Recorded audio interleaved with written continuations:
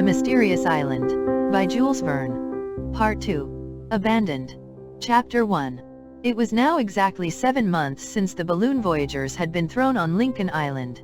During that time, notwithstanding the researches they had made, no human being had been discovered. No smoke even had betrayed the presence of man on the surface of the island. No vestiges of his handiwork showed that either at an early or at a late period had man lived there. Not only did it now appear to be uninhabited by any but themselves, but the colonists were compelled to believe that it never had been inhabited.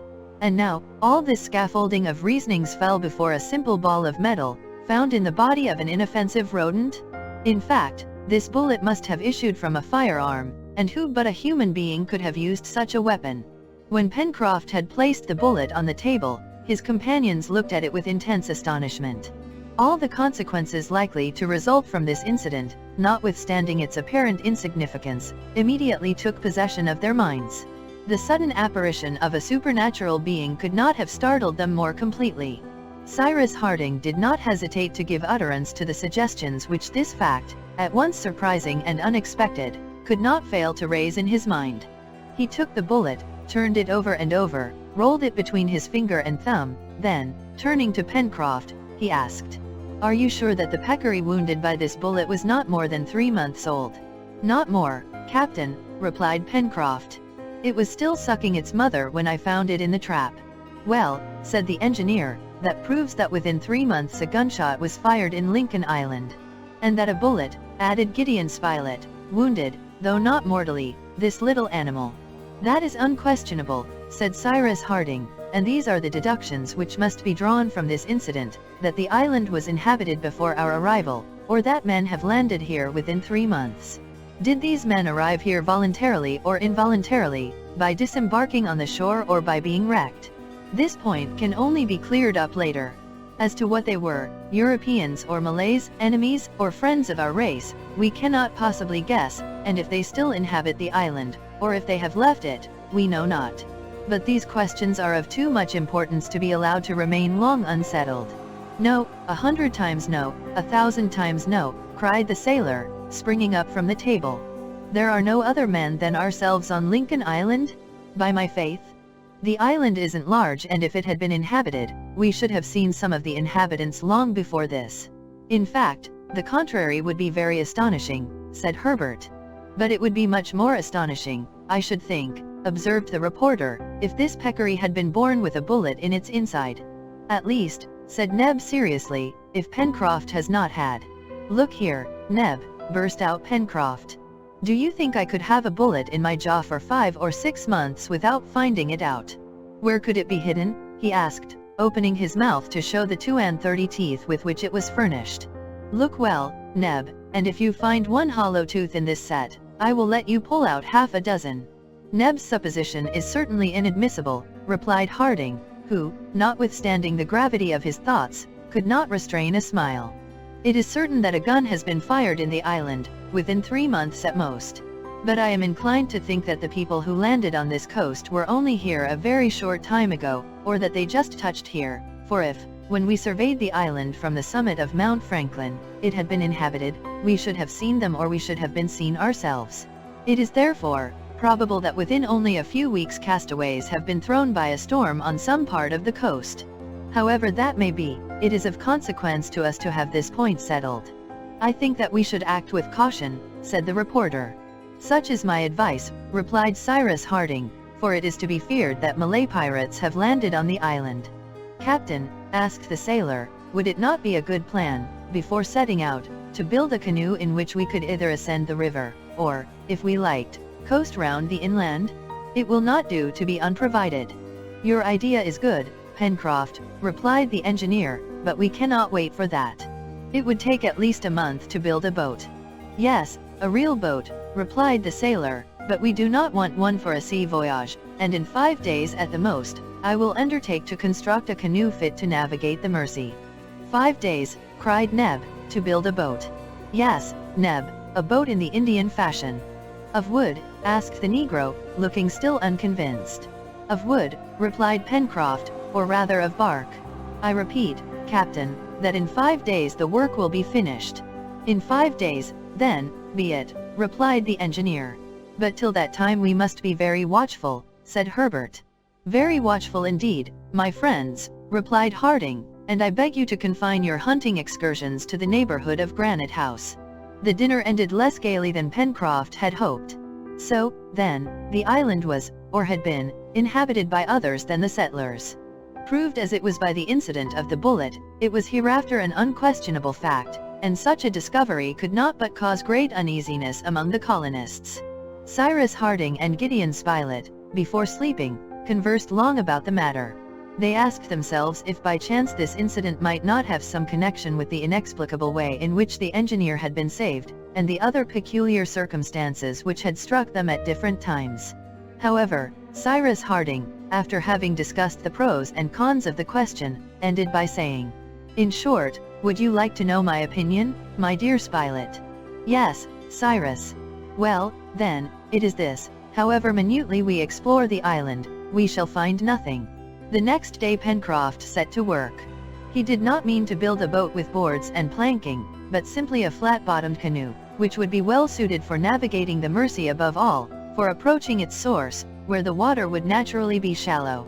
Pieces of bark, fastened one to the other, would form a light boat, and in case of natural obstacles, which would render a portage necessary, it would be easily carried. Pencroft intended to secure the pieces of bark by means of nails, to ensure the canoe being watertight. It was first necessary to select the trees which would afford a strong and supple bark for the work. Now the last storm had brought down a number of large birch trees, the bark of which would be perfectly suited for their purpose. Some of these trees lay on the ground, and they had only to be barked, which was the most difficult thing of all, owing to the imperfect tools which the settlers possessed. However, they overcame all difficulties. While the sailor, seconded by the engineer, thus occupied himself without losing an hour, Gideon Spilett and Herbert were not idle. They were made purveyors to the colony. The reporter could not but admire the boy, who had acquired great skill in handling the bow and spear. Herbert also showed great courage and much of that presence of mind which may justly be called the reasoning of bravery. These two companions of the chase, remembering Cyrus Harding's recommendations, did not go beyond a radius of 2 miles round Granite House, but the borders of the forest furnished a sufficient tribute of agoutis, capybaras, kangaroos, peccaries, etc., and if the result from the traps was less than during the cold, still the warren yielded its accustomed quota, which might have fed all the colony in Lincoln Island.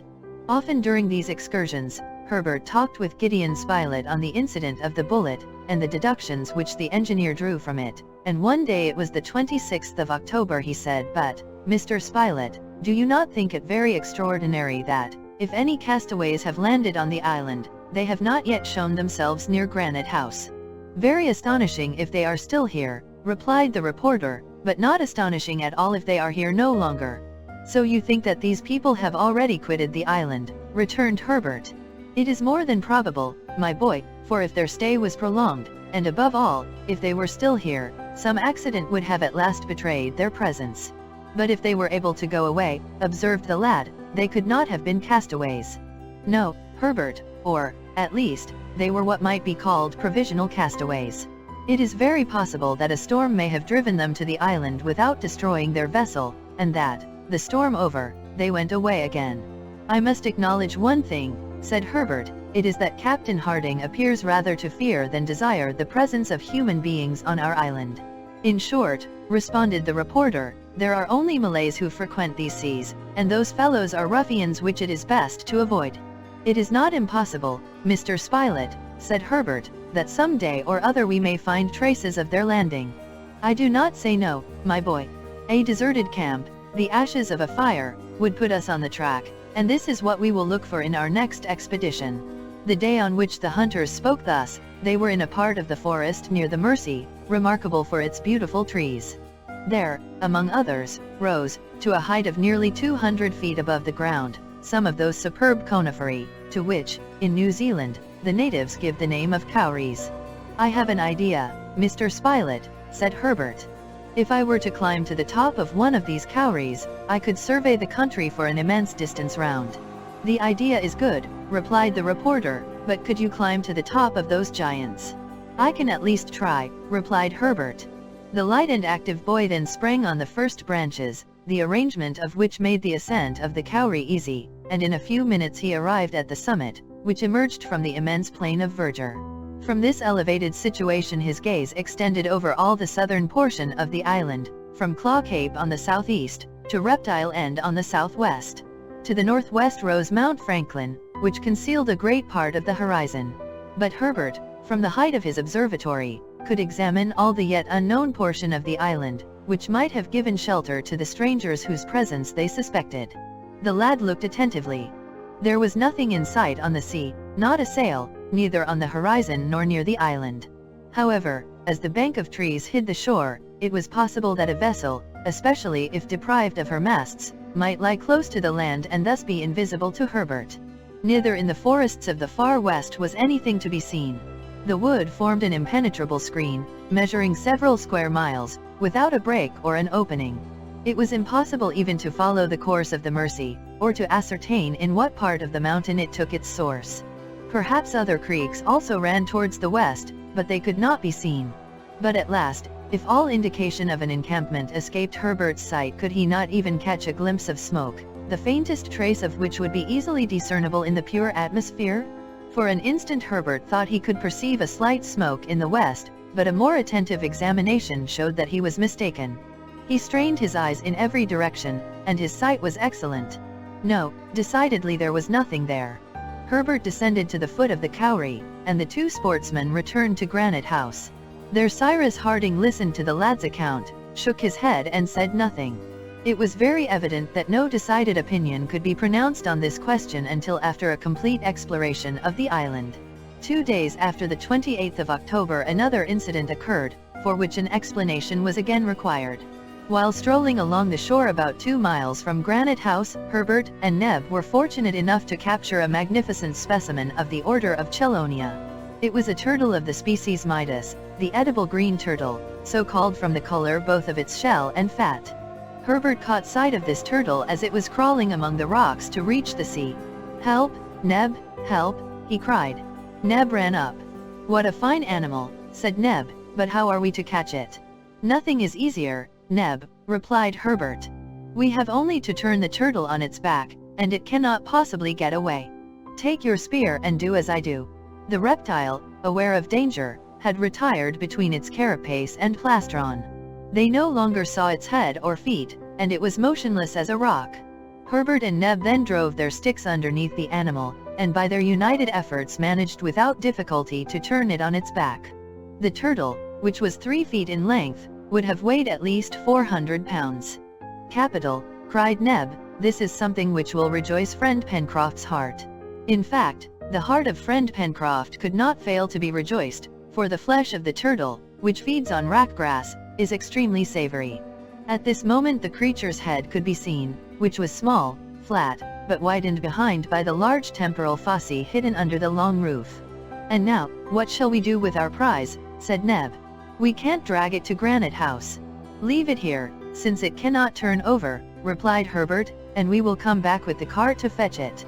That is the best plan."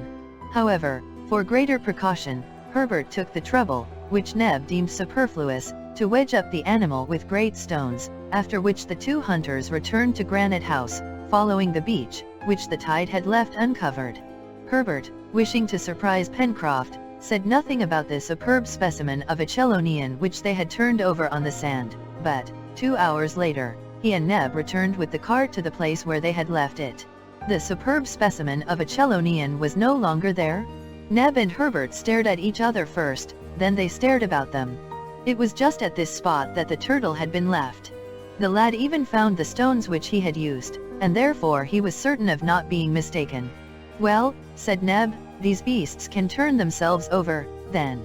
"It appears so," replied Herbert, who could not understand it at all, and was gazing at the stones scattered on the sand.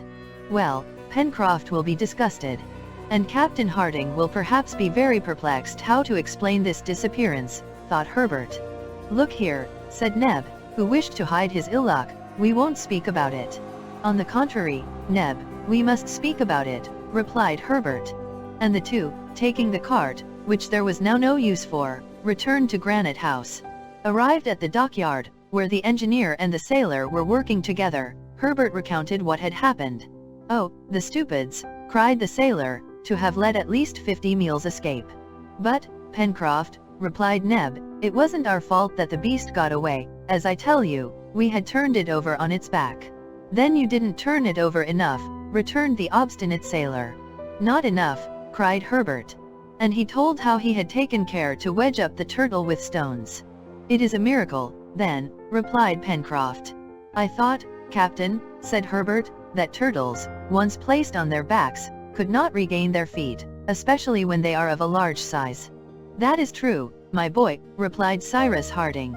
"Then how did it manage?" "At what distance from the sea did you leave this turtle?" asked the engineer, who, having suspended his work, was reflecting on this incident.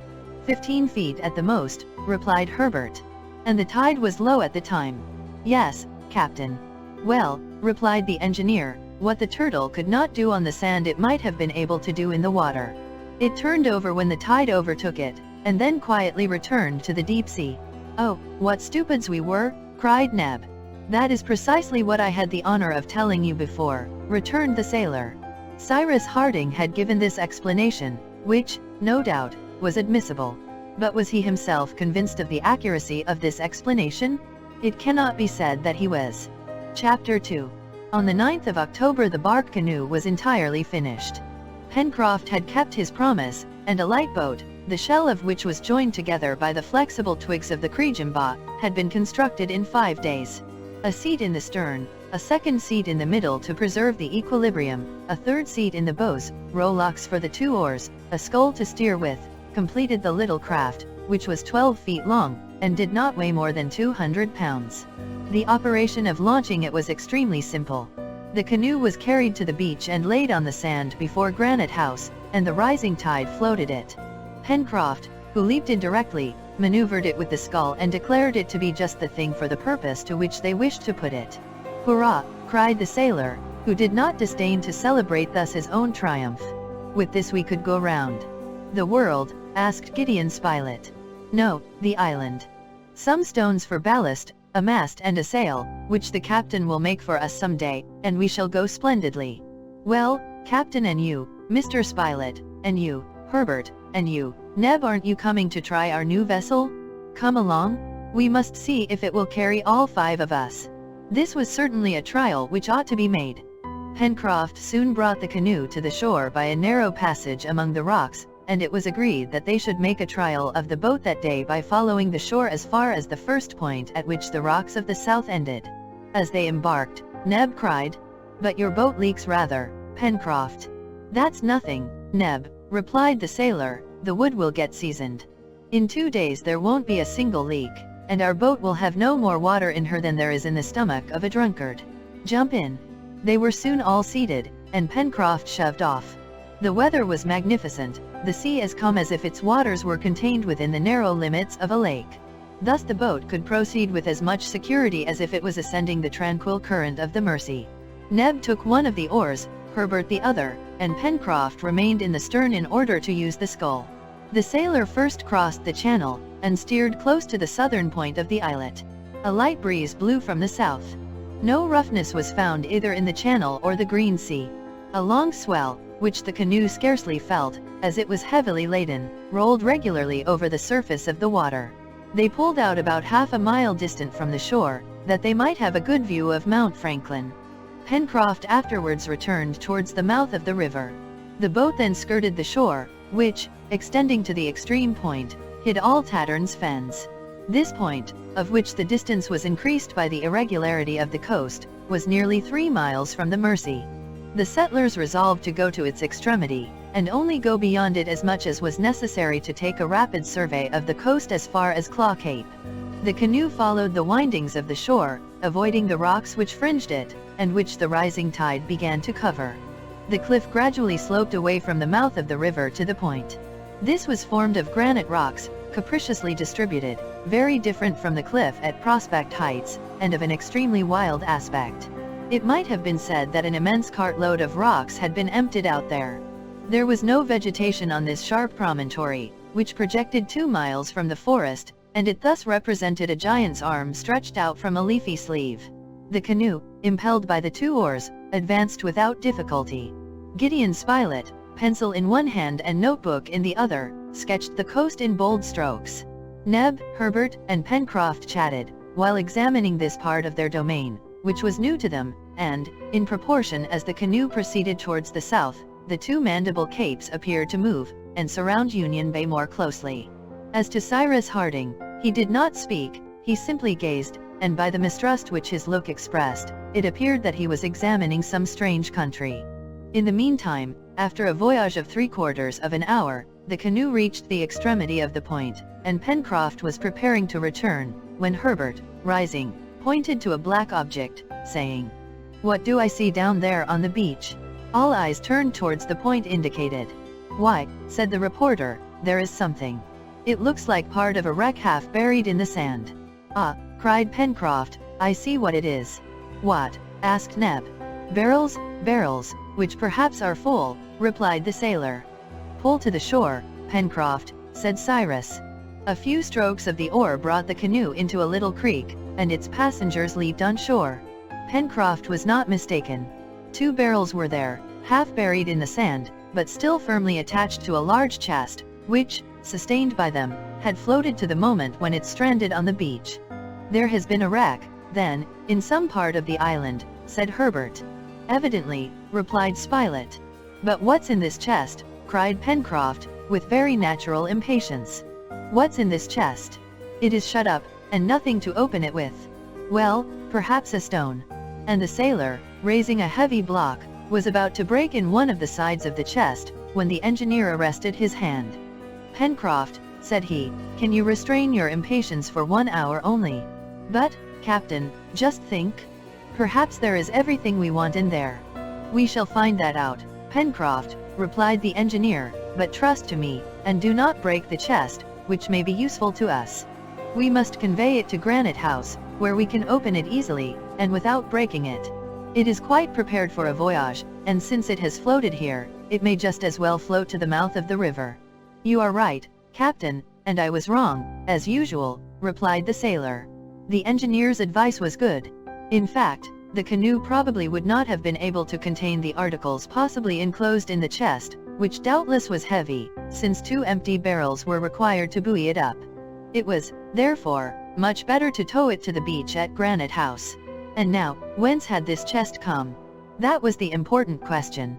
Cyrus Harding and his companions looked attentively around them, and examined the shore for several hundred steps. No other articles or pieces of wreck could be found. Herbert and Neb climbed a high rock to survey the sea, but there was nothing in sight, neither a dismasted vessel nor a ship under sail. However, there was no doubt that there had been a wreck. Perhaps this incident was connected with that of the bullet? Perhaps strangers had landed on another part of the island? Perhaps they were still there? But the thought which came naturally to the settlers was, that these strangers could not be Malay pirates, for the chest was evidently of American or European make. All the party returned to the chest, which was of an unusually large size. It was made of oak wood, very carefully closed and covered with a thick hide, which was secured by copper nails. The 2 great barrels, hermetically sealed, but which sounded hollow and empty, were fastened to its sides by strong ropes, knotted with a skill which Pencroft directly pronounced sailors alone could exhibit. It appeared to be in a perfect state of preservation, which was explained by the fact that it had stranded on a sandy beach, and not among rocks. They had no doubt whatever, on examining it carefully, that it had not been long in the water, and that its arrival on this coast was recent.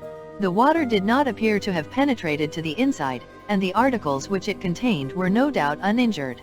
It was evident that this chest had been thrown overboard from some dismasted vessel driven towards the island, and that, in the hope that it would reach the land, where they might afterwards find it, the passengers had taken the precaution to buoy it up by means of this floating apparatus.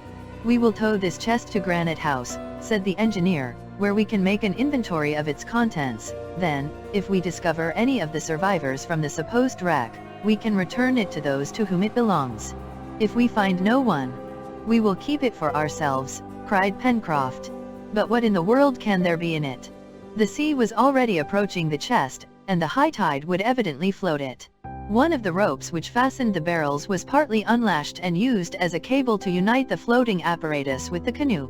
Pencroft and Neb then dug away the sand with their oars, so as to facilitate the moving of the chest, towing which the boat soon began to double the point, to which the name of Flotsam Point was given. The chest was heavy, and the barrels were scarcely sufficient to keep it above water. The sailor also feared every instant that it would get loose and sink to the bottom of the sea. But happily his fears were not realized, and an hour and a half after they set out, all that time had been taken up in going a distance of 3 miles. The boat touched the beach below Granite House.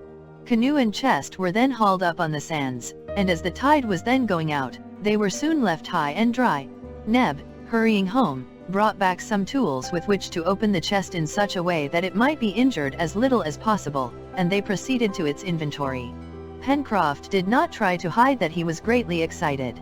The sailor began by detaching the 2 barrels, which, being in good condition, would of course be of use. Then the locks were forced with a cold chisel and hammer, and the lid thrown back. A second casing of zinc lined the interior of the chest, which had been evidently arranged that the articles which it enclosed might under any circumstances be sheltered from damp. "Oh," cried Neb, "suppose it's jam?" "I hope not," replied the reporter. "If only there was," said the sailor in a low voice. "What?" asked Neb, who overheard him. "Nothing." The covering of zinc was torn off and thrown back over the sides of the chest, and by degrees numerous articles of very varied character were produced and strewn about on the sand. At each new object Pencroft uttered fresh hurrahs, Herbert clapped his hands, and Neb danced up and down. There were books which made Herbert wild with joy, and cooking utensils which Neb covered with kisses. In short, the colonists had reason to be extremely satisfied, for this chest contained tools, weapons, instruments, clothes, books, and this is the exact list of them as stated in Gideon Spilett's notebook: tools 3 knives with several blades, 2 woodman's axes, 2 carpenter's hatchets, 3 planes, 2 adzes, 1 twibill or mattock, 6 chisels, 2 files, 3 hammers, 3 gimlets, 2 augers, 10 bags of nails and screws, 3 saws of different sizes, 2 boxes of needles. Weapons: 2 flintlock guns, 2 for percussion caps, 2 breech-loader carbines, 5 boarding cutlasses, 4 sabers, 2 barrels of powder, each containing 25 pounds, 12 boxes of percussion caps. Instruments: 1 sextant, 1 double opera glass, 1 telescope, 1 box of mathematical instruments, 1 mariner's compass, 1 Fahrenheit thermometer, 1 aneroid barometer, 1 box containing a photographic apparatus, object glass, plates, chemicals, etc. Clothes: 2 dozen shirts of a peculiar material resembling wool, but evidently of a vegetable origin, 3 dozen stockings of the same material. Utensils: 1 iron pot, 6 copper saucepans, 3 iron dishes, 10 metal plates, 2 kettles, 1 portable stove, 6 table knives.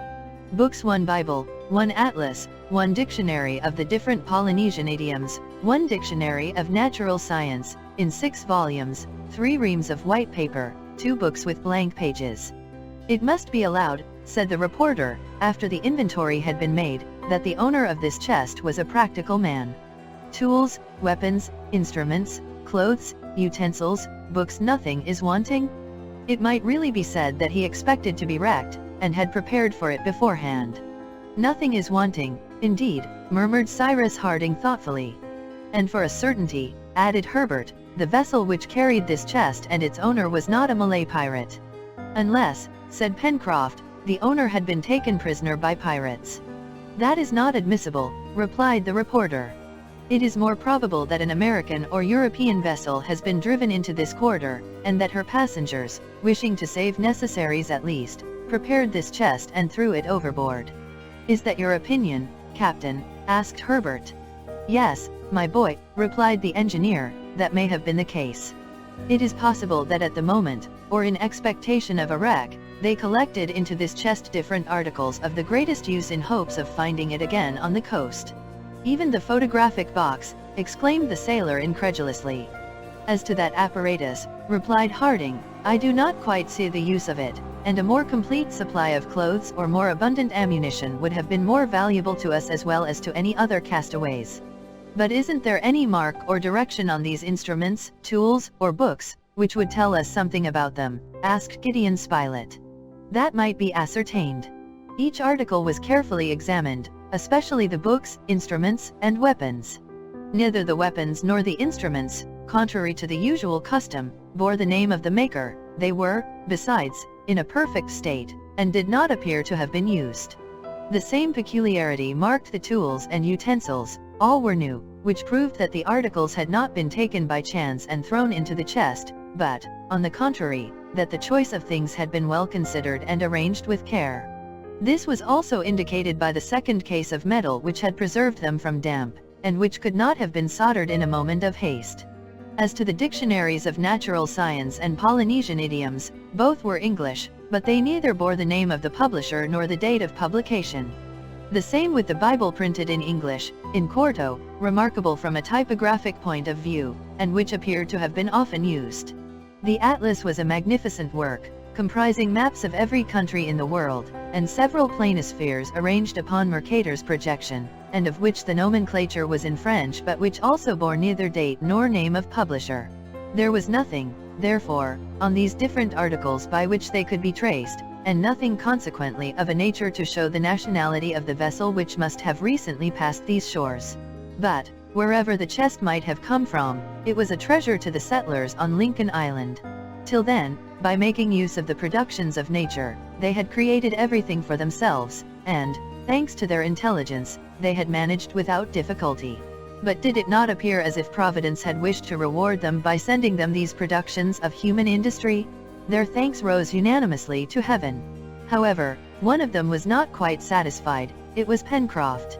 It appeared that the chest did not contain something which he evidently held in great esteem, for in proportion as they approached the bottom of the box, his hurrahs diminished in heartiness, and, the inventory finished, he was heard to mutter these words: "That's all very fine, but you can see that there is nothing for me in that box." This led Neb to say, "Why, friend Pencroft, what more do you expect?"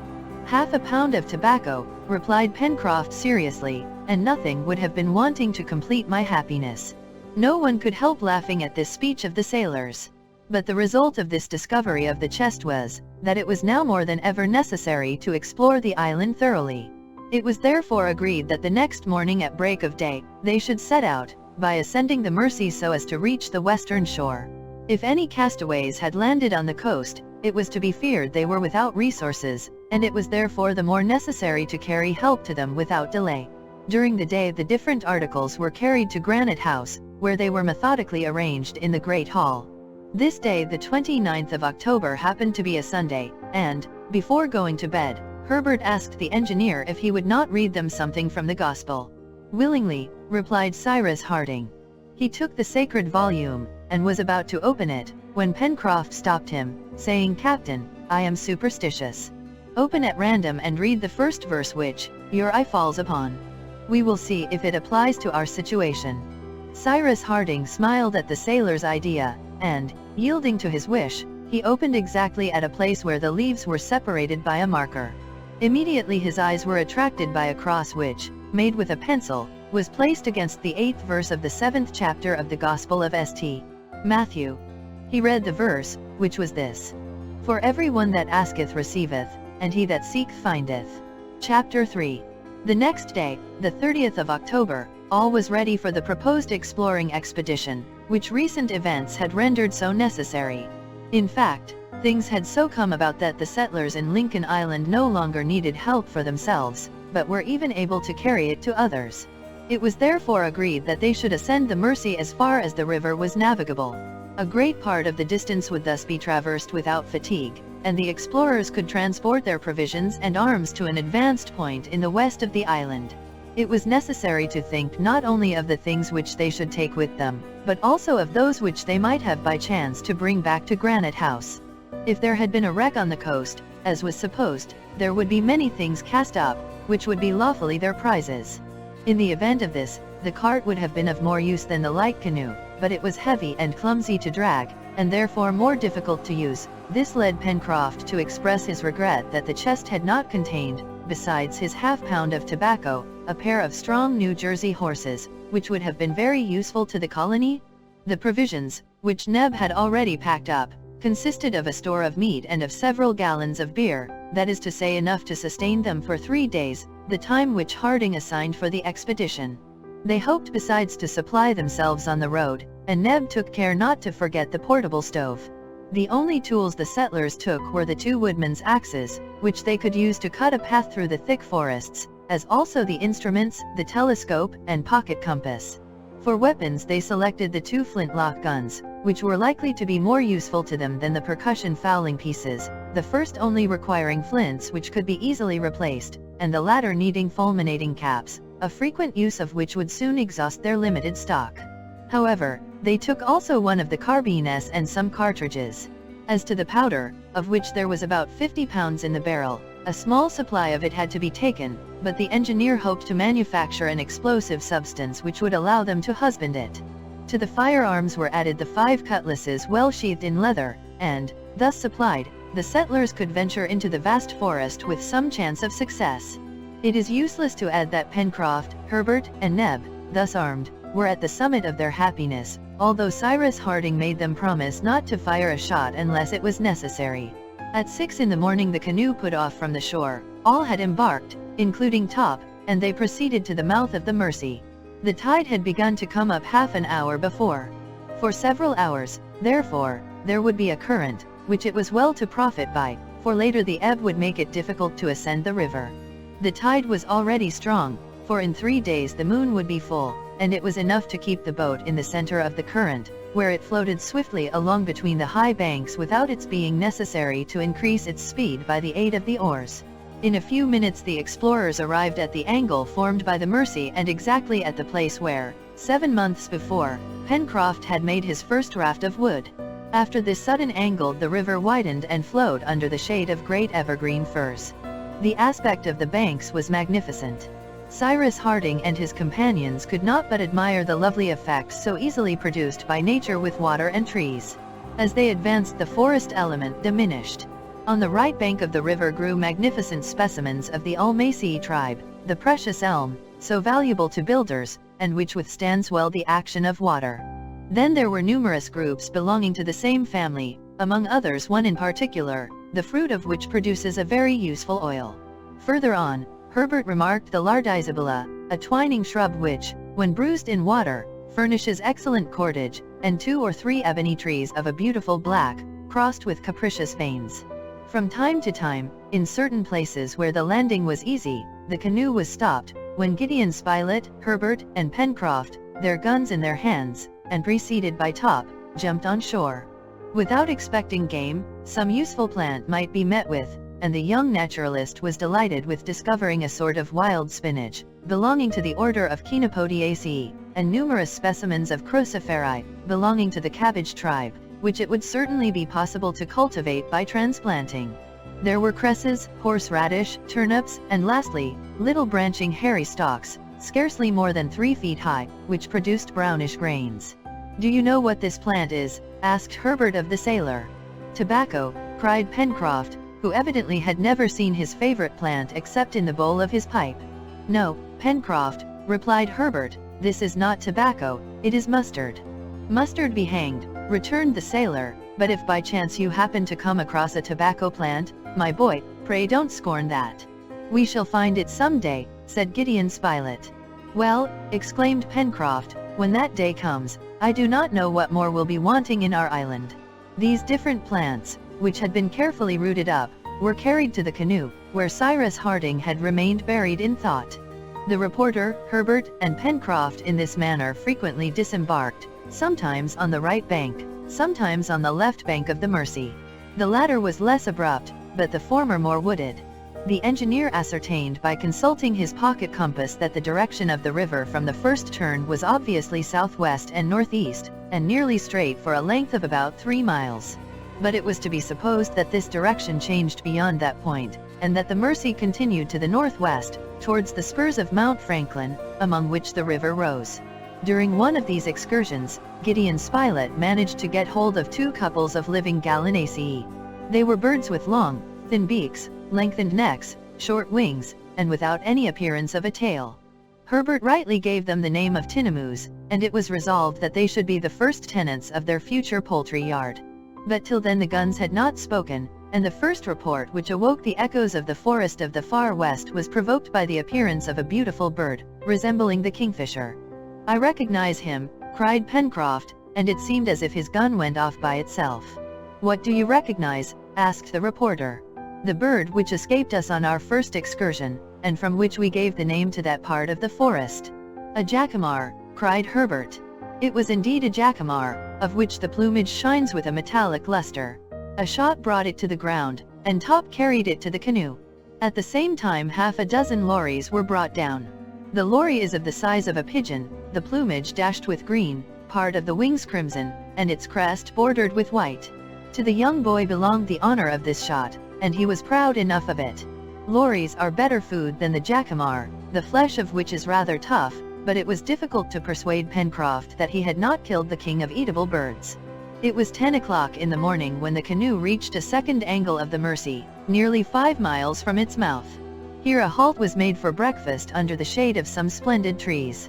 The river still measured from 60 to 70 feet in breadth, and its bed from 5 to 6 feet in depth. The engineer had observed that it was increased by numerous affluents, but they were unavigable, being simply little streams.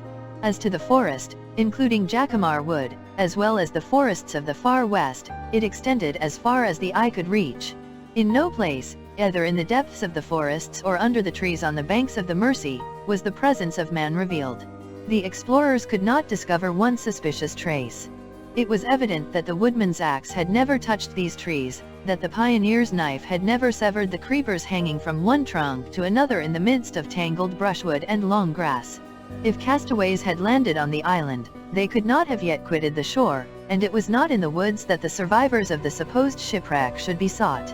The engineer therefore manifested some impatience to reach the western coast of Lincoln Island, which was at least 5 miles distant according to his estimation. The voyage was continued, and as the Mersey appeared to flow not towards the shore, but rather towards Mount Franklin, it was decided that they should use the boat as long as there was enough water under its keel to float it.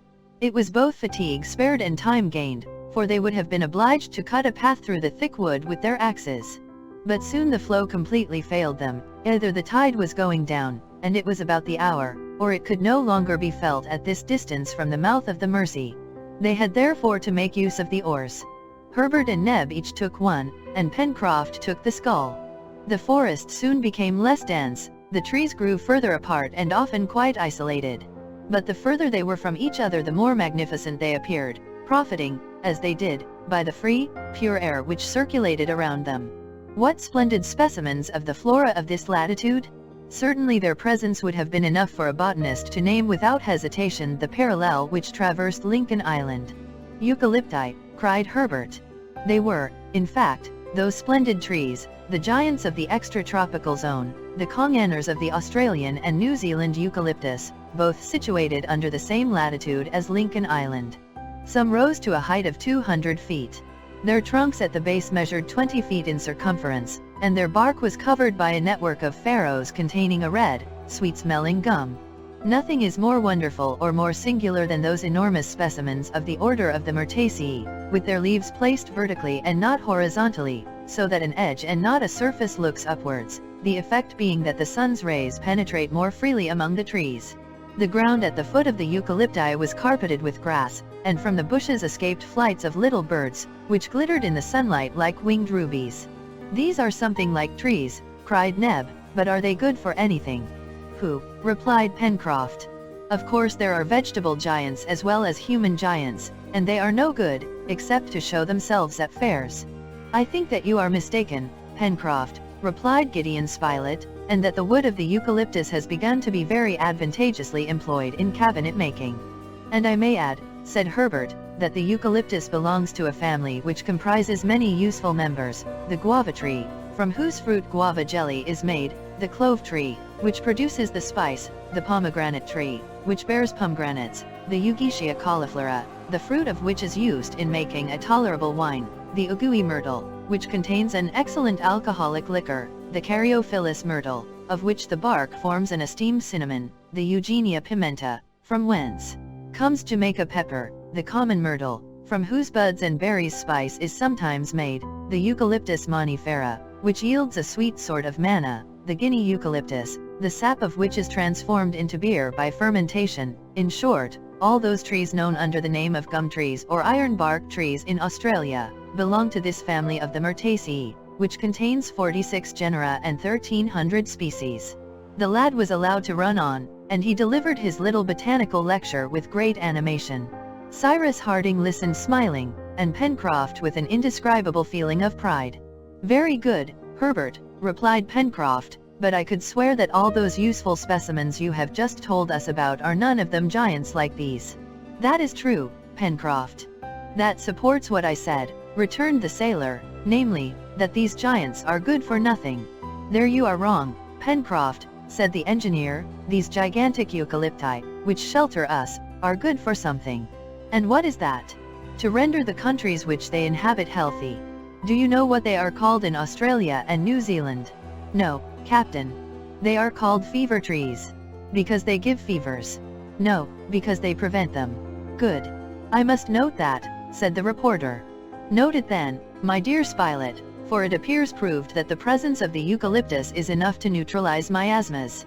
This natural antidote has been tried in certain countries in the middle of Europe and the north of Africa where the soil was absolutely unhealthy, and the sanitary condition of the inhabitants has been gradually ameliorated. No more intermittent fevers prevail in the regions now covered with forests of the Myrtaceae. This fact is now beyond doubt, and it is a happy circumstance for us settlers in Lincoln Island." "Ah, what an island? What a blessed island!" cried Pencroft. "I tell you, it wants nothing unless it is." "That will come, Pencroft, that will be found," replied the engineer, "but now we must continue our voyage and push on as far as the river will carry our boat." The exploration was therefore continued for another 2 miles in the midst of country covered with eucalypti, which predominated in the woods of this portion of the island. The space which they occupied extended as far as the eye could reach on each side of the Mersey, which wound along between high green banks. The bed was often obstructed by long weeds, and even by pointed rocks, which rendered the navigation very difficult. The action of the oars was prevented, and Pencroft was obliged to push with a pole. They found also that the water was becoming shallower and shallower, and that the canoe must soon stop. The sun was already sinking towards the horizon, and the trees threw long shadows on the ground. Cyrus Harding, seeing that he could not hope to reach the western coast of the island in one journey, resolved to camp at the place where any further navigation was prevented by want of water. He calculated that they were still 5 or 6 miles from the coast, and this distance was too great for them to attempt during the night in the midst of unknown woods. The boat was pushed on through the forest, which gradually became thicker again, and appeared also to have more inhabitants, for if the eyes of the sailor did not deceive him, he thought he saw bands of monkeys springing among the trees. Sometimes even 2 or 3 of these animals stopped at a little distance from the canoe and gazed at the settlers without manifesting any terror, as if, seeing men for the first time, they had not yet learned to fear them. It would have been easy to bring down one of these quadrumani with a gunshot, and Pencroft was greatly tempted to fire, but Harding opposed so useless a massacre. This was prudent, for the monkeys, or apes rather, appearing to be very powerful and extremely active, it was useless to provoke an unnecessary aggression, and the creatures might, ignorant of the power of the explorers' firearms, have attacked them. It is true that the sailor considered the monkeys from a purely alimentary point of view, for those animals which are herbivorous make very excellent game, but since they had an abundant supply of provisions, it was a pity to waste their ammunition. Towards 4 o'clock, the navigation of the Mersey became exceedingly difficult, for its course was obstructed by aquatic plants and rocks. The banks rose higher and higher, and already they were approaching the spurs of Mount Franklin. The source could not be far off, since it was fed by the water from the southern slopes of the mountain. "In a quarter of an hour," said the sailor, "we shall be obliged to stop, Captain." "Very well, we will stop, Pencroft, and we will make our encampment for the night." "At what distance are we from Granite House?" asked Herbert. "About 7 miles, replied the engineer, taking into calculation, however, the detours of the river, which has carried us to the northwest. "Shall we go on?" asked the reporter. "Yes, as long as we can," replied Cyrus Harding. "Tomorrow, at break of day, we will leave the canoe, and in 2 hours I hope we shall cross the distance which separates us from the coast, and then we shall have the whole day in which to explore the shore." "Go ahead," replied Pencroft. But soon the boat grated on the stony bottom of the river, which was now not more than 20 feet in breadth. The trees met like a bower overhead, and caused a half-darkness. They also heard the noise of a waterfall, which showed that a few hundred feet up the river there was a natural barrier. Presently, after a sudden turn of the river, a cascade appeared through the trees. The canoe again touched the bottom, and in a few minutes it was moored to a trunk near the right bank. It was nearly 5 o'clock. The last rays of the sun gleamed through the thick foliage and glanced on the little waterfall, making the spray sparkle with all the colors of the rainbow. Beyond that, the Mersey was lost in the bushwood, where it was fed from some hidden source. The different streams which flowed into it increased it to a regular river further down, but here it was simply a shallow, limpid brook. It was agreed to camp here, as the place was charming. The colonists disembarked, and a fire was soon lighted under a clump of trees, among the branches of which Cyrus Harding and his companions could, if it was necessary, take refuge for the night. Supper was quickly devoured, for they were very hungry, and then there was only sleeping to think of. But, as roarings of rather a suspicious nature had been heard during the evening, a good fire was made up for the night, so as to protect the sleepers with its crackling flames. Neb and Pencroft also watched by turns, and did not spare fuel. They thought they saw the dark forms of some wild animals prowling round the camp among the bushes, but the night passed without incident, and the next day, the 31st of October, at 5 o'clock in the morning, all were on foot, ready for a start. Chapter 4. It was 6 o'clock in the morning when the settlers, after a hasty breakfast, set out to reach by the shortest way, the western coast of the island. And how long would it take to do this? Cyrus Harding had said 2 hours, but of course that depended on the nature of the obstacles they might meet with. As it was probable that they would have to cut a path through the grass, shrubs, and creepers, they marched axe in hand, and with guns also ready, wisely taking warning from the cries of the wild beasts heard in the night. The exact position of the encampment could be determined by the bearing of Mount Franklin, and as the volcano arose in the north at a distance of less than 3 miles, they had only to go straight towards the southwest to reach the western coast. They set out, having first carefully secured the canoe. Pencroft and Neb carried sufficient provision for the little band for at least 2 days. It would not thus be necessary to hunt. The engineer advised his companions to refrain from firing, that their presence might not be betrayed to anyone near the shore. The first hatchet blows were given among the brushwood in the midst of some mastic trees, a little above the cascade, and his compass in his hand, Cyrus Harding led the way. The forest here was composed for the most part of trees which had already been met with near the lake and on Prospect Heights. There were deodars, Douglas firs, casuarinas, gum trees, eucalypti, hibiscus, cedars, and other trees, generally of a moderate size, for their number prevented their growth. Since their departure, the settlers had descended the slopes which constituted the mountain system of the island, onto a dry soil, but the luxuriant vegetation of which indicated it to be watered either by some subterranean marsh or by some stream. However, Cyrus Harding did not remember having seen, at the time of his excursion to the crater, any other watercourses but the Red Creek and the Mersey. During the first part of their excursion, they saw numerous troops of monkeys who exhibited great astonishment at the sight of men, whose appearance was so new to them. Gideon Spilett jokingly asked whether these active and merry quadrupeds did not consider him and his companions as degenerate brothers. And certainly, pedestrians, hindered at each step by bushes, caught by creepers, barred by trunks of trees, did not shine beside those supple animals, who, bounding from branch to branch, were hindered by nothing on their course. The monkeys were numerous, but happily they did not manifest any hostile disposition. Several pigs, agoutis, kangaroos, and other rodents were seen, also 2 or 3 koalas, at which Pencroft longed to have a shot. "But," said he, "you may jump and play just now, we shall have 1 or 2 words to say to you on our way back." At 9:30 the way was suddenly found to be barred by an unknown stream, from 30 to 40 feet broad, whose rapid current dashed foaming over the numerous rocks which interrupted its course. This creek was deep and clear, but it was absolutely unnavigable. "We are cut off," cried Neb. "No," replied Herbert, "it is only a stream, and we can easily swim over."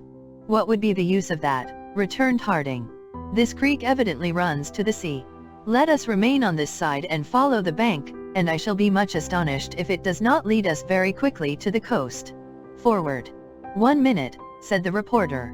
"The name of this creek, my friends? Do not let us leave our geography incomplete." "All right," said Pencroft. "Name it, my boy," said the engineer, addressing the lad. "Will it not be better to wait until we have explored it to its mouth?" answered Herbert. "Very well," replied Cyrus Harding. "Let us follow it as fast as we can without stopping." "Still another minute," said Pencroft. "What's the matter?" asked the reporter.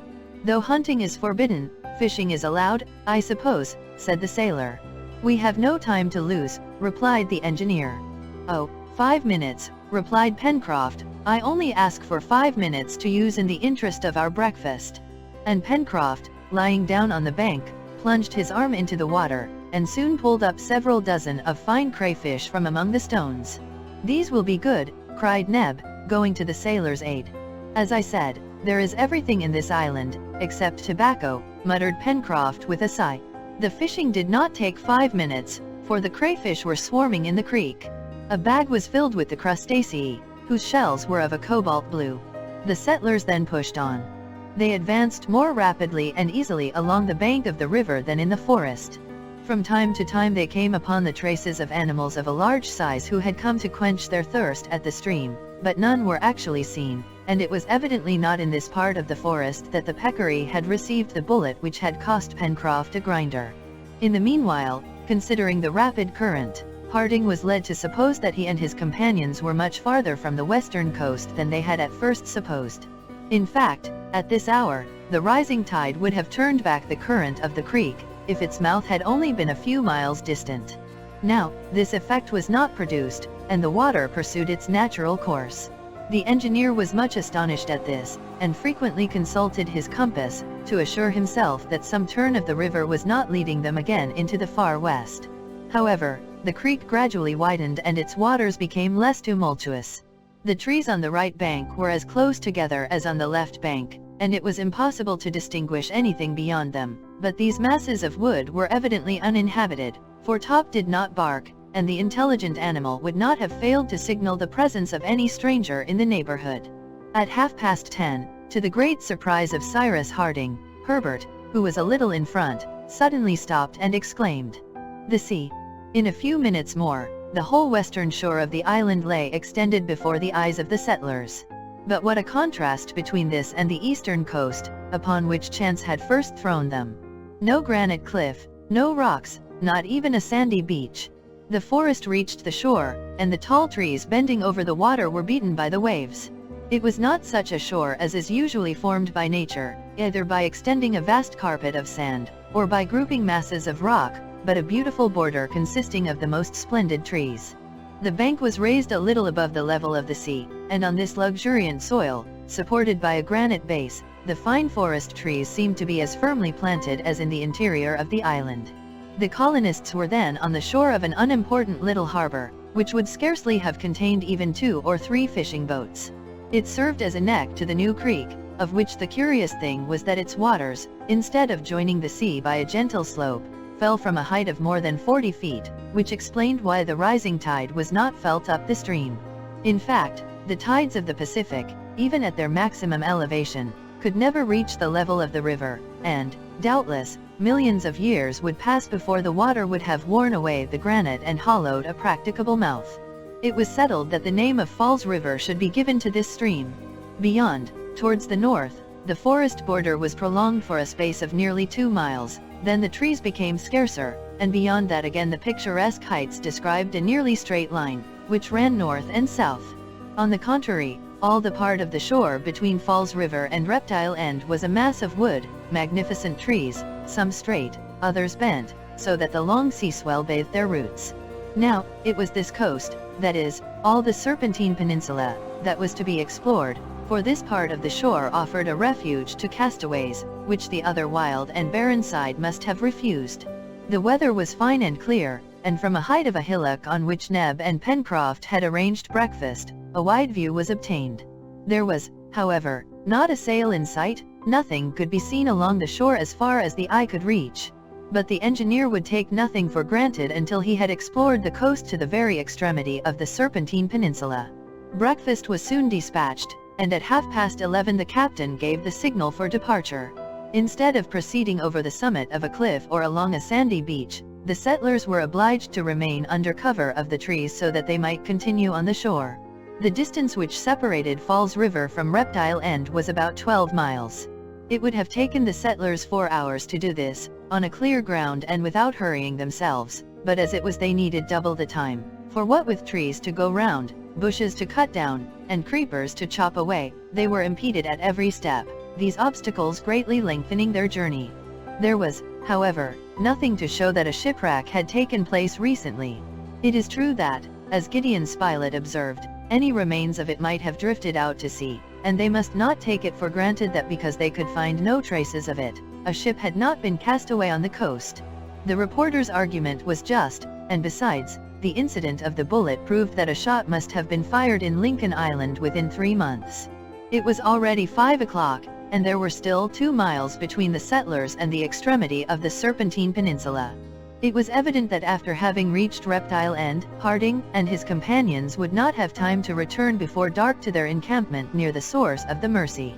It would therefore be necessary to pass the night on the promontory. But they had no lack of provisions, which was lucky, for there were no animals on the shore, though birds, on the contrary, abound: jacamars, curicus, tragopans, grouse, lories, parrots, cockatoos, pheasants, pigeons, and 100 others. There was not a tree without a nest, and not a nest which was not full of flapping wings. Towards 7 o'clock the weary explorers arrived at Reptile End. Here the seaside forest ended, and the shore resumed the customary appearance of a coast, with rocks, reefs, and sands. It was possible that something might be found here, but darkness came on, and the further exploration had to be put off to the next day. Pencroft and Herbert hastened on to find a suitable place for their camp. Among the last trees of the forest of the far west, the boy found several thick clumps of bamboos. "Good," said he, "this is a valuable discovery." "Valuable," returned Pencroft. "Certainly," replied Herbert. "I may say, Pencroft, that the bark of the bamboo, cut into flexible laths, is used for making baskets, that this bark, mashed into a paste, is used for the manufacture of Chinese paper, that the stalks furnish, according to their size, canes and pipes and are used for conducting water, that large bamboos make excellent material for building, being light and strong, and being never attacked by insects. I will add that by sawing the bamboo in two at the joint, keeping for the bottom the part of the transverse film which forms the joint, useful cups are obtained, which are much in use among the Chinese. No, you don't care for that. But what? But I can tell you, if you are ignorant of it, that in India these bamboos are eaten like asparagus." "Asparagus 30 feet high," exclaimed the sailor. "And are they good?" "Excellent," replied Herbert. "Only it is not the stems of 30 feet high which are eaten, but the young shoots." "Perfect, my boy, perfect," replied Pencroft. "I will also add that the pith of the young stalks, preserved in vinegar, makes a good pickle." "Better and better, Herbert." "And lastly, that the bamboos exude a sweet liquor which can be made into a very agreeable drink." "Is that all?" asked the sailor. "That is all. And they don't happen to do for smoking?" "No, my poor Pencroft." Herbert and the sailor had not to look long for a place in which to pass the night. The rocks, which must have been violently beaten by the sea under the influence of the winds of the southwest, presented many cavities in which shelter could be found against the night air. But just as they were about to enter one of these caves a loud roaring arrested them. "Back!" cried Pencroft. "Our guns are only loaded with small shot, and beasts which can roar as loud as that would care no more for it than for grains of salt." And the sailor, seizing Herbert by the arm, dragged him behind a rock, just as a magnificent animal showed itself at the entrance of the cavern. It was a jaguar of a size at least equal to its Asiatic congeners, that is to say, it measured 5 feet from the extremity of its head to the beginning of its tail. The yellow color of its hair was relieved by streaks and regular oblong spots of black, which contrasted with the white of its chest. Herbert recognized it as the ferocious rival of the tiger, as formidable as the puma, which is the rival of the largest wolf. The jaguar advanced and gazed around him with blazing eyes, his hair bristling as if this was not the first time he had scented men. At this moment the reporter appeared round a rock, and Herbert, thinking that he had not seen the jaguar, was about to rush towards him, when Gideon Spilett signed to him to remain where he was. This was not his first tiger, and advancing to within 10 feet of the animal he remained motionless, his gun to his shoulder, without moving a muscle. The jaguar collected itself for a spring, but at that moment a shot struck it in the eyes, and it fell dead. Herbert and Pencroft rushed towards the jaguar. Neb and Harding also ran up, and they remained for some instants contemplating the animal as it lay stretched on the ground, thinking that its magnificent skin would be a great ornament to the hall at Granite House. "Oh, Mr. Spilett, how I admire and envy you!" cried Herbert, in a fit of very natural enthusiasm. "Well, my boy," replied the reporter, "you could have done the same." With such coolness. "Imagine to yourself, Herbert, that the jaguar is only a hare, and you would fire as quietly as possible." "That is," rejoined Pencroft, "that it is not more dangerous than a hare." "And now," said Gideon Spilett, "since the jaguar has left its abode, I do not see, my friends, why we should not take possession of it for the night." "But others may come," said Pencroft. "It will be enough to light a fire at the entrance of the cavern," said the reporter, "and no wild beasts will dare to cross the threshold." "Into the jaguar's house, then," replied the sailor, dragging after him the body of the animal. While Neb skinned the jaguar, his companions collected an abundant supply of dry wood from the forest, which they heaped up at the cave. Cyrus Harding, seeing the clump of bamboos, cut a quantity, which he mingled with the other fuel. This done, they entered the grotto, of which the floor was strewn with bones. The guns were carefully loaded. In case of a sudden attack, they had supper, and then just before they lay down to rest, the heap of wood piled at the entrance was set fire to. Immediately, a regular explosion, or rather a series of reports, broke the silence. The noise was caused by the bamboos, which, as the flames reached them, exploded like fireworks. The noise was enough to terrify even the boldest of wild beasts. It was not the engineer who had invented this way of causing loud explosions, for, according to Marco Polo, the Tartars have employed it for many centuries to drive away from their encampments the formidable wild beasts of Central Asia. Chapter 5. Cyrus Harding and his companions slept like innocent marmots in the cave which the jaguar had so politely left at their disposal. At sunrise all were on the shore at the extremity of the promontory, and their gaze was directed towards the horizon, of which 2/3 of the circumference were visible. For the last time the engineer could ascertain that not a sail nor the wreck of a ship was on the sea, and even with the telescope nothing suspicious could be discovered. There was nothing either on the shore, at least, in the straight line of 3 miles which formed the south side of the promontory, for beyond that, rising ground had the rest of the coast, and even from the extremity of the Serpentine Peninsula Claw Cape could not be seen. The southern coast of the island still remained to be explored. Now should they undertake it immediately, and devote this day to it? This was not included in their first plan. In fact, when the boat was abandoned at the sources of the Mersey, it had been agreed that after having surveyed the west coast, they should go back to it, and return to Granite House by the Mersey. Harding then thought that the western coast would have offered refuge, either to a ship in distress, or to a vessel in her regular course, but now, as he saw that this coast presented no good anchorage, he wished to seek on the south what they had not been able to find on the west. Gideon Spilett proposed to continue the exploration, that the question of the supposed wreck might be completely settled, and he asked at what distance Claw Cape might be from the extremity of the peninsula. "About 30 miles, replied the engineer, "if we take into consideration the curvings of the coast." 30 miles, returned Spilett. "That would be a long day's march. Nevertheless, I think that we should return to Granite House by the south coast." "But," observed Herbert, "from Claw Cape to Granite House there must be at least another 10 miles. "Make it 40 miles in all," replied the engineer, "and do not hesitate to do it. At least we should survey the unknown shore, and then we shall not have to begin the exploration again." "Very good," said Pencroft. "But the boat?" "The boat has remained by itself for 1 day at the sources of the Mersey," replied Gideon Spilett. "It may just as well stay there 2 days. As yet, we have had no reason to think that the island is infested by thieves." "Yet," said the sailor, "when I remember the history of the turtle, I am far from confident of that." The turtle," replied the reporter. "Don't you know that the sea turned it over?" "Who knows," murmured the engineer. "But," said Neb. Neb had evidently something to say, for he opened his mouth to speak and yet said nothing.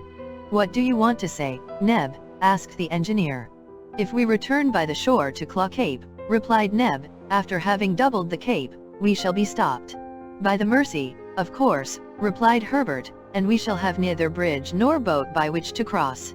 "But, Captain," added Pencroft, With a few floating trunks we shall have no difficulty in crossing the river. Never mind, said Spilett, it will be useful to construct a bridge if we wish to have an easy access to the far west. A bridge, cried Pencroft. Well, is not the captain the best engineer in his profession? He will make us a bridge when we want one. As to transporting you this evening to the other side of the Mersey, and that without wetting one thread of your clothes, I will take care of that. We have provisions for another day, and besides we can get plenty of game. Forward. The reporter's proposal, so strongly seconded by the sailor, received general approbation, for each wished to have their doubts set at rest, and by returning by Claw Cape the exploration would be ended. But there was not an hour to lose, for 40 miles was a long march, and they could not hope to reach Granite House before night. At 6 o'clock in the morning the little band set out. As a precaution the guns were loaded with ball, and Top, who led the van, received orders to beat about the edge of the forest. From the extremity of the promontory which formed the tail of the peninsula the coast was rounded for a distance of 5 miles, which was rapidly passed over, without even the most minute investigations bringing to light the least trace of any old or recent landings, no debris, no mark of an encampment, no cinders of a fire, nor even a footprint. From the point of the peninsula on which the settlers now were their gaze could extend along the southwest. 25 miles off the coast terminated in the Claw Cape, which loomed dimly through the morning mists, and which, by the phenomenon of the mirage, appeared as if suspended between land and water. Between the place occupied by the colonists and the other side of the immense bay, the shore was composed, first, of a tract of lowland, bordered in the background by trees, then the shore became more irregular, projecting sharp points into the sea, and finally ended in the black rocks which, accumulated in picturesque disorder, formed Claw Cape. Such was the development of this part of the island, which the settlers took in at a glance, while stopping for an instant. If a vessel ran in here, said Pencroft, she would certainly be lost. Sandbanks and reefs everywhere. Bad quarters. But at least something would be left of the ship, observed the reporter.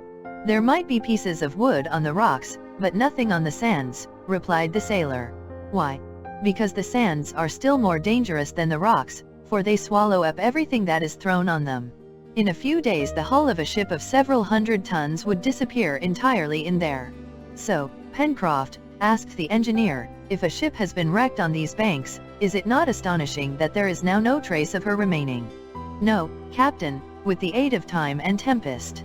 However, it would be surprising, even in this case, that some of the masts or spars should not have been thrown on the beach, out of reach of the waves. Let us go on with our search, then, returned Cyrus Harding. At 1 o'clock the colonists arrived at the other side of Washington Bay, they having now gone a distance of 20 miles. They then halted for breakfast. Here began the irregular coast, covered with lines of rocks and sand banks. The long sea swell could be seen breaking over the rocks in the bay, forming a foamy fringe. From this point to Claw Cape the beach was very narrow between the edge of the forest and the reefs. Walking was now more difficult, on account of the numerous rocks which encumbered the beach. The granite cliff also gradually increased in height, and only the green tops of the trees which crowned it could be seen. After half an hour's rest, the settlers resumed their journey, and not a spot among the rocks was left unexamined. Pencroft and Neb even rushed into the surf whenever any object attracted their attention. But they found nothing, some curious formations of the rocks having deceived them. They ascertained, however, that eatable shellfish abounded there, but these could not be of any great advantage to them until some easy means of communication had been established between the two banks of the Mersey, and until the means of transport had been perfected. Nothing therefore which threw any light on the supposed wreck could be found on this shore, yet an object of any importance, such as the hull of a ship, would have been seen directly, or any of her masts and spars would have been washed on shore, just as the chest had been, which was found 20 miles from here. But there was nothing. Towards 3 o'clock Harding and his companions arrived at a snug little creek. It formed quite a natural harbor, invisible from the sea, and was entered by a narrow channel.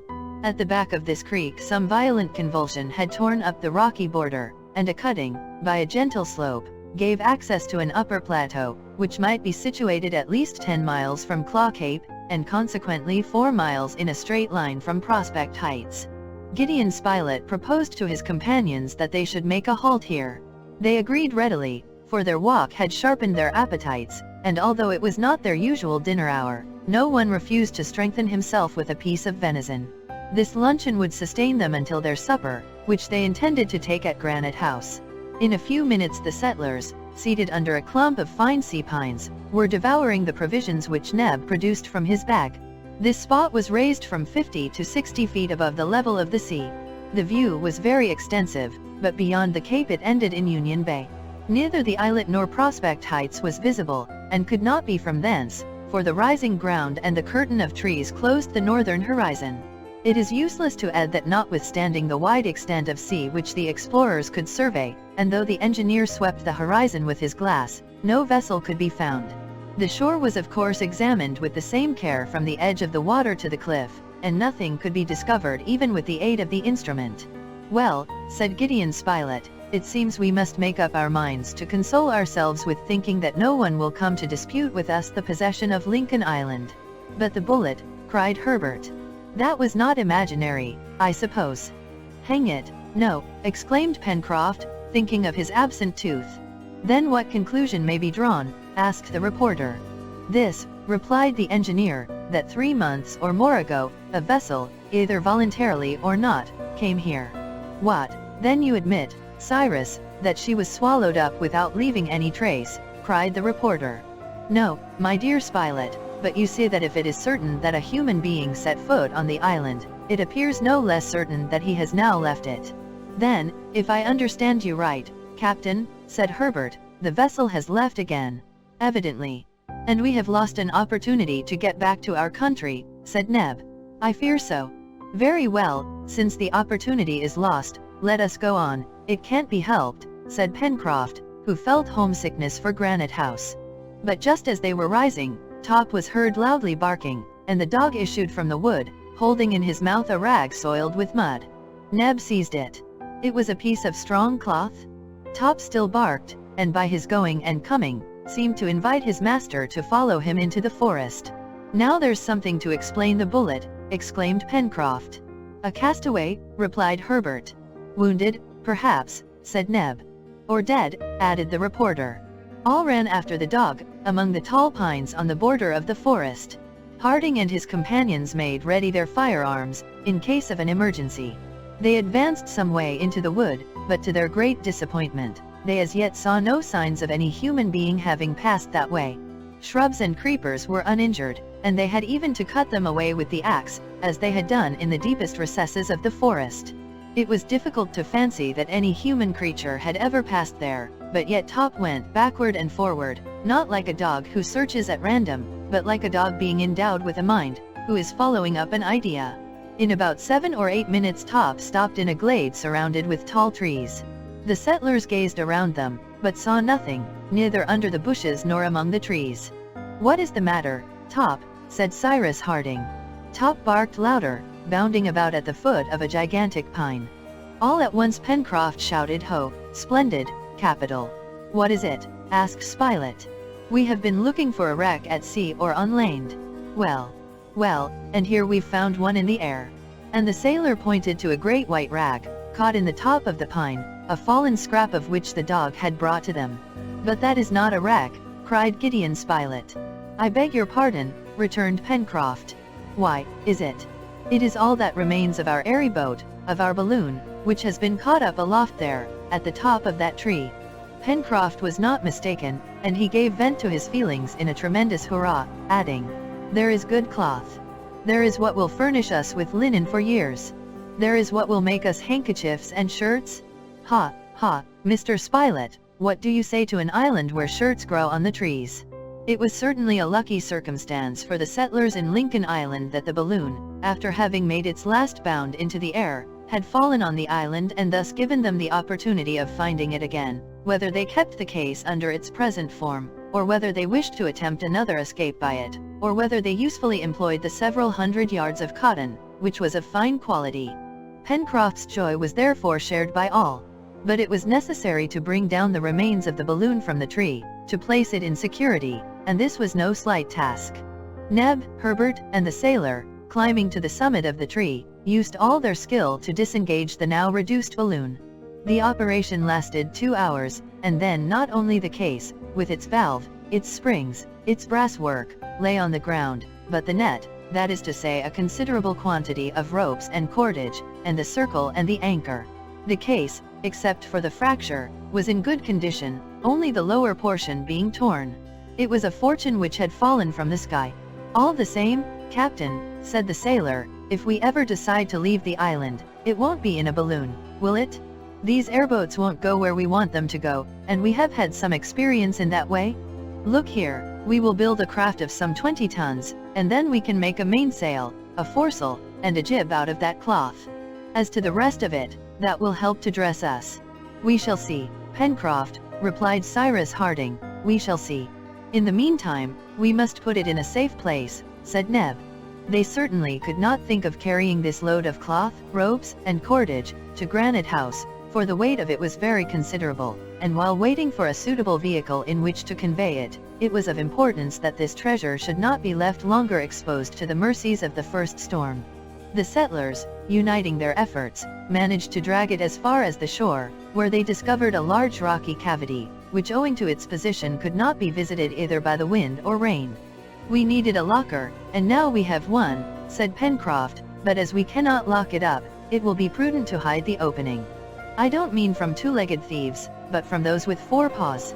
At 6 o'clock, all was stowed away, and after having given the creek the very suitable name of Port Balloon, the settlers pursued their way along Claw Cape. Pencroft and the engineer talked of the different projects which it was agreed to put into execution with the briefest possible delay. It was necessary first of all to throw a bridge over the Mersey, so as to establish an easy communication with the south of the island. Then the cart must be taken to bring back the balloon, for the canoe alone could not carry it. Then they would build a decked boat, and Pencroft would rig it as a cutter, and they would be able to undertake voyages of circumnavigation round the island, etc. In the meanwhile night came on, and it was already dark when the settlers reached Flotsam Point, where they had found the precious chest. The distance between Flotsam Point and Granite House was another 4 miles, and it was midnight when, after having followed the shore to the mouth of the Mersey, the settlers arrived at the first angle formed by the Mersey. There the river was 80 feet in breadth, which was awkward to cross, but as Pencroft had taken upon himself to conquer this difficulty, he was compelled to do it. The settlers certainly had reason to be pretty tired. The journey had been long, and the task of getting down the balloon had not rested either their arms or legs. They were anxious to reach Granite House to eat and sleep, and if the bridge had been constructed, in a quarter of an hour they would have been at home. The night was very dark. Pencroft prepared to keep his promise by constructing a sort of raft, on which to make the passage of the Mersey. He and Neb, armed with axes, chose 2 trees near the water, and began to attack them at the base. Cyrus Harding and Spilett, seated on the bank, waited till their companions were ready for their help, while Herbert roamed about, though without going to any distance. All at once, the lad, who had strolled by the river, came running back, and, pointing up the Mersey, exclaimed, "What is floating there?" Pencroft stopped working, and seeing an indistinct object moving through the gloom, "A canoe," cried he. All approached, and saw to their extreme surprise, a boat floating down the current. "Boat ahoy!" shouted the sailor, without thinking that perhaps it would be best to keep silence. No reply. The boat still drifted onward, and it was not more than 12 feet off, when the sailor exclaimed, "But it is our own boat, she has broken her moorings, and floated down the current. I must say she has arrived very opportunely." "Our boat," murmured the engineer. Pencroft was right. It was indeed the canoe, of which the rope had undoubtedly broken, and which had come alone from the sources of the Mersey. It was very important to seize it before the rapid current should have swept it away out of the mouth of the river, but Neb and Pencroft cleverly managed this by means of a long pole. The canoe touched the shore. The engineer leaped in first, and found, on examining the rope, that it had been really worn through by rubbing against the rocks. "Well," said the reporter to him, in a low voice, "this is a strange thing." "Strange indeed," returned Cyrus Harding. "Strange or not, it was very fortunate." Herbert, the reporter, Neb, and Pencroft, embarked in turn. There was no doubt about the rope having been worn through, but the astonishing part of the affair was, that the boat should arrive just at the moment when the settlers were there to seize it on its way, for a quarter of an hour earlier or later it would have been lost in the sea. If they had been living in the time of genii, this incident would have given them the right to think that the island was haunted by some supernatural being, who used his power in the service of the castaways. A few strokes of the oar brought the settlers to the mouth of the Mersey. The canoe was hauled up on the beach near the Chimneys, and all proceeded towards the ladder of Granite House. But at that moment, Top barked angrily, and Neb, who was looking for the first steps, uttered a cry. There was no longer a ladder. Chapter 6. Cyrus Harding stood still, without saying a word. His companions searched in the darkness on the wall, in case the wind should have moved the ladder, and on the ground, thinking that it might have fallen down. But the ladder had quite disappeared. As to ascertaining if a squall had blown it on the landing place, halfway up, that was impossible in the dark. If it is a joke, cried Pencroft, it is a very stupid one. To come home and find no staircase to go up to your room by, that's nothing for weary men to laugh at. Neb could do nothing but cry out, oh, oh, oh. I begin to think that very curious things happen in Lincoln Island, said Pencroft. Curious, replied Gideon Spilett, not at all, Pencroft, nothing can be more natural. Someone has come during our absence, taken possession of our dwelling and drawn up the ladder. Someone, cried the sailor. But who? Who but the hunter who fired the bullet, replied the reporter. Well, if there is anyone up there, replied Pencroft, who began to lose patience, I will give them a hail, and they must answer. And in a stentorian voice the sailor gave a prolonged halloo, which was echoed again and again from the cliff and rocks. The settlers listened, and they thought they heard a sort of chuckling laugh, of which they could not guess the origin. But no voice replied to Pencroft, who in vain repeated his vigorous shouts. There was something indeed in this to astonish the most apathetic of men, and the settlers were not men of that description. In their situation every incident had its importance, and, certainly, during the 7 months which they had spent on the island, they had not before met with anything of so surprising a character. Be that as it may, forgetting their fatigue in the singularity of the event, they remained below Granite House, not knowing what to think, not knowing what to do, questioning each other without any hope of a satisfactory reply, every one starting some supposition each more unlikely than the last. Neb bewailed himself, much disappointed at not being able to get into his kitchen, for the provisions which they had had on their expedition were exhausted, and they had no means of renewing them. My friends, at last said Cyrus Harding, there is only one thing to be done at present, wait for day, and then act according to circumstances. But let us go to the Chimneys. There we shall be under shelter, and if we cannot eat, we can at least sleep. But who is it that has played us this cool trick? Again asked Pencroft, unable to make up his mind to retire from the spot. Whoever it was, the only thing practicable was to do as the engineer proposed, to go to the Chimneys and there wait for day. In the meanwhile Top was ordered to mount guard below the windows of Granite House, and when Top received an order he obeyed it without any questioning. The brave dog therefore remained at the foot of the cliff while his master with his companions sought a refuge among the rocks. To say that the settlers, notwithstanding their fatigue, slept well on the sandy floor of the Chimneys would not be true. It was not only that they were extremely anxious to find out the cause of what had happened, whether it was the result of an accident which would be discovered at the return of day, or whether on the contrary it was the work of a human being, but they also had very uncomfortable beds. That could not be helped, however, for in some way or other at that moment their dwelling was occupied, and they could not possibly enter it. Now Granite House was more than their dwelling, it was their warehouse. There were all the stores belonging to the colony, weapons, instruments, tools, ammunition, provisions, etc.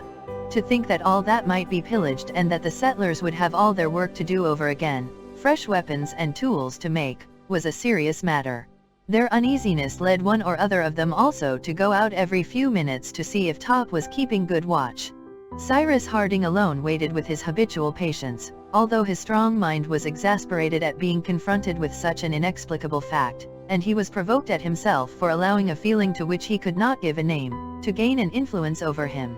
Gideon Spilett shared his feelings in this respect, and the two conversed together in whispers of the inexplicable circumstance which baffled even their intelligence and experience. "It is a joke," said Pencroft, "it is a trick someone has played us." "Well, I don't like such jokes, and the joker had better look out for himself. If he falls into my hands, I can tell him." As soon as the first gleam of light appeared in the east, the colonists, suitably armed, repaired to the beach under Granite House. The rising sun now shone on the cliff and they could see the windows, the shutters of which were closed, through the curtains of foliage.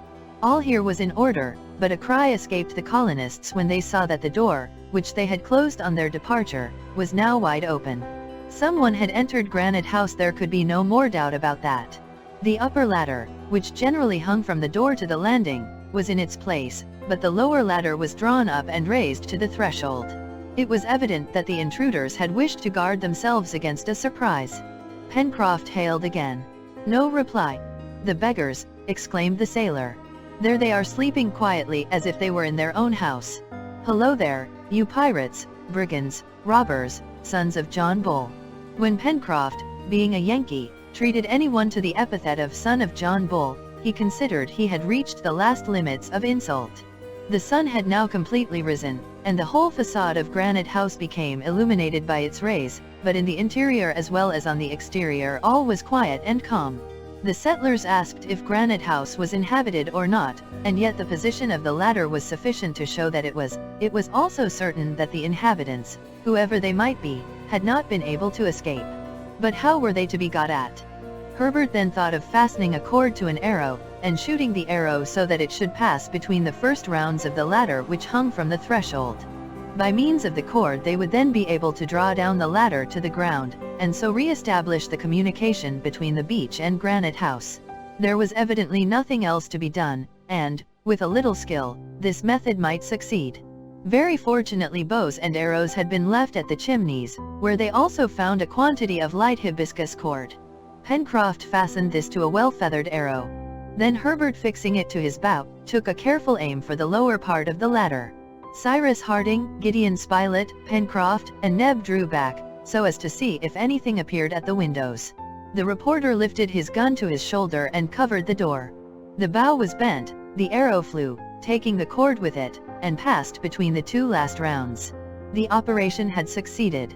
Herbert immediately seized the end of the cord, but, at that moment when he gave it a pull to bring down the ladder, an arm, thrust suddenly out between the wall and the door, grasped it and dragged it inside Granite House. "The rascals!" shouted the sailor. "If a ball can do anything for you, you shall not have long to wait for it." "But who was it?" asked Neb. "Who was it? Didn't you see?" "No. It was a monkey, a sapajou, an orangutan, a baboon, a gorilla, a sagoin. Our dwelling has been invaded by monkeys, who climbed up the ladder during our absence." And, at this moment, as if to bear witness to the truth of the sailor's words, 2 or 3 quadrumana showed themselves at the windows, from which they had pushed back the shutters, and saluted the real proprietors of the place with 1,000 hideous grimaces. "I knew that it was only a joke," cried Pencroft, "but one of the jokers shall pay the penalty for the rest." So saying, the sailor, raising his piece, took a rapid aim at one of the monkeys and fired. All disappeared, except one who fell mortally wounded on the beach. This monkey, which was of a large size, evidently belonged to the first order of the quadrumana. Whether this was a chimpanzee, an orangutan, or a gorilla, he took rank among the anthropoid apes, who are so called from their resemblance to the human race. However, Herbert declared it to be an orangutan. "What a magnificent beast!" cried Neb. "Magnificent, if you like," replied Pencroft, "but still I do not see how we are to get into our house." "Herbert is a good marksman," said the reporter, "and his bow is here. He can try again." "Why, these apes are so cunning," returned Pencroft, "they won't show themselves again at the windows, and so we can't kill them, and when I think of the mischief they may do in the rooms and storehouse." "Have patience," replied Harding, "these creatures cannot keep us long at bay." "I shall not be sure of that till I see them down here," replied the sailor. "And now, Captain, do you know how many dozens of these fellows are up there?" It was difficult to reply to Pencroft, and as for the young boy making another attempt, that was not easy, for the lower part of the ladder had been drawn again into the door, and when another pull was given, the line broke and the ladder remained firm. The case was really perplexing. Pencroft stormed. There was a comic side to the situation, but he did not think it funny at all. It was certain that the settlers would end by reinstating themselves in their domicile and driving out the intruders, but when and how, this is what they were not able to say. 2 hours passed, during which the apes took care not to show themselves, but they were still there, and 3 or 4 times a nose or a paw was poked out at the door or windows, and was immediately saluted by a gunshot. "Let us hide ourselves," at last said the engineer. "Perhaps the apes will think we have gone quite a way and will show themselves again. Let Spilett and Herbert conceal themselves behind those rocks and fire on all that may appear." The engineer's orders were obeyed, and while the reporter and the lad, the best marksmen in the colony, posted themselves in a good position, but out of the monkeys' sight, Neb, Pencroft, and Cyrus climbed the plateau and entered the forest in order to kill some game, for it was now time for breakfast and they had no provisions remaining. In half an hour the hunters returned with a few rock pigeons, which they roasted as well as they could. Not an ape had appeared. Gideon Spilett and Herbert went to take their share of the breakfast, leaving Top to watch under the windows. They then, having eaten, returned to their post. 2 hours later, their situation was in no degree improved. The quadrumana gave no sign of existence, and it might have been supposed that they had disappeared, but what seemed more probable was that, terrified by the death of one of their companions, and frightened by the noise of the firearms, they had retreated to the back part of the house or probably even into the storeroom. And when they thought of the valuables which this storeroom contained, the patience so much recommended by the engineer, fast changed into great irritation, and there certainly was room for it. "Decidedly it is too bad," said the reporter, "and the worst of it is, there is no way of putting an end to it." "But we must drive these vagabonds out somehow," cried the sailor. "We could soon get the better of them, even if there are 20 of the rascals, but for that, we must meet them hand to hand. Come now, is there no way of getting at them?" "Let us try to enter Granite House by the old opening at the lake," replied the engineer. "Oh," shouted the sailor, "and I never thought of that?" This was in reality the only way by which to penetrate into Granite House so as to fight with and drive out the intruders. The opening was, it is true, closed up with a wall of cemented stones, which it would be necessary to sacrifice, but that could easily be rebuilt.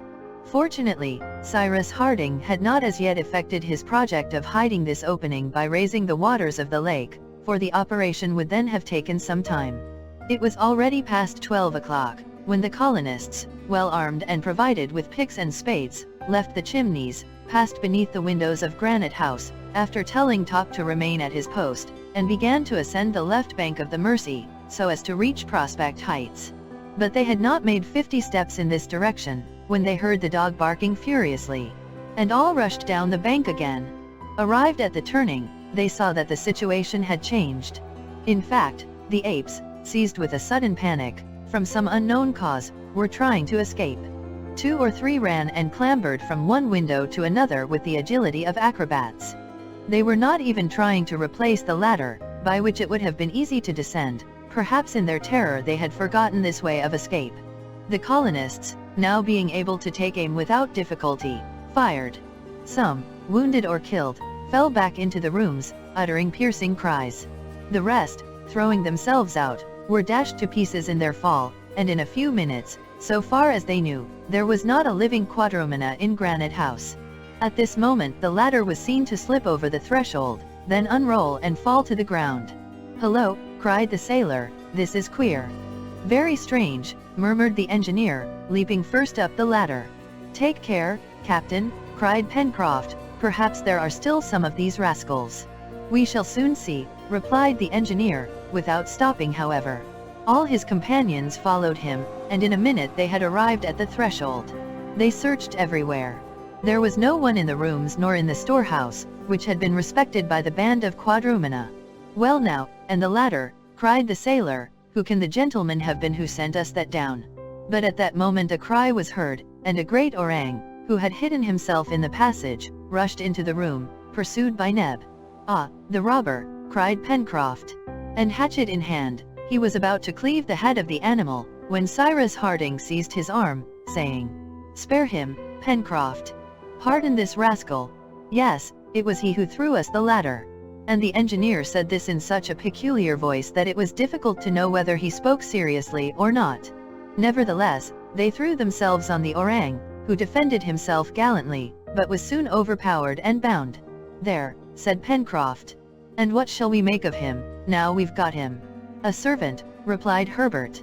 The lad was not joking in saying this, for he knew how this intelligent race could be turned to account. The settlers then approached the ape and gazed at it attentively. He belonged to the family of anthropoid apes, of which the facial angle is not much inferior to that of the Australians and Hottentots. It was an orangutan, and as such, had neither the ferocity of the gorilla, nor the stupidity of the baboon. It is to this family of the anthropoid apes that so many characteristics belong which prove them to be possessed of an almost human intelligence. Employed in houses, they can wait at table, sweep rooms, brush clothes, clean boots, handle a knife, fork, and spoon properly, and even drink wine, doing everything as well as the best servant that ever walked upon two legs. Buffon possessed one of these apes, who served him for a long time as a faithful and zealous servant. The one which had been seized in the hall of Granite House was a great fellow, 6 feet high, with an admirably proportioned frame, a broad chest, head of a moderate size, the facial angle reaching 65 degrees, round skull, projecting nose, skin covered with soft glossy hair, in short, a fine specimen of the anthropoids. His eyes, rather smaller than human eyes, sparkled with intelligence, his white teeth glittered under his mustache, and he wore a little curly brown beard. "A handsome fellow," said Pencroft. "If we only knew his language, we could talk to him." "But, master," said Neb, "are you serious? Are we going to take him as a servant?" "Yes, Neb," replied the engineer, smiling. "But you must not be jealous. And I hope he will make an excellent servant," added Herbert. "He appears young, and will be easy to educate, and we shall not be obliged to use force to subdue him, nor draw his teeth, as is sometimes done. He will soon grow fond of his masters if they are kind to him." "And they will be," replied Pencroft, who had forgotten all his rancor against the jokers. Then, approaching the orang, "Well, old boy," he asked, "how are you?" The orang replied by a little grunt which did not show any anger. "You wish to join the colony?" again asked the sailor. "You are going to enter the service of Captain Cyrus Harding." Another respondent grunt was uttered by the ape. "And you will be satisfied with no other wages than your food." Third affirmative grunt. "This conversation is slightly monotonous," observed Gideon Spilett. "So much the better," replied Pencroft, "the best servants are those who talk the least. And then, no wages, do you hear, my boy? We will give you no wages at first, but we will double them afterwards if we are pleased with you." Thus the colony was increased by a new member. As to his name, the sailor begged that in memory of another ape which he had known, he might be called Jupiter, and Jup for short. And so, without more ceremony, Master Jup was installed in Granite House. Chapter 7. The settlers in Lincoln Island had now regained their dwelling, without having been obliged to reach it by the old opening, and were therefore spared the trouble of mason's work. It was certainly lucky, that at the moment they were about to set out to do so, the apes had been seized with that terror, no less sudden than inexplicable, which had driven them out of Granite House. Had the animals discovered that they were about to be attacked from another direction? This was the only explanation of their sudden retreat.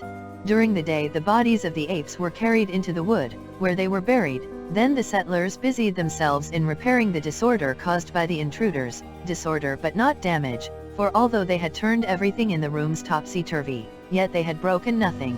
Neb relighted his stove, and the stores in the larder furnished a substantial repast, to which all did ample justice. Jup was not forgotten, and he ate with relish some stone pine almonds and rhizome roots, with which he was abundantly supplied. Pencroft had unfastened his arms, but judged it best to have his legs tied until they were more sure of his submission. Then, before retiring to rest, Harding and his companions seated round their table, discussed those plans, the execution of which was most pressing. The most important and most urgent was the establishment of a bridge over the Mersey, so as to form a communication with the southern part of the island and Granite House, then the making of an enclosure for the musmons or other woolly animals which they wished to capture. These two projects would help to solve the difficulty as to their clothing, which was now serious. The bridge would render easy the transport of the balloon case, which would furnish them with linen, and the inhabitants of the enclosure would yield wool which would supply them with winter clothes. As to the enclosure, it was Cyrus Harding's intention to establish it at the sources of the Red Creek, where the ruminants would find fresh and abundant pasture. The road between Prospect Heights and the sources of the stream was already partly beaten, and with a better cart than the first, the material could be easily conveyed to the spot, especially if they could manage to capture some animals to draw it. But though there might be no inconvenience in the enclosure being so far from Granite House, it would not be the same with the poultry yard, to which Neb called the attention of the colonists. It was indeed necessary that the birds should be close within reach of the cook, and no place appeared more favorable for the establishment of the said poultry yard than that portion of the banks of the lake which was close to the old opening. Waterbirds would prosper there as well as others, and the couple of tinamous taken in their last excursion would be the first to be domesticated. The next day, the 3rd of November, the new works were begun by the construction of the bridge, and all hands were required for this important task. Saws, hatchets, and hammers were shouldered by the settlers, who, now transformed into carpenters, descended to the shore. There Pencroft observed, "Suppose, that during our absence, Master Jup takes it into his head to draw up the ladder which he so politely returned to us yesterday. Let us tie its lower end down firmly," replied Cyrus Harding. This was done by means of 2 stakes securely fixed in the sand. Then the settlers, ascending the left bank of the Mersey, soon arrived at the angle formed by the river. There they halted, in order to ascertain if the bridge could be thrown across. The place appeared suitable.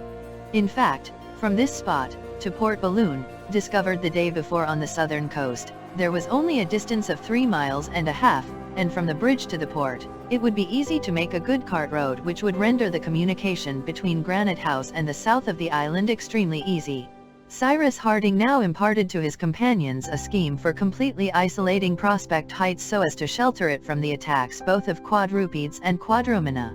In this way, Granite House, the chimneys, the poultry yard, and all the upper part of the plateau which was to be used for cultivation, would be protected against the depredations of animals. Nothing could be easier than to execute this project, and this is how the engineer intended to set to work. The plateau was already defended on 3 sides by watercourses, either artificial or natural. On the northwest, by the shores of Lake Grant, from the entrance of the passage to the breach made in the banks of the lake for the escape of the water.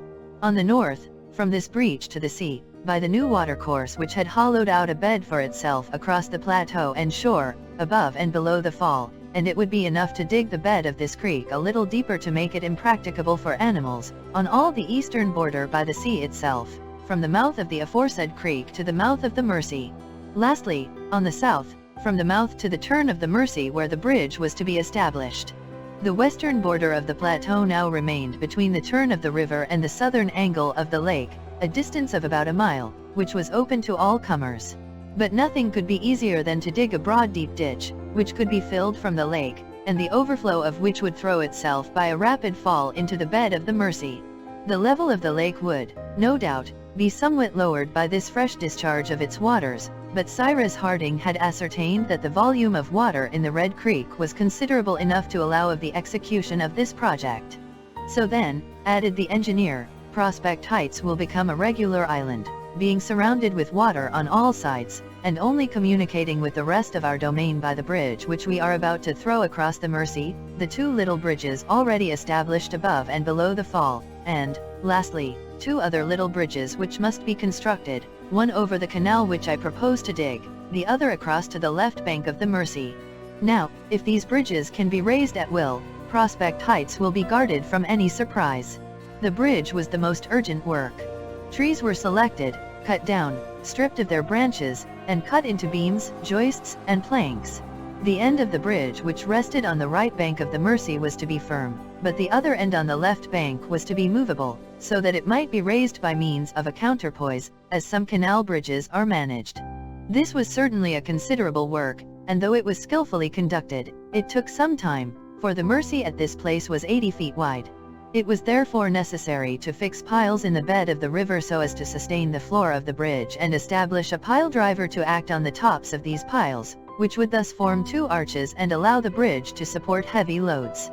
Happily there was no want of tools with which to shape the wood, nor of ironwork to make it firm, nor of the ingenuity of a man who had a marvelous knowledge of the work, nor lastly, the zeal of his companions, who in 7 months had necessarily acquired great skill in the use of their tools, and it must be said that not the least skillful was Gideon Spilett, who in dexterity almost equalled the sailor himself.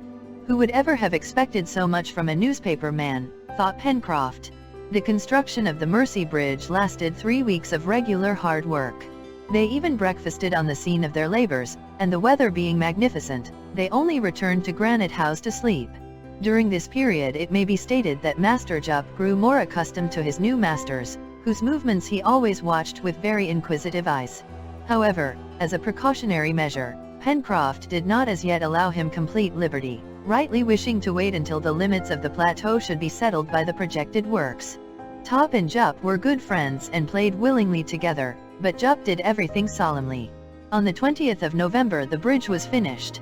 The movable part, balanced by the counterpoise, swung easily, and only a slight effort was needed to raise it. Between its hinge and the last crossbar on which it rested when closed, there existed a space of 20 feet, which was sufficiently wide to prevent any animals from crossing. The settlers now began to talk of fetching the balloon case, which they were anxious to place in perfect security, but to bring it, it would be necessary to take a cart to Port Balloon, and consequently, necessary to beat a road through the dense forests of the far west. This would take some time. Also, Neb and Pencroft having gone to examine into the state of things at Port Balloon, and reported that the stock of cloth would suffer no damage in the grotto where it was stored, it was decided that the work at Prospect Heights should not be discontinued. That, observed Pencroft, will enable us to establish our poultry yard under better conditions, since we need have no fear of visits from foxes nor the attacks of other beasts. Then, added Neb, we can clear the plateau, and transplant wild plants to it. And prepare our second cornfield, cried the sailor with a triumphant air. In fact, the first cornfield sown with a single grain had prospered admirably, thanks to Pencroft's care. It had produced the 10 ears foretold by the engineer, and each ear containing 80 grains, the colony found itself in possession of 800 grains, in 6 months, which promised a double harvest each year. These 800 grains, except 50, which were prudently reserved, were to be sown in a new field, but with no less care than was bestowed on the single grain. The field was prepared, then surrounded with a strong palisade, high and pointed, which quadrupeds would have found difficulty in leaping. As to birds, some scarecrows, due to Pencroft's ingenious brain, were enough to frighten them. The 750 grains deposited in very regular furrows were then left for nature to do the rest. On the 21st of November, Cyrus Harding began to plan the canal which was to close the plateau on the west, from the south angle of Lake Grant to the angle of the Mercy. There was there 2 or 3 feet of vegetable earth, and below that granite. It was therefore necessary to manufacture some more nitroglycerin, and the nitroglycerin did its accustomed work. In less than a fortnight a ditch, 12 feet wide and 6 deep, was dug out in the hard ground of the plateau. A new trench was made by the same means in the rocky border of the lake, forming a small stream, to which they gave the name of Creek Glycerin, and which was thus an affluent of the Mercy. As the engineer had predicted, the level of the lake was lowered, though very slightly. To complete the enclosure, the bed of the stream on the beach was considerably enlarged, and the sand supported by means of stakes. By the end of the first fortnight of December these works were finished, and Prospect Heights, that is to say, a sort of irregular pentagon, having a perimeter of nearly 4 miles, surrounded by a liquid belt, was completely protected from depredators of every description. During the month of December, the heat was very great. In spite of it, however, the settlers continued their work, and as they were anxious to possess a poultry yard they forthwith commenced it. It is useless to say that since the enclosing of the plateau had been completed, Master Jup had been set at liberty. He did not leave his masters, and evinced no wish to escape. He was a gentle animal, though very powerful and wonderfully active. He was already taught to make himself useful by drawing loads of wood and carting away the stones which were extracted from the bed of Creek Glycerin. The poultry yard occupied an area of 200 square yards, on the southeastern bank of the lake. It was surrounded by a palisade, and in it were constructed various shelters for the birds which were to populate it. These were simply built of branches and divided into compartments, made ready for the expected guests. The first were the 2 tinamous, which were not long in having a number of young ones. They had for companions half a dozen ducks, accustomed to the borders of the lake. Some belonged to the Chinese species, of which the wings open like a fan, and which by the brilliancy of their plumage rival the golden pheasants. A few days afterwards, Herbert snared a couple of gallinaceae, with spreading tails composed of long feathers, magnificent alectors, which soon became tame. As to pelicans, kingfishers, water hens, they came of themselves to the shores of the poultry yard, and this little community, after some disputes, cooing, screaming, clucking, ended by settling down peacefully, and increased in encouraging proportion for the future use of the colony. Cyrus Harding, wishing to complete his performance, established a pigeon house in a corner of the poultry yard. There he lodged a dozen of those pigeons which frequented the rocks of the plateau. These birds soon became accustomed to returning every evening to their new dwelling, and showed more disposition to domesticate themselves than their congeners, the wood pigeons. Lastly, the time had come for turning the balloon case to use, by cutting it up to make shirts and other articles, for as to keeping it in its present form, and risking themselves in a balloon filled with gas, above a sea of the limits of which they had no idea, it was not to be thought of. It was necessary to bring the case to Granite House, and the colonists employed themselves in rendering their heavy cart lighter and more manageable. But though they had a vehicle, the moving power was yet to be found. But did there not exist in the island some animal which might supply the place of the horse, ass, or ox? That was the question. Certainly, said Pencroft, a beast of burden would be very useful to us until the captain has made a steam cart, or even an engine, for some day we shall have a railroad from Granite House to Port Balloon, with a branch line to Mount Franklin. One day, the 23rd of December, Neb and Top were heard shouting and barking, each apparently trying to see who could make the most noise. The settlers, who were busy at the chimneys, ran, fearing some vexatious incident. What did they see? Two fine animals of a large size that had imprudently ventured on the plateau, when the bridges were open. One would have said they were horses, or at least donkeys, male and female, of a fine shape, dove-colored, the legs and tail white, striped with black on the head and neck. They advanced quietly without showing any uneasiness, and gazed at the men, in whom they could not as yet recognize their future masters. "These are onagers," cried Herbert, "animals something between the zebra and the quagga." "Why not donkeys?" asked Neb. "Because they have not long ears, and their shape is more graceful." "Donkeys or horses," interrupted Pencroft, "they are moving powers, as the captain would say, and as such must be captured." The sailor, without frightening the animals, crept through the grass to the bridge over Creek Glycerin, lowered it, and the onagers were prisoners. Now, should they seize them with violence and master them by force? No. It was decided that for a few days they should be allowed to roam freely about the plateau, where there was an abundance of grass, and the engineer immediately began to prepare a stable near the poultry yard, in which the onagers might find food, with a good litter, and shelter during the night. This done, the movements of the two magnificent creatures were left entirely free, and the settlers avoided even approaching them so as to terrify them. Several times, however, the onagers appeared to wish to leave the plateau, too confined for animals accustomed to the plains and forests. They were then seen following the water barrier which everywhere presented itself before them, uttering short neighs, then galloping through the grass, and becoming calmer, they would remain entire hours gazing at the woods, from which they were cut off forever. In the meantime harness of vegetable fiber had been manufactured, and some days after the capture of the onagers, not only the cart was ready, but a straight road, or rather a cutting, had been made through the forests of the far west, from the angle of the Mersey to Port Balloon. The cart might then be driven there, and towards the end of December they tried the onagers for the first time. Pencroft had already coaxed the animals to come and eat out of his hand, and they allowed him to approach without making any difficulty, but once harnessed they reared and could with difficulty be held in. However, it was not long before they submitted to this new service, for the onager, being less refractory than the zebra, is frequently put in harness in the mountainous regions of southern Africa, and it has even been acclimatized in Europe, under zones of a relative coolness. On this day all the colony, except Pencroft who walked at the animals' heads, mounted the cart, and set out on the road to Port Balloon. Of course they were jolted over the somewhat rough road, but the vehicle arrived without any accident, and was soon loaded with the case and rigging of the balloon. At 8 o'clock that evening the cart, after passing over the Mersey Bridge, descended the left bank of the river, and stopped on the beach. The onagers being unharnessed, were thence led to their stable, and Pencroft before going to sleep gave vent to his feelings in a deep sigh of satisfaction that awoke all the echoes of Granite House. Chapter 8.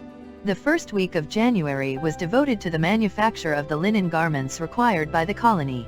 The needles found in the box were used by sturdy if not delicate fingers, and we may be sure that what was sewn firmly. There was no lack of thread, thanks to Cyrus Harding's idea of re-employing that which had been already used in the covering of the balloon. This with admirable patience was all unpicked by Gideon Spilett and Herbert, for Pencroft had been obliged to give this work up, as it irritated him beyond measure, but he had no equal in the sewing part of the business. Indeed, everybody knows that sailors have a remarkable aptitude for tailoring. The cloth of which the balloon case was made was then cleaned by means of soda and potash, obtained by the incineration of plants, in such a way that the cotton, having got rid of the varnish, resumed its natural softness and elasticity. Then, exposed to the action of the atmosphere, it soon became perfectly white. Some dozen shirts and sock, the latter not knitted, of course, but made of cotton, were thus manufactured. What a comfort it was to the settlers to clothe themselves again in clean linen, which was doubtless rather rough, but they were not troubled about that. And then to go to sleep between sheets, which made the couches at Granite House into quite comfortable beds. It was about this time also that they made boots of seal leather, which were greatly needed to replace the shoes and boots brought from America. We may be sure that these new shoes were large enough and never pinched the feet of the wearers. With the beginning of the year 1866 the heat was very great, but the hunting in the forests did not stand still. Agoutis, peccaries, capybaras, kangaroos, game of all sorts, actually swarmed there, and Spilett and Herbert were too good marksmen ever to throw away their shot uselessly. Cyrus Harding still recommended them to husband the ammunition, and he took measures to replace the powder and shot which had been found in the box, and which he wished to reserve for the future. How did he know where chance might one day cast his companions and himself in the event of their leaving their domain? They should, then, prepare for the unknown future by husbanding their ammunition and by substituting for it some easily renewable substance. To replace lead, of which Harding had found no traces in the island, he employed granulated iron, which was easy to manufacture.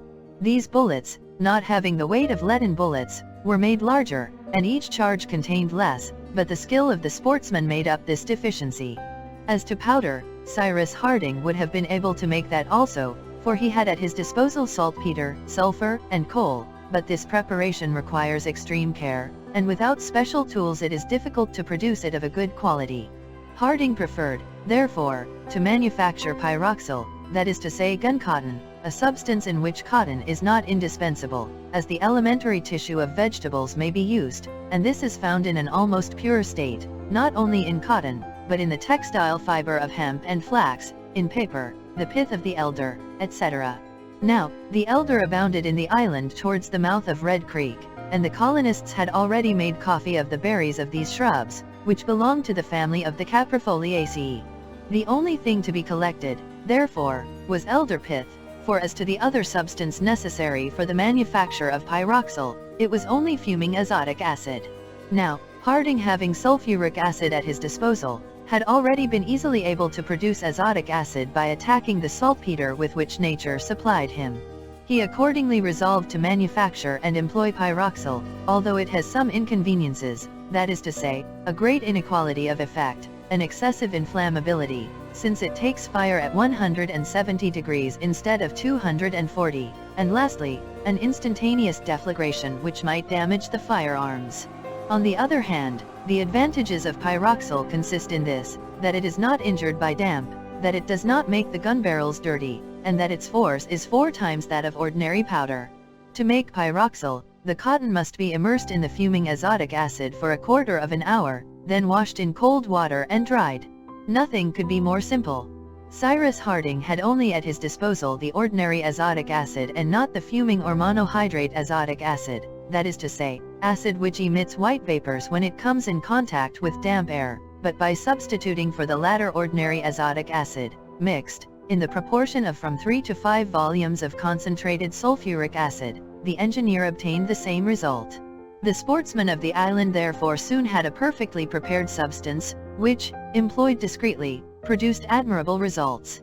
About this time the settlers cleared 3 acres of the plateau, and the rest was preserved in a wild state, for the benefit of the onagers. Several excursions were made into the Jacamar Wood and the forests of the far west, and they brought back from thence a large collection of wild vegetables, spinach, cress, radishes, and turnips, which careful culture would soon improve, and which would temper the regimen on which the settlers had till then subsisted. Supplies of wood and coal were also carted. Each excursion was at the same time a means of improving the roads, which gradually became smoother under the wheels of the cart. The rabbit warren still continued to supply the larder of Granite House. As fortunately it was situated on the other side of Creek Glycerin, its inhabitants could not reach the plateau nor ravage the newly made plantation. The oyster bed among the rocks was frequently renewed and furnished excellent mollusks. Besides that, the fishing, either in the lake or the Mersey, was very profitable, for Pencroft had made some lines, armed with iron hooks, with which they frequently caught fine trout, and a species of fish whose silvery sides were speckled with yellow, and which were also extremely savory. Master Neb, who was skilled in the culinary art, knew how to vary agreeably the bill of fare. Bread alone was wanting at the table of the settlers, and as has been said, they felt this privation greatly. The settlers hunted too the turtles which frequented the shores of Cape Mandible. At this place the beach was covered with little mounds, concealing perfectly spherical turtles' eggs, with white hard shells, the albumen of which does not coagulate as that of birds' eggs. They were hatched by the sun, and their number was naturally considerable, as each turtle can lay annually 250. A regular egg field, observed Gideon Spilett, and we have nothing to do but to pick them up. But not being contented with simply the produce, they made chase after the producers, the result of which was that they were able to bring back to Granite House a dozen of these chelonians, which were really valuable from an alimentary point of view. The turtle soup, flavored with aromatic herbs, often gained well-merited praises for its preparer, Neb. We must here mention another fortunate circumstance by which new stores for the winter were laid in. Shoals of salmon entered the Mersey, and ascended the country for several miles. It was the time at which the females, going to find suitable places in which to spawn, precede the males and make a great noise through the fresh water. 1,000 of these fish, which measured about 2 feet and a half in length, came up the river, and a large quantity were retained by fixing dams across the stream. More than 100 were thus taken, which were salted and stored for the time when winter, freezing up the streams, would render fishing impracticable. By this time the intelligent Jup was raised to the duty of valet. He had been dressed in a jacket, white linen breeches, and an apron, the pockets of which were his delight. The clever orang had been marvelously trained by Neb, and anyone would have said that the Negro and the ape understood each other when they talked together. Jup had besides a real affection for Neb, and Neb returned it. When his services were not required, either for carrying wood or for climbing to the top of some tree, Jup passed the greatest part of his time in the kitchen, where he endeavored to imitate Neb in all that he saw him do. The black showed the greatest patience and even extreme zeal in instructing his pupil, and the pupil exhibited remarkable intelligence in profiting by the lessons he received from his master. Judge then of the pleasure Master Jup gave to the inhabitants of Granite House when, without their having had any idea of it, he appeared one day, napkin on his arm, ready to wait at table. Quick, attentive, he acquitted himself perfectly, changing the plates, bringing dishes, pouring out water, all with a gravity which gave intense amusement to the settlers, and which enraptured Pencroft.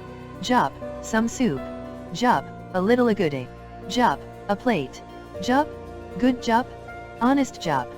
Nothing was heard but that, and Jup, without ever being disconcerted, replied to every one, watched for everything, and he shook his head in a knowing way when Pencroft, referring to his joke of the first day, said to him, "Decidedly, Jup, your wages must be doubled." It is useless to say that the orang was now thoroughly domesticated at Granite House, and that he often accompanied his masters to the forest without showing any wish to leave them. It was most amusing to see him walking with a stick which Pencroft had given him, and which he carried on his shoulder like a gun.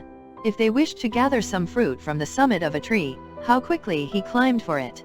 If the wheel of the cart stuck in the mud, with what energy did Jup with a single heave of his shoulder put it right again.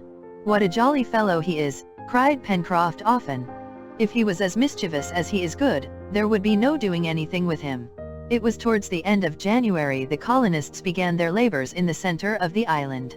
It had been decided that a corral should be established near the sources of the Red Creek, at the foot of Mount Franklin, destined to contain the ruminants, whose presence would have been troublesome at Granite House, and especially for the musmons, who were to supply the wool for the settlers' winter garments.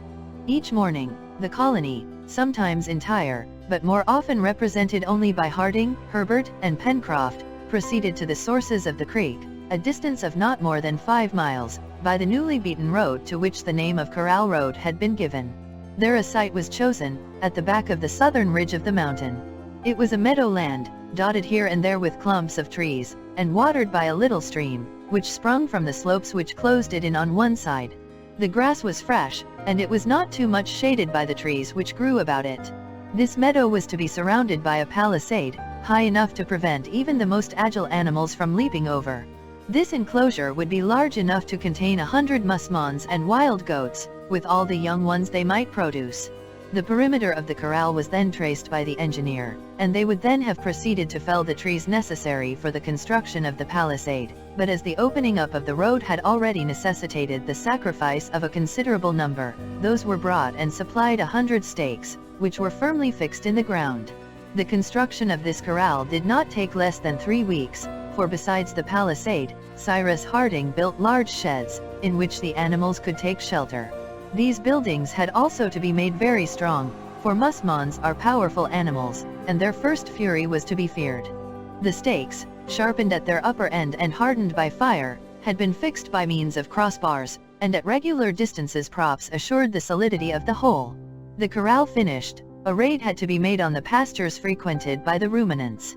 This was done on the 7th of February, on a beautiful summer's day, and everyone took part in it. The onagers, already well trained, were ridden by Spilett and Herbert, and were of great use.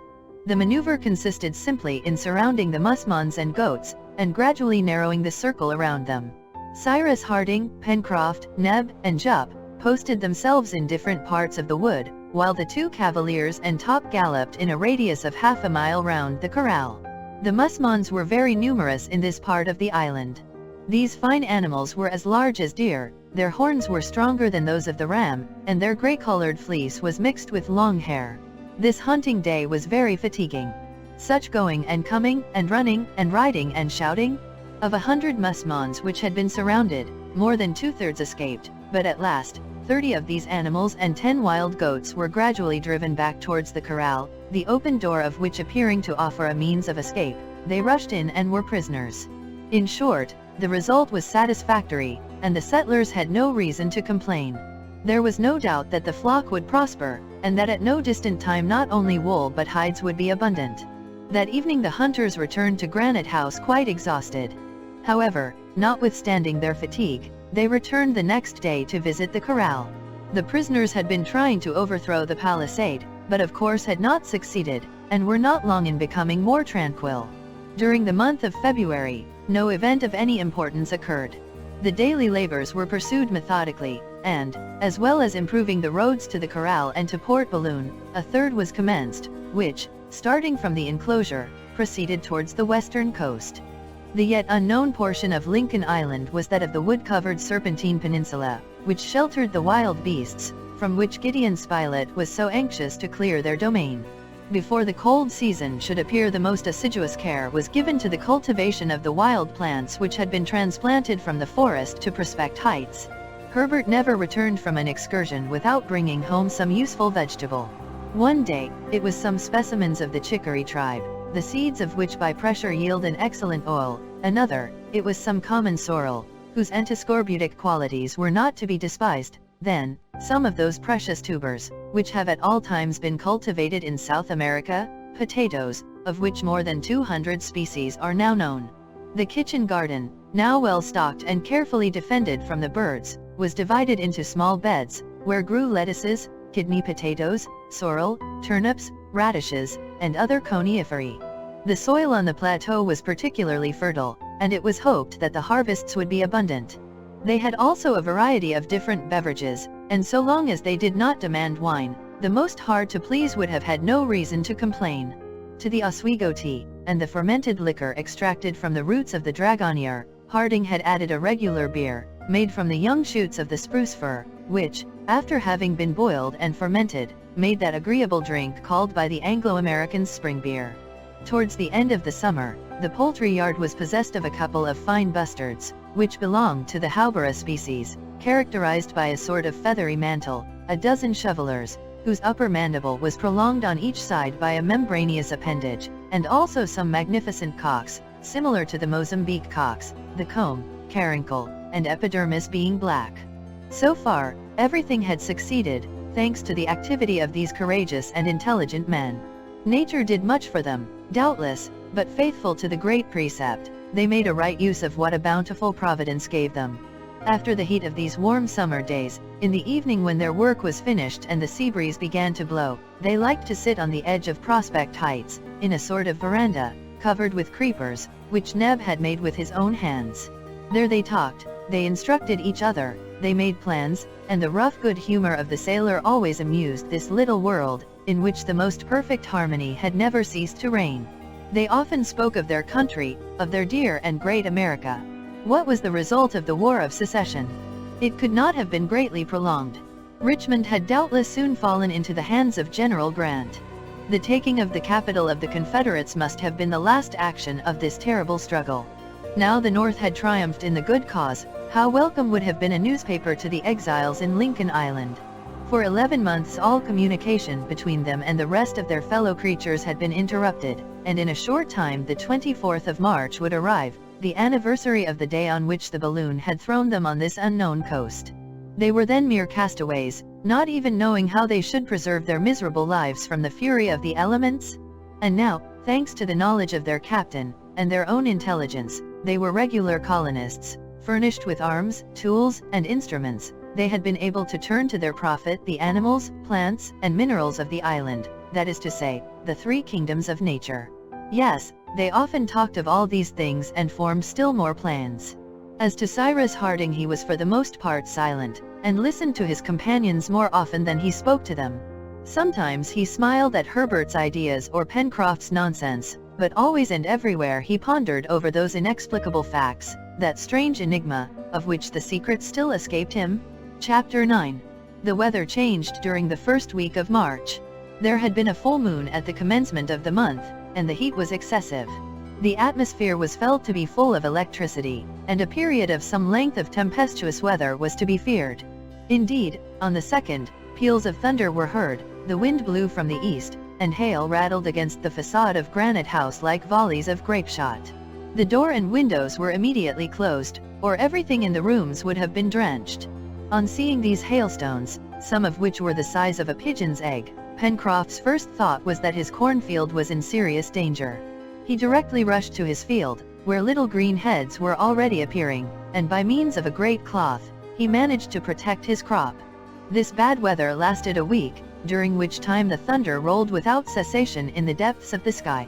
The colonists, not having any pressing work out of doors, profited by the bad weather to work at the interior of Granite House, the arrangement of which was becoming more complete from day to day. The engineer made a turning lathe, with which he turned several articles both for the toilet and the kitchen, particularly buttons, the want of which was greatly felt. A gun rack had been made for the firearms, which were kept with extreme care, and neither tables nor cupboards were left incomplete. They sawed, they planed, they filed, they turned, and during the whole of this bad season, nothing was heard but the grinding of tools or the humming of the turning lathe which responded to the growling of the thunder. Master Jup had not been forgotten, and he occupied a room at the back, near the storeroom, a sort of cabin with a cot always full of good litter, which perfectly suited his taste. With good old Jup there is never any quarreling, often repeated Pencroft, never any improper reply. What a servant, Neb, what a servant! Of course Jup was now well used to service. He brushed their clothes, he turned the spit, he waited at table, he swept the rooms, he gathered wood, and he performed another admirable piece of service which delighted Pencroft. He never went to sleep without first coming to tuck up the worthy sailor in his bed. As to the health of the members of the colony, bips or bimina, quadrumina, or quadrupeds, it left nothing to be desired. With their life in the open air, on this salubrious soil, under that temperate zone, working both with head and hands, they could not suppose that illness would ever attack them. All were indeed wonderfully well. Herbert had already grown 2 inches in the year. His figure was forming and becoming more manly, and he promised to be an accomplished man, physically as well as morally. Besides, he improved himself during the leisure hours which manual occupations left to him. He read the books found in the case, and after the practical lessons which were taught by the very necessity of their position, he found in the engineer for science, and the reporter for languages, masters who were delighted to complete his education. The tempest ended about the 9th of March, but the sky remained covered with clouds during the whole of this last summer month. The atmosphere, violently agitated by the electric commotions, could not recover its former purity, and there was almost invariably rain and fog, except for 3 or 4 fine days on which several excursions were made. About this time the female onager gave birth to a young one which belonged to the same sex as its mother, and which throve capitally. In the corral, the flock of musmons had also increased, and several lambs already bleated in the sheds, to the great delight of Neb and Herbert, who had each their favorite among these newcomers. An attempt was also made for the domestication of the peccaries, which succeeded well. A sty was constructed under the poultry yard, and soon contained several young ones in the way to become civilized, that is to say, to become fat under Neb's care. Master Jup, entrusted with carrying them their daily nourishment, leavings from the kitchen, etc., acquitted himself conscientiously of his task. He sometimes amused himself at the expense of his little pensioners by tweaking their tails, but this was mischief, and not wickedness, for these little twisted tails amused him like a plaything, and his instinct was that of a child. One day in this month of March, Pencroft, talking to the engineer, reminded Cyrus Harding of a promise which the latter had not as yet had time to fulfill. "You once spoke of an apparatus which would take the place of the long ladders at Granite House, Captain," said he. "Won't you make it some day? Nothing will be easier, but is this a really useful thing?" "Certainly, Captain. After we have given ourselves necessaries, let us think a little of luxury.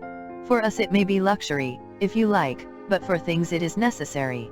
It isn't very convenient to climb up a long ladder when one is heavily loaded."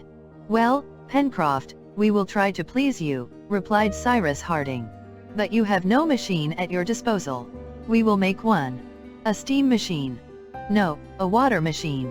And, indeed, to work his apparatus there was already a natural force at the disposal of the engineer which could be used without great difficulty. For this, it was enough to augment the flow of the little stream which supplied the interior of Granite House with water.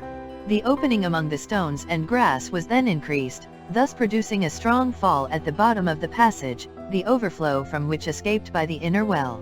Below this fall the engineer fixed a cylinder with paddles, which was joined on the exterior with a strong cable rolled on a wheel, supporting a basket. In this way, by means of a long rope reaching to the ground, which enabled them to regulate the motive power, they could rise in the basket to the door of Granite House. It was on the 17th of March that the lift acted for the first time, and gave universal satisfaction. Henceforward all the loads, wood, coal, provisions, and even the settlers themselves, were hoisted by this simple system, which replaced the primitive ladder, and, as may be supposed, no one thought of regretting the change. Top particularly was enchanted with this improvement, for he had not, and never could have possessed Master Jup's skill in climbing ladders, and often it was on Neb's back, or even on that of the orang that he had been obliged to make the ascent to Granite House. About this time, too, Cyrus Harding attempted to manufacture glass, and he at first put the old pottery kiln to this new use. There were some difficulties to be encountered, but, after several fruitless attempts, he succeeded in setting up a glass manufactory, which Gideon Spilett and Herbert, his usual assistants, did not leave for several days. As to the substances used in the composition of glass, they are simply sand, chalk, and soda, either carbonate or sulfate. Now the beach supplied sand, lime supplied chalk, seaweeds supplied soda, Porites supplied sulfuric acid, and the ground supplied coal to heat the kiln to the wished-for temperature. Cyrus Harding thus soon had everything ready for setting to work. The tool, the manufacture of which presented the most difficulty, was the pipe of the glassmaker, an iron tube, 5 or 6 feet long, which collects on one end the material in a state of fusion. But by means of a long, thin piece of iron rolled up like the barrel of a gun, Pencroft succeeded in making a tube soon ready for use. On the 28th of March the tube was heated. 100 parts of sand, 35 of chalk, 40 of sulfate of soda, mixed with 2 or 3 parts of powdered coal, composed the substance, which was placed in crucibles. When the high temperature of the oven had reduced it to a liquid, or rather a pasty state, Cyrus Harding collected with the tube a quantity of the paste. He turned it about on a metal plate, previously arranged, so as to give it a form suitable for blowing. Then he passed the tube to Herbert, telling him to blow at the other extremity. And Herbert, swelling out his cheeks, blew so much and so well into the tube, taking care to twirl it round at the same time that his breath dilated the glassy mass. Other quantities of the substance in a state of fusion were added to the first, and in a short time the result was a bubble which measured a foot in diameter. Harding then took the tube out of Herbert's hands, and, giving it a pendulous motion, he ended by lengthening the malleable bubble so as to give it a cylindroconic shape. The blowing operation had given a cylinder of glass terminated by two hemispheric caps, which were easily detached by means of a sharp iron dipped in cold water. Then, by the same proceeding, this cylinder was cut lengthways, and after having been rendered malleable by a second heating, it was extended on a plate and spread out with a wooden roller. The first pane was thus manufactured, and they had only to perform this operation 50 times to have 50 panes. The windows at Granite House were soon furnished with panes, not very white, perhaps, but still sufficiently transparent. As to bottles and tumblers, that was only play. They were satisfied with them, besides, just as they came from the end of the tube. Pencroft had asked to be allowed to blow in his turn, and it was great fun for him, but he blew so hard that his productions took the most ridiculous shapes, which he admired immensely. Cyrus Harding and Herbert, while hunting one day, had entered the forest of the far west, on the left bank of the Mersey, and, as usual, the lad was asking 1,000 questions of the engineer, who answered them heartily. Now, as Harding was not a sportsman, and as, on the other side, Herbert was talking chemistry and natural philosophy, numbers of kangaroos, capybaras, and agoutis came within range, which, however, escaped the lad's gun. The consequence was that the day was already advanced, and the two hunters were in danger of having made a useless excursion, when Herbert, stopping, and uttering a cry of joy, exclaimed, "Oh, Captain Harding, do you see that tree?" And he pointed to a shrub, rather than a tree, for it was composed of a single stem, covered with a scaly bark, which bore leaves streaked with little parallel veins. "And what is this tree which resembles a little palm?" asked Harding. "It is a Cycas revoluta, of which I have a picture in our Dictionary of Natural History," said Herbert. "But I can't see any fruit on this shrub," observed his companion. "No, Captain," replied Herbert, "but its stem contains a flower with which nature has provided us already ground." "It is, then, the bread tree." "Yes, the bread tree." "Well, my boy," replied the engineer, "this is a valuable discovery. Since our wheat harvest is not yet ripe, I hope that you are not mistaken." Herbert was not mistaken. He broke the stem of a cycas, which was composed of a glandulous tissue, containing a quantity of floury pith, traversed with woody fiber, separated by rings of the same substance, arranged concentrically. With this fecula was mingled a mucilaginous juice of disagreeable flavor, but which it would be easy to get rid of by pressure. This cellular substance was regular flour of a superior quality, extremely nourishing. Its exportation was formerly forbidden by the Japanese laws. Cyrus Harding and Herbert, after having examined that part of the far west where the cycas grew, took their bearings, and returned to Granite House, where they made known their discovery. The next day the settlers went to collect some, and returned to Granite House with an ample supply of cycas stems. The engineer constructed a press, with which to extract the mucilaginous juice mingled with the fecula, and he obtained a large quantity of flour, which Neb soon transformed into cakes and puddings. This was not quite real wheaten bread, but it was very like it. Now, too, the onager, the goats, and the sheep in the corral furnished daily the milk necessary to the colony. The cart, or rather a sort of light carriole which had replaced it, made frequent journeys to the corral, and when it was Pencroft's turn to go he took Jup, and let him drive, and Jup, cracking his whip, acquitted himself with his customary intelligence. Everything prospered, as well in the corral as in Granite House, and certainly the settlers, if it had not been that they were so far from their native land, had no reason to complain. They were so well suited to this life, and were, besides, so accustomed to the island, that they could not have left its hospitable soil without regret. And yet so deeply is the love of his country implanted in the heart of man, that if a ship had unexpectedly come in sight of the island, the colonists would have made signals, would have attracted her attention, and would have departed. It was the 1st of April, a Sunday, Easter Day, which Harding and his companions sanctified by rest and prayer. The day was fine, such as an October day in the northern hemisphere might be. All, towards the evening after dinner, were seated under the veranda on the edge of Prospect Heights, and they were watching the darkness creeping up from the horizon. Some cups of the infusion of elderberries, which took the place of coffee, had been served by Neb. They were speaking of the island and of its isolated situation in the Pacific, which led Gideon Spilett to say, "My dear Cyrus, have you ever, since you possessed the sextant found in the case, again taken the position of our island?" "No," replied the engineer. "But it would perhaps be a good thing to do it with this instrument, which is more perfect than that which you before used." "What is the good?" said Pencroft. "The island is quite comfortable where it is." "Well, who knows," returned the reporter, "who knows but that we may be much nearer inhabited land than we think?" "We shall know tomorrow," replied Cyrus Harding, "and if it had not been for the occupations which left me no leisure, we should have known it already." "Good," said Pencroft.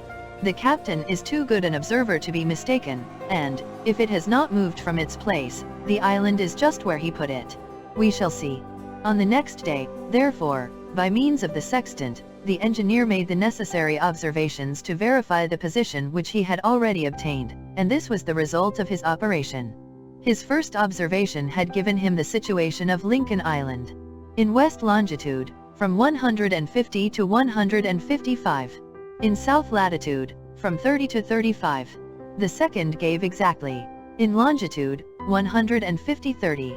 In south latitude, 34-57. So then, notwithstanding the imperfection of his apparatus, Cyrus Harding had operated with so much skill that his error did not exceed 5 degrees. "Now," said Gideon Spilett, "since we possess an atlas as well as a sextant, let us see, my dear Cyrus, the exact position which Lincoln Island occupies in the Pacific." Herbert fetched the atlas, and the map of the Pacific was opened, and the engineer, compass in hand, prepared to determine their position. Suddenly the compasses stopped, and he exclaimed, "But an island exists in this part of the Pacific already." "An island?" cried Pencroft. "Tabor Island. An important island." "No, an islet lost in the Pacific, and which perhaps has never been visited." "Well, we will visit it," said Pencroft. "We?" "Yes, Captain. We will build a decked boat, and I will undertake to steer her." "At what distance are we from this Tabor Island?" "About 150 miles to the northeast," replied Harding. 150 miles. "And what's that?" returned Pencroft. "In 48 hours, with a good wind, we should sight it." And, on this reply, it was decided that a vessel should be constructed in time to be launched towards the month of next October, on the return of the fine season. Chapter 10. When Pencroft had once got a plan in his head, he had no peace till it was executed. Now he wished to visit Tabor Island, and as a boat of a certain size was necessary for this voyage, he determined to build one. What wood should he employ? Elm or fir, both of which abounded in the island? They decided for the fir, as being easy to work, but which stands water as well as the elm. These details settled, it was agreed that since the fine season would not return before 6 months, Cyrus Harding and Pencroft should work alone at the boat. Gideon Spilett and Herbert were to continue to hunt, and neither Neb nor Master Jup, his assistant, were to leave the domestic duties which had devolved upon them. Directly the trees were chosen, they were felled, stripped of their branches, and sawn into planks as well as sawyers would have been able to do it. A week after, in the recess between the chimneys and the cliff, a dockyard was prepared, and a keel 35 feet long, furnished with a stern post at the stern and a stem at the bows, lay along the sand. Cyrus Harding was not working in the dark at this new trade. He knew as much about shipbuilding as about nearly everything else, and he had at first drawn the model of his ship on paper. Besides, he was ably seconded by Pencroft, who, having worked for several years in a dockyard in Brooklyn, knew the practical part of the trade. It was not until after careful calculation and deep thought that the timbers were laid on the keel. Pencroft, as may be believed, was all eagerness to carry out his new enterprise, and would not leave his work for an instant. A single thing had the honor of drawing him, but for one day only, from his dockyard. This was the second wheat harvest, which was gathered in on the 15th of April. It was as much a success as the first, and yielded the number of grains which had been predicted. 5 bushels, Captain, said Pencroft, after having scrupulously measured his treasure. 5 bushels, replied the engineer, and 130,000 grains a bushel will make 650,000 grains. Well, we will sow them all this time, said the sailor, except a little in reserve. Yes, Pencroft, and if the next crop gives a proportionate yield, we shall have 4,000 bushels. And shall we eat bread? We shall eat bread. But we must have a mill. We will make one. The third cornfield was very much larger than the two first, and the soil, prepared with extreme care, received the precious seed. That done, Pencroft returned to his work. During this time Spilett and Herbert hunted in the neighborhood, and they ventured deep into the still unknown parts of the far west, their guns loaded with ball, ready for any dangerous emergency. It was a vast thicket of magnificent trees, crowded together as if pressed for room. The exploration of these dense masses of wood was difficult in the extreme, and the reporter never ventured there without the pocket compass, for the sun scarcely pierced through the thick foliage and it would have been very difficult for them to retrace their way. It naturally happened that game was more rare in those situations where there was hardly sufficient room to move. 2 or 3 large herbivorous animals were however killed during the last fortnight of April.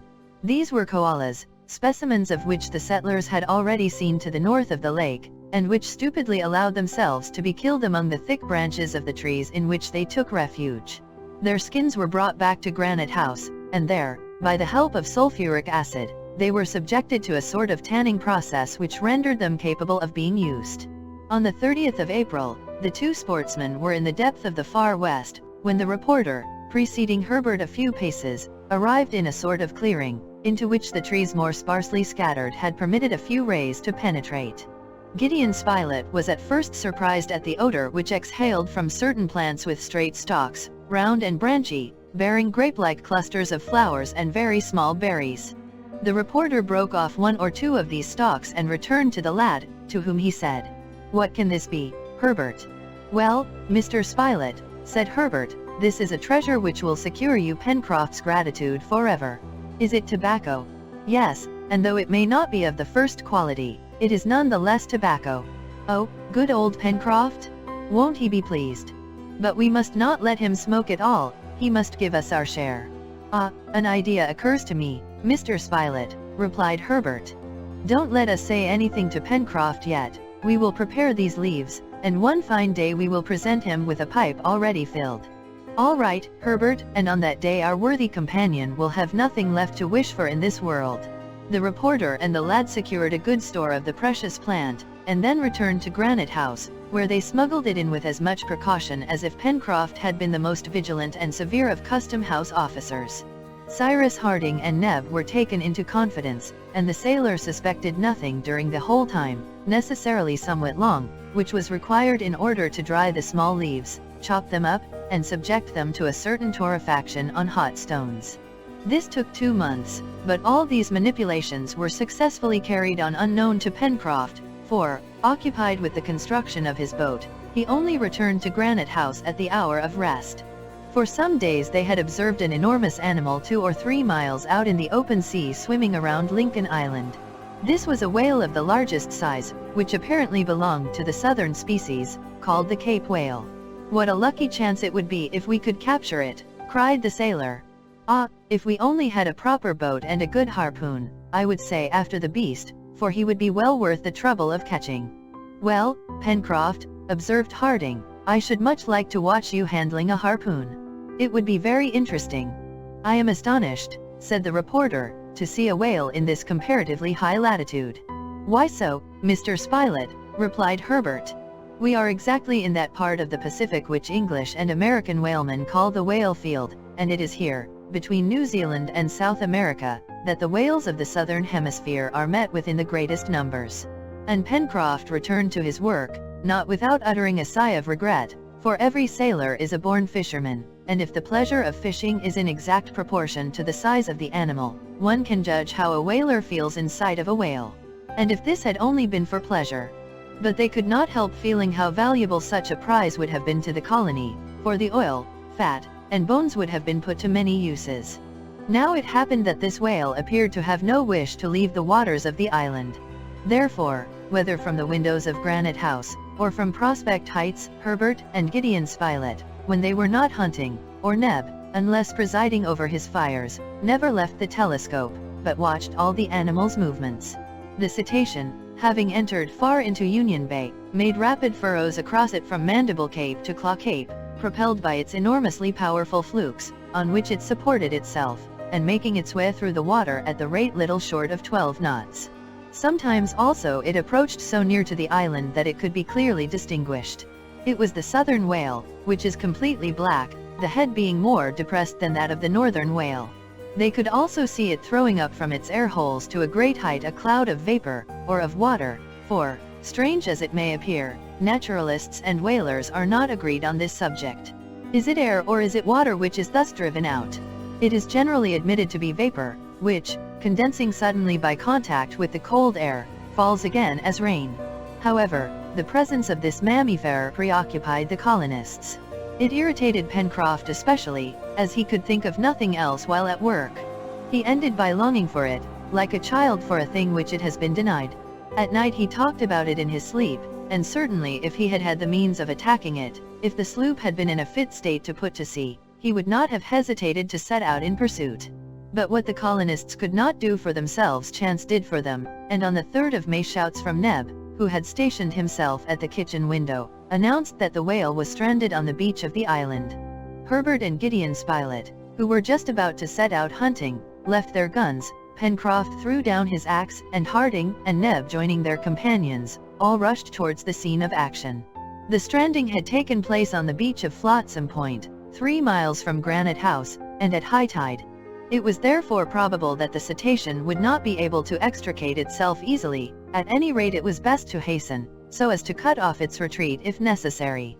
They ran with pickaxes and iron-tipped poles in their hands, passed over the Mersey Bridge, descended the right bank of the river, along the beach, and in less than 20 minutes the settlers were close to the enormous animal, above which flocks of birds already hovered. "What a monster!" cried Neb. And the exclamation was natural, for it was a southern whale, 80 feet long, a giant of the species, probably not weighing less than 150,000 pounds. In the meanwhile, the monster thus stranded did not move, nor attempt by struggling to regain the water while the tide was still high. It was dead, and a harpoon was sticking out of its left side. "There are whalers in these quarters, then," said Gideon Spilett directly. "Oh, Mr. Spilett, that doesn't prove anything," replied Pencroft. "Whales have been known to go thousands of miles with a harpoon in the side, and this one might even have been struck in the north of the Atlantic and come to die in the south of the Pacific, and it would be nothing astonishing." Pencroft, having torn the harpoon from the animal's side, read this inscription on it: "Maria Stella, Vineyard." "A vessel from the Vineyard? A ship from my country," he cried. "The Maria Stella. A fine whaler, pon my word, I know her well. Oh, my friends, a vessel from the Vineyard, a whaler from the Vineyard." And the sailor, brandishing the harpoon, repeated, not without emotion, the name which he loved so well, the name of his birthplace. But as it could not be expected that the Maria Stella would come to reclaim the animal harpooned by her, they resolved to begin cutting it up before decomposition should commence. The birds, who had watched this rich prey for several days, had determined to take possession of it without further delay, and it was necessary to drive them off by firing at them repeatedly. The whale was a female, and a large quantity of milk was taken from it, which, according to the opinion of the naturalist Duffenbach, might pass for cow's milk, and, indeed, it differs from it neither in taste, color, nor density. Pencroft had formerly served on board a whaling ship, and he could methodically direct the operation of cutting up, a sufficiently disagreeable operation lasting 3 days, but from which the settlers did not flinch, not even Gideon Spilett, who, as the sailor said, would end by making a real good castaway. The blubber, cut in parallel slices of 2 feet and a half in thickness, then divided into pieces which might weigh about 1,000 pounds each, was melted down in large earthen pots brought to the spot, for they did not wish to taint the environs of Granite House, and in this fusion it lost nearly a third of its weight. But there was an immense quantity of it. The tongue alone yielded 6,000 pounds of oil, and the lower lip 4,000. Then, besides the fat, which would ensure for a long time a store of stearine and glycerin, there were still the bones, for which a use could doubtless be found, although there were neither umbrellas nor stays used at Granite House. The upper part of the mouth of the cetacean was, indeed, provided on both sides with 800 horny blades, very elastic, of a fibrous texture, and fringed at the edge like great combs, at which the teeth, 6 feet long, served to retain the thousands of animalculae, little fish, and mollusks, on which the whale fed. The operation finished, To the great satisfaction of the operators, the remains of the animal were left to the birds, who would soon make every vestige of it disappear, and their usual daily occupations were resumed by the inmates of Granite House. However, before returning to the dockyard, Cyrus Harding conceived the idea of fabricating certain machines, which greatly excited the curiosity of his companions. He took a dozen of the whale's bones, cut them into 6 equal parts, and sharpened their ends. This machine is not my own invention, and it is frequently employed by the Aleutian hunters in Russian America. You see these bones, my friends? Well, when it freezes, I will bend them, and then wet them with water till they are entirely covered with ice, which will keep them bent, and I will strew them on the snow, having previously covered them with fat. Now, what will happen if a hungry animal swallows one of these baits? Why, the heat of his stomach will melt the ice, and the bone, springing straight, will pierce him with its sharp points. Well, I do call that ingenious, said Pencroft. And it will spare the powder and shot, rejoined Cyrus Harding. That will be better than traps, added Neb. In the meanwhile the boat building progressed, and towards the end of the month half the planking was completed. It could already be seen that her shape was excellent, and that she would sail well. Pencroft worked with unparalleled ardor, and only a sturdy frame could have borne such fatigue, but his companions were preparing in secret a reward for his labors, and on the 31st of May he was to meet with one of the greatest joys of his life. On that day, after dinner, just as he was about to leave the table, Pencroft felt a hand on his shoulder. It was the hand of Gideon Spilett, who said, "One moment, Master Pencroft, you mustn't sneak off like that. You've forgotten your dessert." "Thank you, Mr. Spilett," replied the sailor, "I am going back to my work." "Well, a cup of coffee, my friend." "Nothing more." "A pipe, then." Pencroft jumped up, and his great good-natured face grew pale when he saw the reporter presenting him with a ready-filled pipe, and Herbert with a glowing coal. The sailor endeavored to speak, but could not get out a word, so, seizing the pipe, he carried it to his lips, then applying the coal, he drew 5 or 6 great whiffs. A fragrant blue cloud soon arose, and from its depths a voice was heard repeating excitedly, "Tobacco, real tobacco." "Yes, Pencroft," returned Cyrus Harding, "and very good tobacco too." "Oh, divine providence, sacred author of all things," cried the sailor. "Nothing more is now wanting to our island." And Pencroft smoked, and smoked, and smoked. "And who made this discovery?" he asked at length. "You, Herbert, no doubt." "No, Pencroft, it was Mr. Spilett." "Mr. Spilett!" exclaimed the sailor, seizing the reporter, and clasping him to his breast with such a squeeze that he had never felt anything like it before. "Oh, Pencroft," said Spilett, recovering his breath at last, "a truce for one moment. You must share your gratitude with Herbert, who recognized the plant, with Cyrus, who prepared it, and with Neb, who took a great deal of trouble to keep our secret." "Well, my friends, I will repay you some day," replied the sailor. "Now we are friends for life." Chapter 11. Winter arrived with the month of June, which is the December of the northern zones, and the great business was the making of warm and solid clothing. The musmons in the corral had been stripped of their wool, and this precious textile material was now to be transformed into stuff. Of course Cyrus Harding, having at his disposal neither carders, combers, polishers, stretchers, twisters, mule jenny, nor self-acting machine to spin the wool, nor loom to weave it, was obliged to proceed in a simpler way, so as to do without spinning and weaving. And indeed he proposed to make use of the property which the filaments of wool possess when subjected to a powerful pressure of mixing together, and of manufacturing by this simple process the material called felt. This felt could then be obtained by a simple operation which, if it diminished the flexibility of the stuff, increased its power of retaining heat in proportion. Now the wool furnished by the musmons was composed of very short hairs, and was in a good condition to be felted. The engineer, aided by his companions, including Pencroft, who was once more obliged to leave his boat, commenced the preliminary operations, the subject of which was to rid the wool of that fat and oily substance with which it is impregnated, and which is called grease. This cleaning was done in vats filled with water, which was maintained at the temperature of 70 degrees, and in which the wool was soaked for 24 hours. It was then thoroughly washed in baths of soda, and, when sufficiently dried by pressure, it was in a state to be compressed, that is to say, to produce a solid material, rough, no doubt, and such as would have no value in a manufacturing center of Europe or America, but which would be highly esteemed in the Lincoln Island markets. This sort of material must have been known from the most ancient times, and, in fact, the first woolen stuffs were manufactured by the process which Harding was now about to employ. Where Harding's engineering qualifications now came into play was in the construction of the machine for pressing the wool, for he knew how to turn ingeniously to profit the mechanical force, hitherto unused, which the waterfall on the beach possessed to move a fulling mill. Nothing could be more rudimentary. The wool was placed in troughs, and upon it fell in turns heavy wooden mallets. Such was the machine in question, and such it had been for centuries until the time when the mallets were replaced by cylinders of compression, and the material was no longer subjected to beating, but to regular rolling. The operation, ably directed by Cyrus Harding, was a complete success. The wool, previously impregnated with a solution of soap, intended on the one hand to facilitate the interlacing, the compression, and the softening of the wool, and on the other to prevent its diminution by the beating, issued from the mill in the shape of thick felt cloth. The roughnesses with which the staple of wool is naturally filled were so thoroughly entangled and interlaced together that a material was formed equally suitable either for garments or bedclothes. It was certainly neither merino, muslin, cashmere, rep, satin, alpaca, cloth, nor flannel. It was Lincolnian felt, and Lincoln Island possessed yet another manufacture.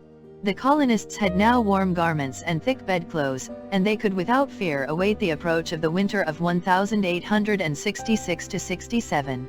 The severe cold began to be felt about the 20th of June, and, to his great regret, Pencroft was obliged to suspend his boat building, which he hoped to finish in time for next spring.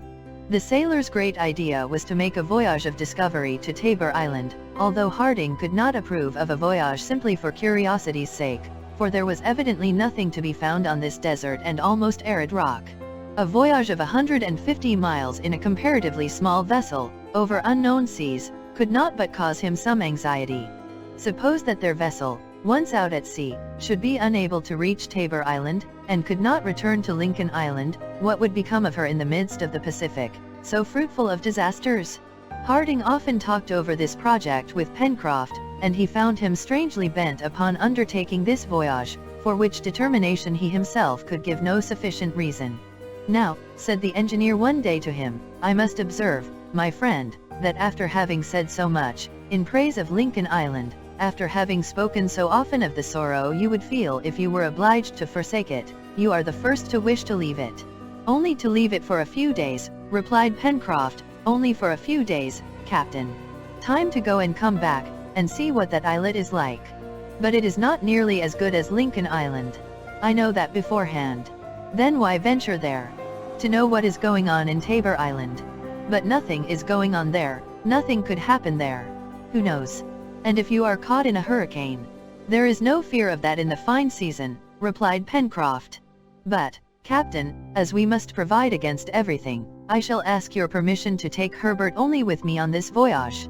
"Pencroft," replied the engineer, placing his hand on the sailor's shoulder, "if any misfortune happens to you, or to this lad, whom chance has made our child, do you think we could ever cease to blame ourselves?"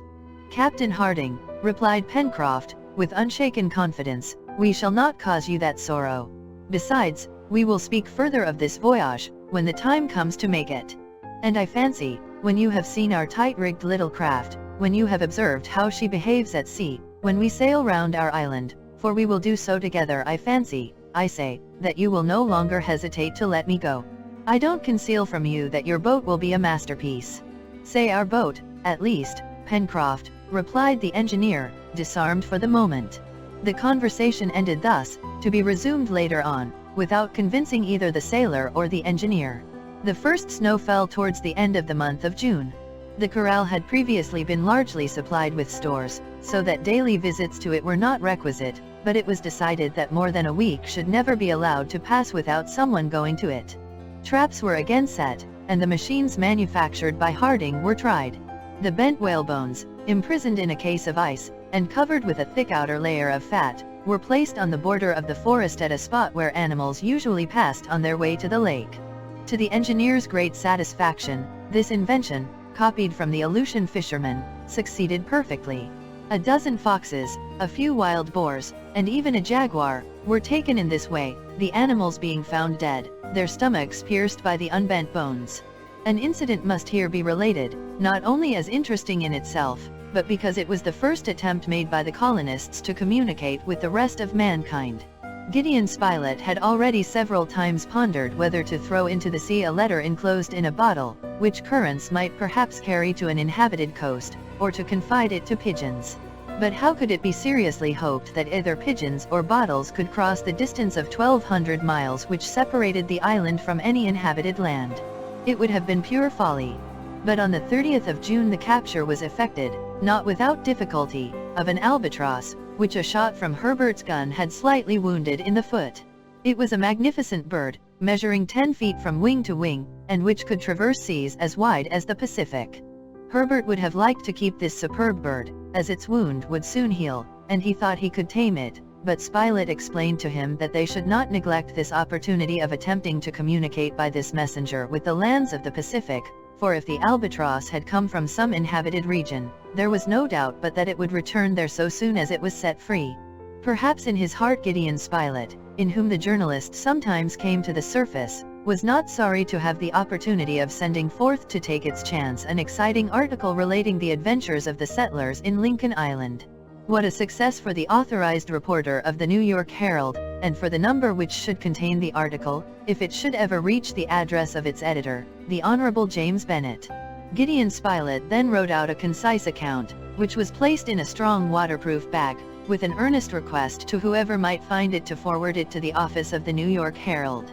This little bag was fastened to the neck of the albatross, and not to its foot, for these birds are in the habit of resting on the surface of the sea. Then liberty was given to this swift courier of the air, and it was not without some emotion that the colonists watched it disappear in the misty west.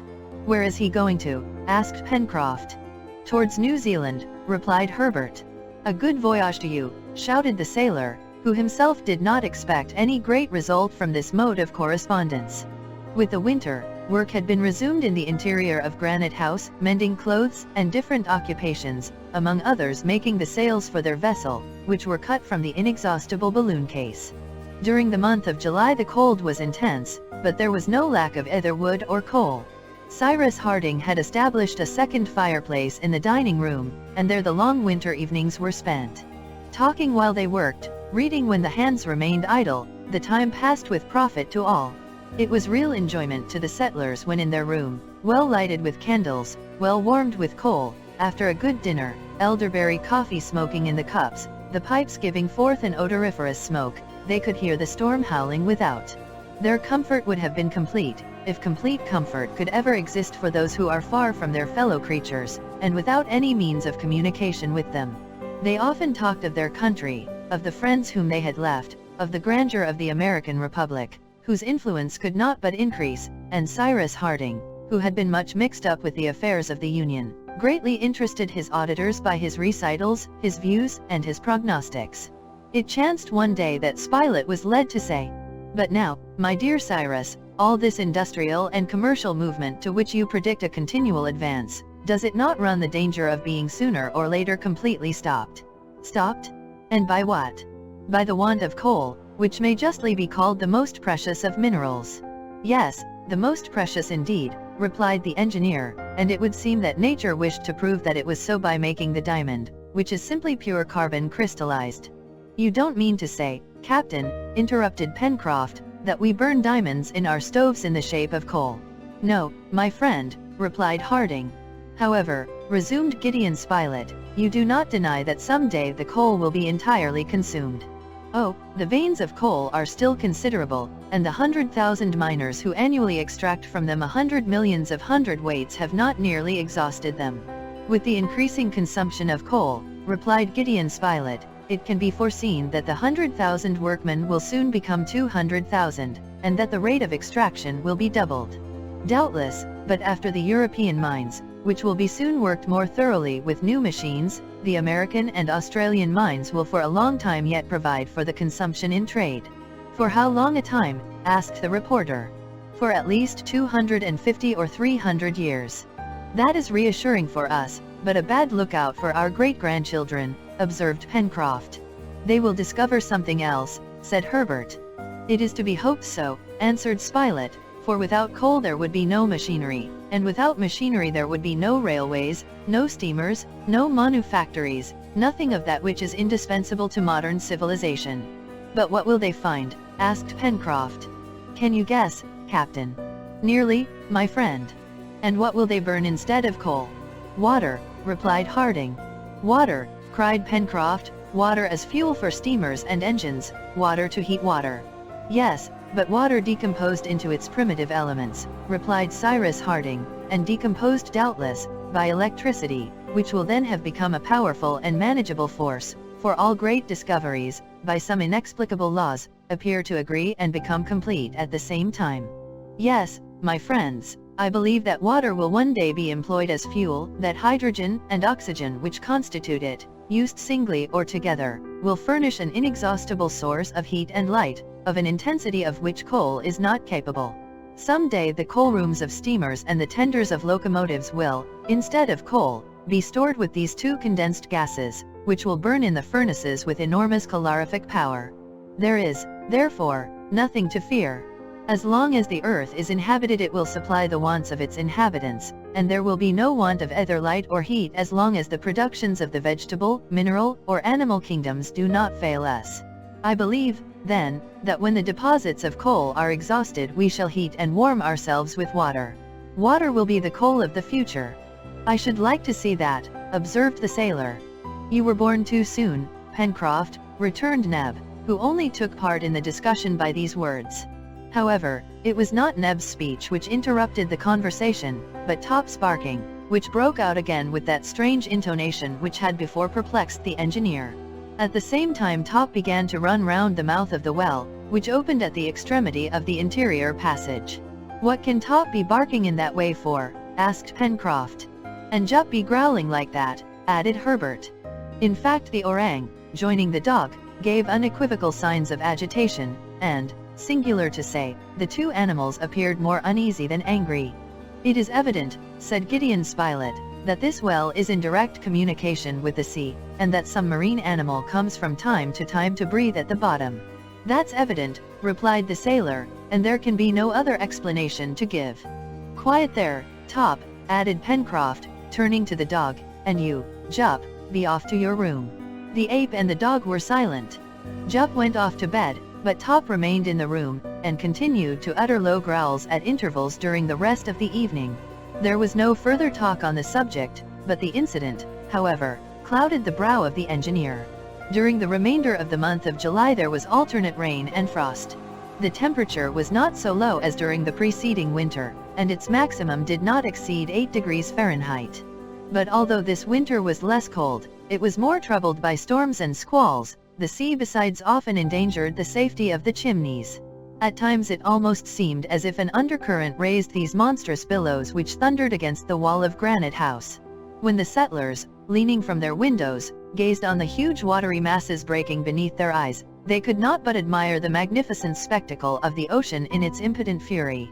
The waves rebounded in dazzling foam, the beach entirely disappearing under the raging flood, and the cliff appearing to emerge from the sea itself, the spray rising to a height of more than 100 feet. During these storms it was difficult and even dangerous to venture out, owing to the frequently falling trees. However, the colonists never allowed a week to pass without having paid a visit to the corral. Happily, this enclosure, sheltered by the southeastern spur of Mount Franklin, did not greatly suffer from the violence of the hurricanes, which spared its trees, sheds, and palisades, but the poultry yard on Prospect Heights, being directly exposed to the gusts of wind from the east, suffered considerable damage. The pigeon house was twice unroofed and the paling blown down. All this required to be remade more solidly than before, for, as may be clearly seen, Lincoln Island was situated in one of the most dangerous parts of the Pacific. It really appeared as if it formed the central point of vast cyclones, which beat it perpetually as the whip does the top, only here it was the top which was motionless and the whip which moved. During the first week of the month of August the weather became more moderate, and the atmosphere recovered the calm which it appeared to have lost forever. With the calm the cold again became intense, and the thermometer fell to 8 degrees Fahrenheit, below zero. On the 3rd of August an excursion which had been talked of for several days was made into the southeastern part of the island, towards Tattern Marsh. The hunters were tempted by the aquatic game which took up their winter quarters there. Wild duck, snipe, teal, and grebe abounded there, and it was agreed that a day should be devoted to an expedition against these birds. Not only Gideon Spilett and Herbert, but Pencroft and Neb also took part in this excursion. Cyrus Harding alone, alleging some work as an excuse, did not join them, but remained at Granite House. The hunters proceeded in the direction of Port Balloon, in order to reach the marsh, after having promised to be back by the evening. Top and Jup accompanied them. As soon as they had passed over the Mercy Bridge, the engineer raised it and returned, intending to put into execution a project for the performance of which he wished to be alone. Now this project was to minutely explore the interior well, the mouth of which was on a level with the passage of Granite House, and which communicated with the sea, since it formerly supplied a way to the waters of the lake. Why did Top so often run round this opening? Why did he utter such strange barks when a sort of uneasiness seemed to draw him towards this well? Why did Jup join Top in a sort of common anxiety? Had this well branches besides the communication with the sea? Did it spread towards other parts of the island? This is what Cyrus Harding wished to know. He had resolved, therefore, to attempt the exploration of the well during the absence of his companions, and an opportunity for doing so had now presented itself. It was easy to descend to the bottom of the well by employing the rope ladder which had not been used since the establishment of the lift. The engineer drew the ladder to the hole, the diameter of which measured nearly 6 feet, and allowed it to unroll itself after having securely fastened its upper extremity. Then, having lighted a lantern, taken a revolver, and placed a cutlass in his belt, he began the descent. The sides were everywhere entire, but points of rock jutted out here and there, and by means of these points it would have been quite possible for an active creature to climb to the mouth of the well. The engineer remarked this, but although he carefully examined these points by the light of his lantern, he could find no impression, no fracture which could give any reason to suppose that they had either recently or at any former time been used as a staircase. Cyrus Harding descended deeper, throwing the light of his lantern on all sides. He saw nothing suspicious. When the engineer had reached the last rounds he came upon the water, which was then perfectly calm. Neither at its level nor in any other part of the well, did any passage open, which could lead to the interior of the cliff. The wall which Harding struck with the hilt of his cutlass sounded solid. It was compact granite, through which no living being could force a way. To arrive at the bottom of the well and then climb up to its mouth it was necessary to pass through the channel under the rocky subsoil of the beach, which placed it in communication with the sea, and this was only possible for marine animals. As to the question of knowing where this channel ended, at what point of the shore, and at what depth beneath the water, it could not be answered. Then Cyrus Harding, having ended his survey, reascended, drew up the ladder, covered the mouth of the well, and returned thoughtfully to the dining room, saying to himself, "I have seen nothing, and yet there is something there." Chapter 12. In the evening the hunters returned, having enjoyed good sport, and being literally loaded with game. Indeed, they had as much as 4 men could possibly carry. Top wore a necklace of teal and Jup wreaths of snipe round his body. "Here, master," cried Neb, "here's something to employ our time. Preserved and made into pies we shall have a welcome store. But I must have someone to help me." "I count on you, Pencroft." "No, Neb," replied the sailor, "I have the rigging of the vessel to finish and to look after, and you will have to do without me." "And you, Mr. Herbert?" "I must go to the corral tomorrow, Neb," replied the lad. "It will be you then, Mr. Spilett, who will help me." "To oblige you, Neb, I will," replied the reporter, "but I warn you that if you disclose your recipes to me, I shall publish them." "Whenever you like, Mr. Spilett," replied Neb, "whenever you like." And so the next day Gideon Spilett became Neb's assistant and was installed in his culinary laboratory.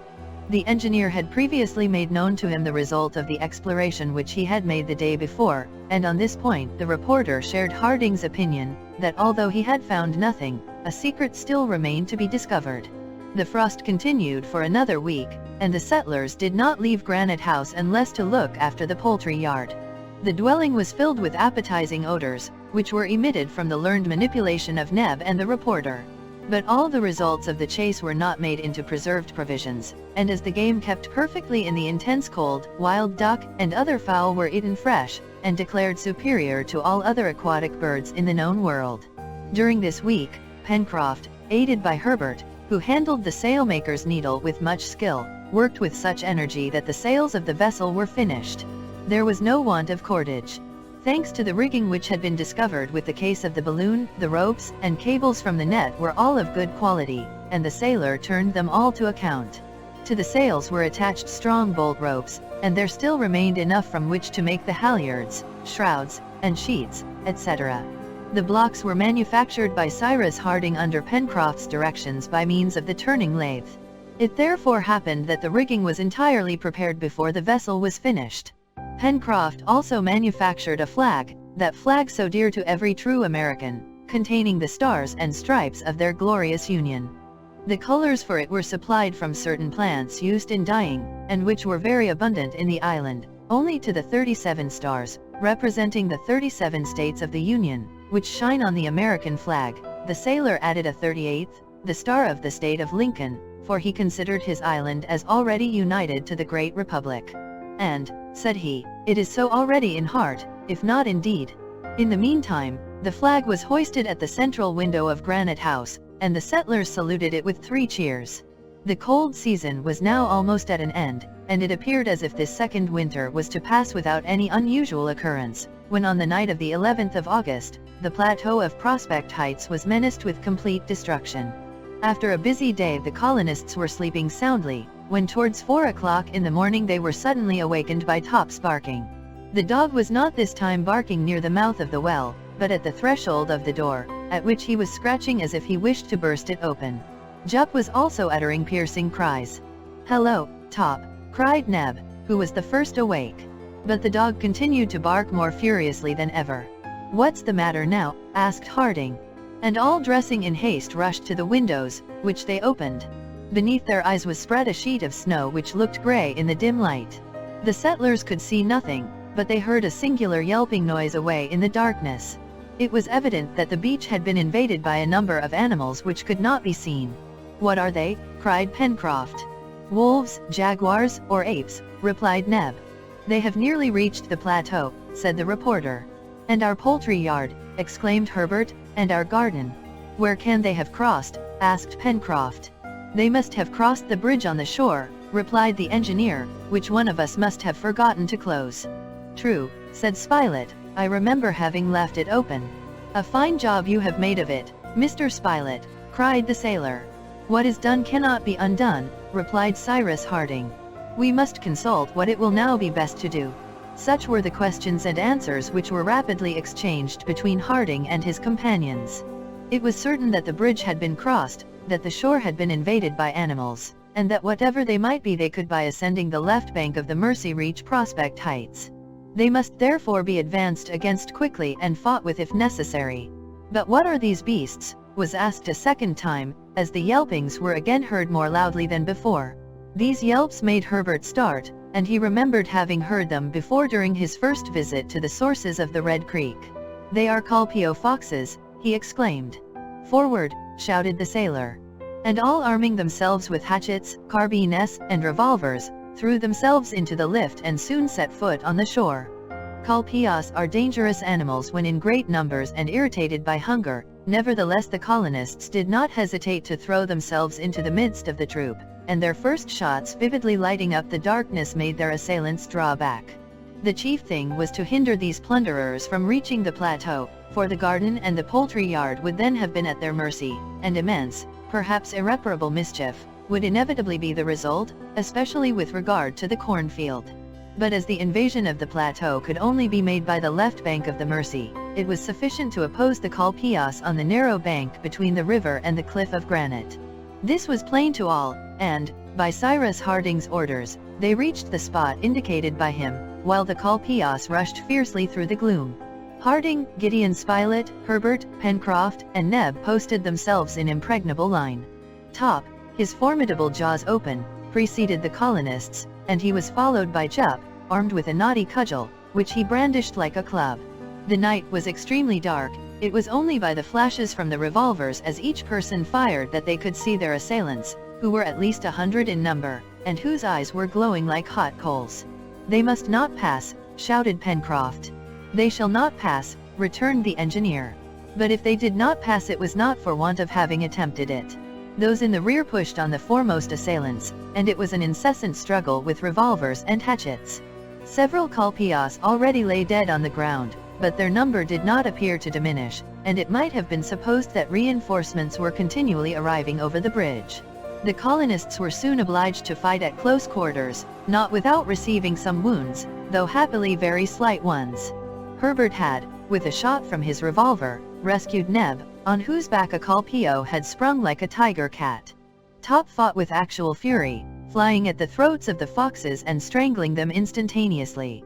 Jup wielded his weapon valiantly, and it was in vain that they endeavored to keep him in the rear. Endowed doubtless with sight which enabled him to pierce the obscurity, he was always in the thick of the fight, uttering from time to time a sharp hissing sound, which was with him the sign of great rejoicing. At one moment he advanced so far, that by the light from a revolver he was seen surrounded by 5 or 6 large Colpeos, with whom he was coping with great coolness.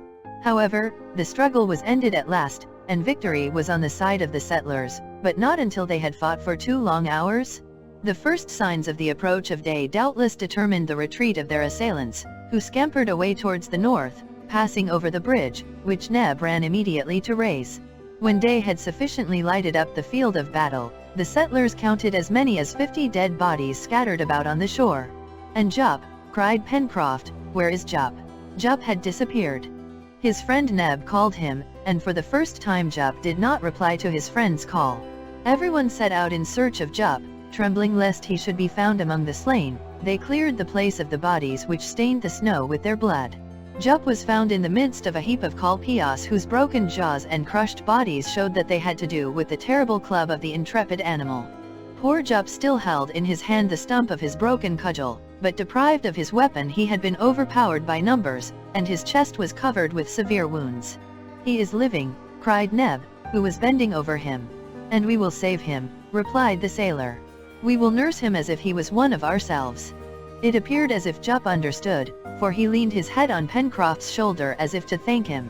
The sailor was wounded himself, but his wound was insignificant, as were those of his companions, for thanks to their firearms they had been almost always able to keep their assailants at a distance. It was therefore only the orang whose condition was serious. Jup, carried by Neb and Pencroft, was placed in the lift, and only a slight moan now and then escaped his lips. He was gently drawn up to Granite House. There he was laid on a mattress taken from one of the beds, and his wounds were bathed with the greatest care. It did not appear that any vital part had been reached, but Jup was very weak from loss of blood, and a high fever soon set in after his wounds had been dressed. He was laid down, strict diet was imposed, just like a real person, as Neb said, and they made him swallow several cups of a cooling drink, for which the ingredients were supplied from the vegetable medicine chest of Granite House. Jup was at first restless, but his breathing gradually became more regular, and he was left sleeping quietly. From time to time Top, walking on tiptoe, as one might say, came to visit his friend, and seemed to approve of all the care that had been taken of him. One of Jup's hands hung over the side of his bed, and Top licked it with a sympathizing air. They employed the day in interring the dead, who were dragged to the forest of the far west, and there buried deep. This attack, which might have had such serious consequences, was a lesson to the settlers, who from this time never went to bed until one of their number had made sure that all the bridges were raised, and that no invasion was possible. However, Jup, after having given them serious anxiety for several days, began to recover. His constitution brought him through, the fever gradually subsided, and Gideon Spilett, who was a bit of a doctor, pronounced him quite out of danger. On the 16th of August, Jup began to eat. Neb made him nice little sweet dishes, which the invalid devoured with great relish, for if he had a pet failing it was that of being somewhat of a gourmand, and Neb had never done anything to cure him of this fault. "What would you have?" said he to Gideon Spilett, who sometimes expostulated with him for spoiling the ape. "Poor Jup has no other pleasure than that of the palate, and I am only too glad to be able to reward his services in this way." 10 days after taking to his bed, on the 21st of August, Master Jup arose. His wounds were healed, and it was evident that he would not be long in regaining his usual strength and agility. Like all convalescents, he was tremendously hungry, and the reporter allowed him to eat as much as he liked, for he trusted to that instinct, which is too often wanting in reasoning beings, to keep the orang from any excess.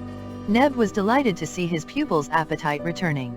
"Eat away, my Jup," said he, "and don't spare anything. You have shed your blood for us, and it is the least I can do to make you strong again." On the 25th of August, Neb's voice was heard calling to his companions. "Captain, Mr. Spilett, Mr. Herbert, Pencroft, come, come."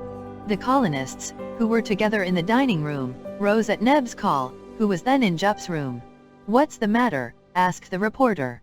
"Look," replied Neb, with a shout of laughter. And what did they see? Master Jup smoking calmly and seriously, sitting cross-legged like a Turk at the entrance to Granite House. "My pipe!" cried Pencroft. "He has taken my pipe? Hello, my honest Jup, I make you a present of it? Smoke away, old boy, smoke away." And Jup gravely puffed out clouds of smoke which seemed to give him great satisfaction. Harding did not appear to be much astonished at this incident, and he cited several examples of tame apes, to whom the use of tobacco had become quite familiar. But from this day Master Jup had a pipe of his own, the sailor's ex-pipe, which was hung in his room near his store of tobacco. He filled it himself, lighted it with a glowing coal, and appeared to be the happiest of quadrumana. It may readily be understood that this similarity of tastes of Jup and Pencroft served to tighten the bonds of friendship which already existed between the honest ape and the worthy sailor. "Perhaps he is really a man," said Pencroft sometimes to Neb. "Should you be surprised to hear him beginning to speak to us some day?" "My word, no," replied Neb. "What astonishes me is that he hasn't spoken to us before, for now he wants nothing but speech." "It would amuse me all the same," resumed the sailor, "if some fine day he said to me, 'Suppose we change pipes, Pencroft.'" "Yes," replied Neb, "what a pity he was born dumb." With the month of September the winter ended, and the works were again eagerly commenced. The building of the vessel advanced rapidly. She was already completely decked over, and all the inside parts of the hull were firmly united with ribs bent by means of steam, which answered all the purposes of a mold. As there was no want of wood, Pencroft proposed to the engineer to give a double lining to the hull, to ensure the strength of the vessel. Harding, not knowing what the future might have in store for them, approved the sailor's idea of making the craft as strong as possible. The interior and deck of the vessel was entirely finished towards the 15th of September. For caulking the seams they made oakum of dry seaweed, which was hammered in between the planks. Then these seams were covered with boiling tar, which was obtained in great abundance from the pines in the forest. The management of the vessel was very simple. She had from the first been ballasted with heavy blocks of granite walled up, in a bed of lime, 12,000 pounds of which they stowed away. A deck was placed over this ballast, and the interior was divided into two cabins, two benches extended along them and served also as lockers. The foot of the mast supported the partition which separated the two cabins, which were reached by two hatchways let into the deck. Pencroft had no trouble in finding a tree suitable for the mast. He chose a straight young fir, with no knots, and which he had only to square at the step, and round off at the top. The iron work of the mast, the rudder, and the hull had been roughly but strongly forged at the chimneys. Lastly, yards, masts, boom, spars, oars, etc., were all furnished by the first week in October, and it was agreed that a trial trip should be taken round the island, so as to ascertain how the vessel would behave at sea, and how far they might depend upon her. During all this time the necessary works had not been neglected. The corral was enlarged, for the flock of musmons and goats had been increased by a number of young ones, who had to be housed and fed. The colonists had paid visits also to the oyster bed, the warren, the coal and iron mines, and to the till then unexplored districts of the far west forest, which abounded in game. Certain indigenous plants were discovered, and those fit for immediate use contributed to vary the vegetable stores of Granite House. They were a species of Phacoidae, some similar to those of the Cape, with eatable fleshy leaves, others bearing seeds containing a sort of flower. On the 10th of October the vessel was launched. Pencroft was radiant with joy. The operation was perfectly successful. The boat, completely rigged, having been pushed on rollers to the water's edge, was floated by the rising tide, amid the cheers of the colonists, particularly of Pencroft, who showed no modesty on this occasion.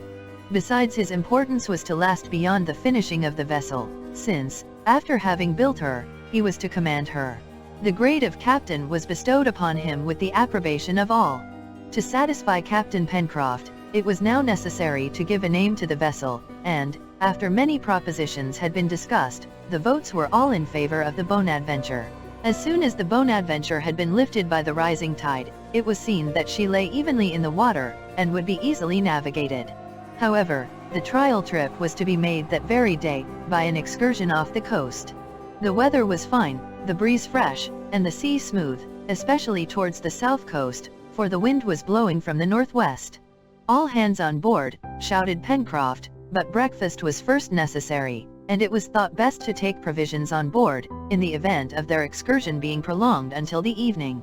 Cyrus Harding was equally anxious to try the vessel, the model of which had originated with him, although on the sailor's advice he had altered some parts of it, but he did not share Pencroft's confidence in her, and as the latter had not again spoken of the voyage to Tabor Island, Harding hoped he had given it up. He would have indeed great reluctance in letting 2 or 3 of his companions venture so far in so small a boat, which was not of more than 15 tons burden. At 10:30 everybody was on board, even Top and Jup, and Herbert weighed the anchor, which was fast in the sand near the mouth of the Mersey. The sail was hoisted, the Lincolnian flag floated from the masthead, and the Bonadventure, steered by Pencroft, stood out to sea. The wind blowing out of Union Bay, she ran before it, and thus showed her owners, much to their satisfaction, that she possessed a remarkably fast pair of heels, according to Pencroft's mode of speaking. After having doubled Flotsam Point and Claw Cape, the captain kept her close hauled, so as to sail along the southern coast of the island. When it was found she sailed admirably within 5 points of the wind. All hands were enchanted, they had a good vessel, which, in case of need, would be of great service to them, and with fine weather and a fresh breeze the voyage promised to be charming. Pencroft now stood off the shore, 3 or 4 miles across from Port Balloon. The island then appeared in all its extent and under a new aspect, with the varied panorama of its shore from Claw Cape to Reptile End, the forests in which dark firs contrasted with the young foliage of other trees and overlooked the whole, and Mount Franklin whose lofty head was still whitened with snow. "How beautiful it is!" cried Herbert. "Yes, our island is beautiful and good," replied Pencroft. "I love it as I loved my poor mother. It received us poor and destitute, and now what is wanting to us 5 fellows who fell on it from the sky?" "Nothing," replied Neb, "nothing, Captain." And the 2 brave men gave 3 tremendous cheers in honor of their island. During all this time Gideon Spilett, leaning against the mast, sketched the panorama which was developed before his eyes. Cyrus Harding gazed on it in silence. "Well, Captain Harding," asked Pencroft, "what do you think of our vessel?" "She appears to behave well," replied the engineer. "Good. And do you think now that she could undertake a voyage of some extent?" "What voyage, Pencroft?" "One to Tabor Island, for instance."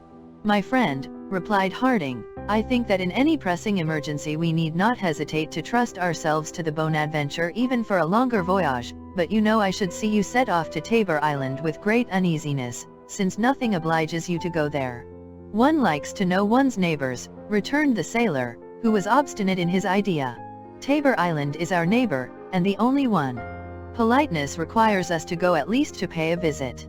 "By Jove," said Spilett, "our friend Pencroft has become very particular about the proprieties all at once." "I am not particular about anything at all," retorted the sailor, who was rather vexed by the engineer's opposition, but who did not wish to cause him anxiety. "Consider, Pencroft," resumed Harding, "you cannot go alone to Tabor Island. 1 companion will be enough for me." "Even so," replied the engineer, "you will risk depriving the colony of Lincoln Island of 2 settlers out of 5.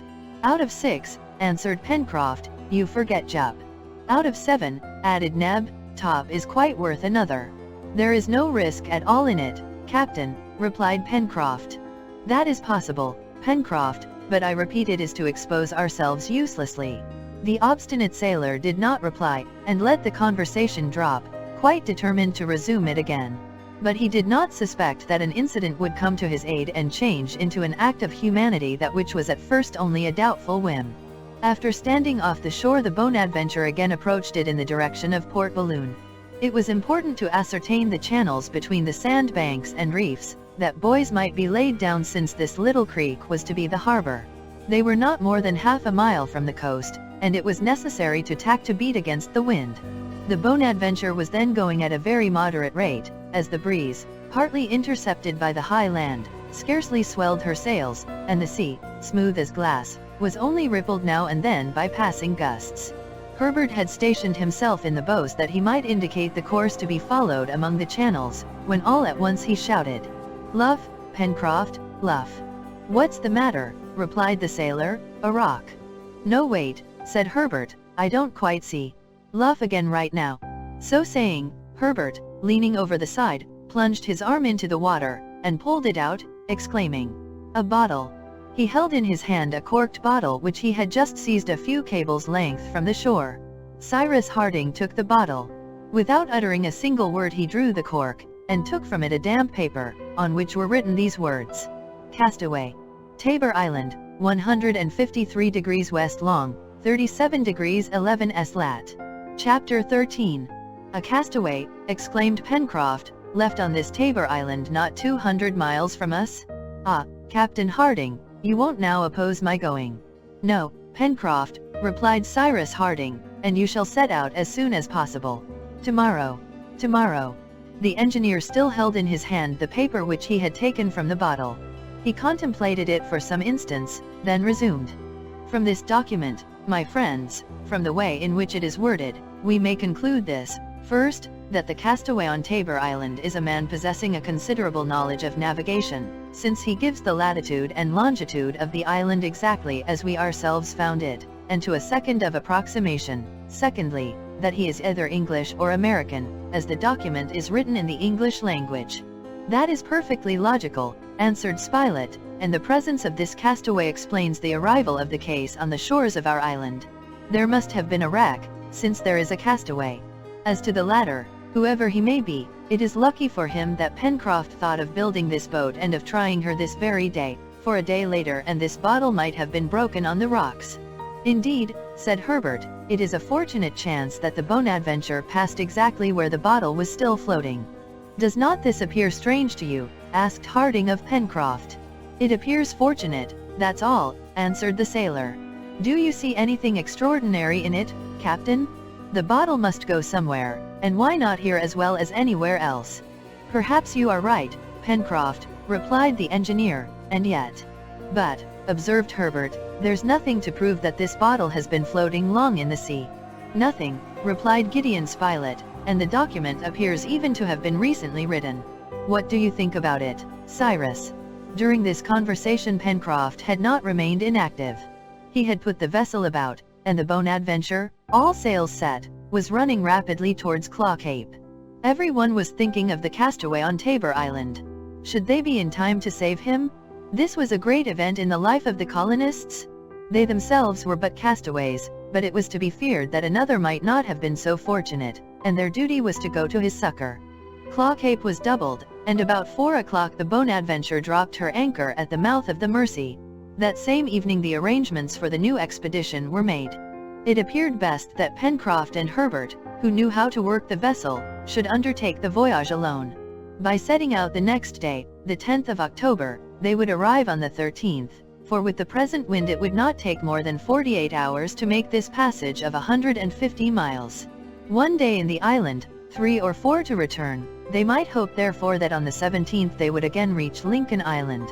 The weather was fine, the barometer was rising, the wind appeared settled, everything then was in favor of these brave men whom an act of humanity was taking far from their island. Thus it had been agreed that Cyrus Harding, Neb, and Gideon Spilett should remain at Granite House, but an objection was raised, and Spilett, who had not forgotten his business as reporter to the New York Herald, having declared that he would go by swimming rather than lose such an opportunity, he was admitted to take a part in the voyage. The evening was occupied in transporting on board the Bonadventure articles of bedding, utensils, arms, ammunition, a compass, provisions for a week. This being rapidly done, the colonists ascended to Granite House. The next day, at 5 o'clock in the morning, the farewells were said, not without some emotion on both sides, and Pencroft setting sail made towards Claw Cape, which had to be doubled in order to proceed to the southwest. The Bonadventure was already a quarter of a mile from the coast when the passengers perceived on the heights of Granite House 2 men waving their farewells. They were Cyrus Harding and Neb. "Our friends," exclaimed Spilett, "this is our first separation in 15 months." Pencroft, the reporter, and Herbert waved in return, and Granite House soon disappeared behind the high rocks of the cape. During the first part of the day the Bonadventure was still in sight of the southern coast of Lincoln Island, which soon appeared just like a green basket, with Mount Franklin rising from the center. The heights, diminished by distance, did not present an appearance likely to tempt vessels to touch there. Reptile End was passed in about an hour, though at a distance of about 10 miles. At this distance it was no longer possible to distinguish anything of the western coast, which stretched away to the ridges of Mount Franklin, and 3 hours after the last of Lincoln Island sank below the horizon. The Bonadventure behaved capitally. Bounding over the waves she proceeded rapidly on her course. Pencroft had hoisted the foresail, and steering by the compass followed a rectilinear direction. From time to time Herbert relieved him at the helm, and the lad's hand was so firm that the sailor had not a point to find fault with. Gideon Spilett chatted sometimes with one, sometimes with the other. If wanted he lent a hand with the ropes, and Captain Pencroft was perfectly satisfied with his crew. In the evening the crescent moon, which would not be in its first quarter until the 16th, appeared in the twilight and soon set again. The night was dark but starry, and the next day again promised to be fine. Pencroft prudently lowered the foresail, not wishing to be caught by a sudden gust while carrying too much canvas. It was perhaps an unnecessary precaution on such a calm night, but Pencroft was a prudent sailor and cannot be blamed for it. The reporter slept part of the night. Pencroft and Herbert took turns for a spell of 2 hours each at the helm. The sailor trusted Herbert as he would himself, and his confidence was justified by the coolness and judgment of the lad. Pencroft gave him his directions as a commander to his steersman, and Herbert never allowed the Bonadventure to swerve even a point. The night passed quickly, as did the day of the 12th of October. A southeasterly direction was strictly maintained. Unless the Bonadventure fell in with some unknown current she would come exactly within sight of Tabor Island. As to the sea over which the vessel was then sailing, it was absolutely deserted. Now and then a great albatross or frigate bird passed within gunshot, and Gideon Spilett wondered if it was to one of them that he had confided his last letter addressed to the New York Herald. These birds were the only beings that appeared to frequent this part of the ocean between Tabor and Lincoln Islands. And yet, observed Herbert, this is the time that whalers usually proceed towards the southern part of the Pacific. Indeed, I do not think there could be a more deserted sea than this. It is not quite so deserted as all that, replied Pencroft. What do you mean? Asked the reporter. We are on it. Do you take our vessel for a wreck and us for porpoises? And Pencroft laughed at his joke.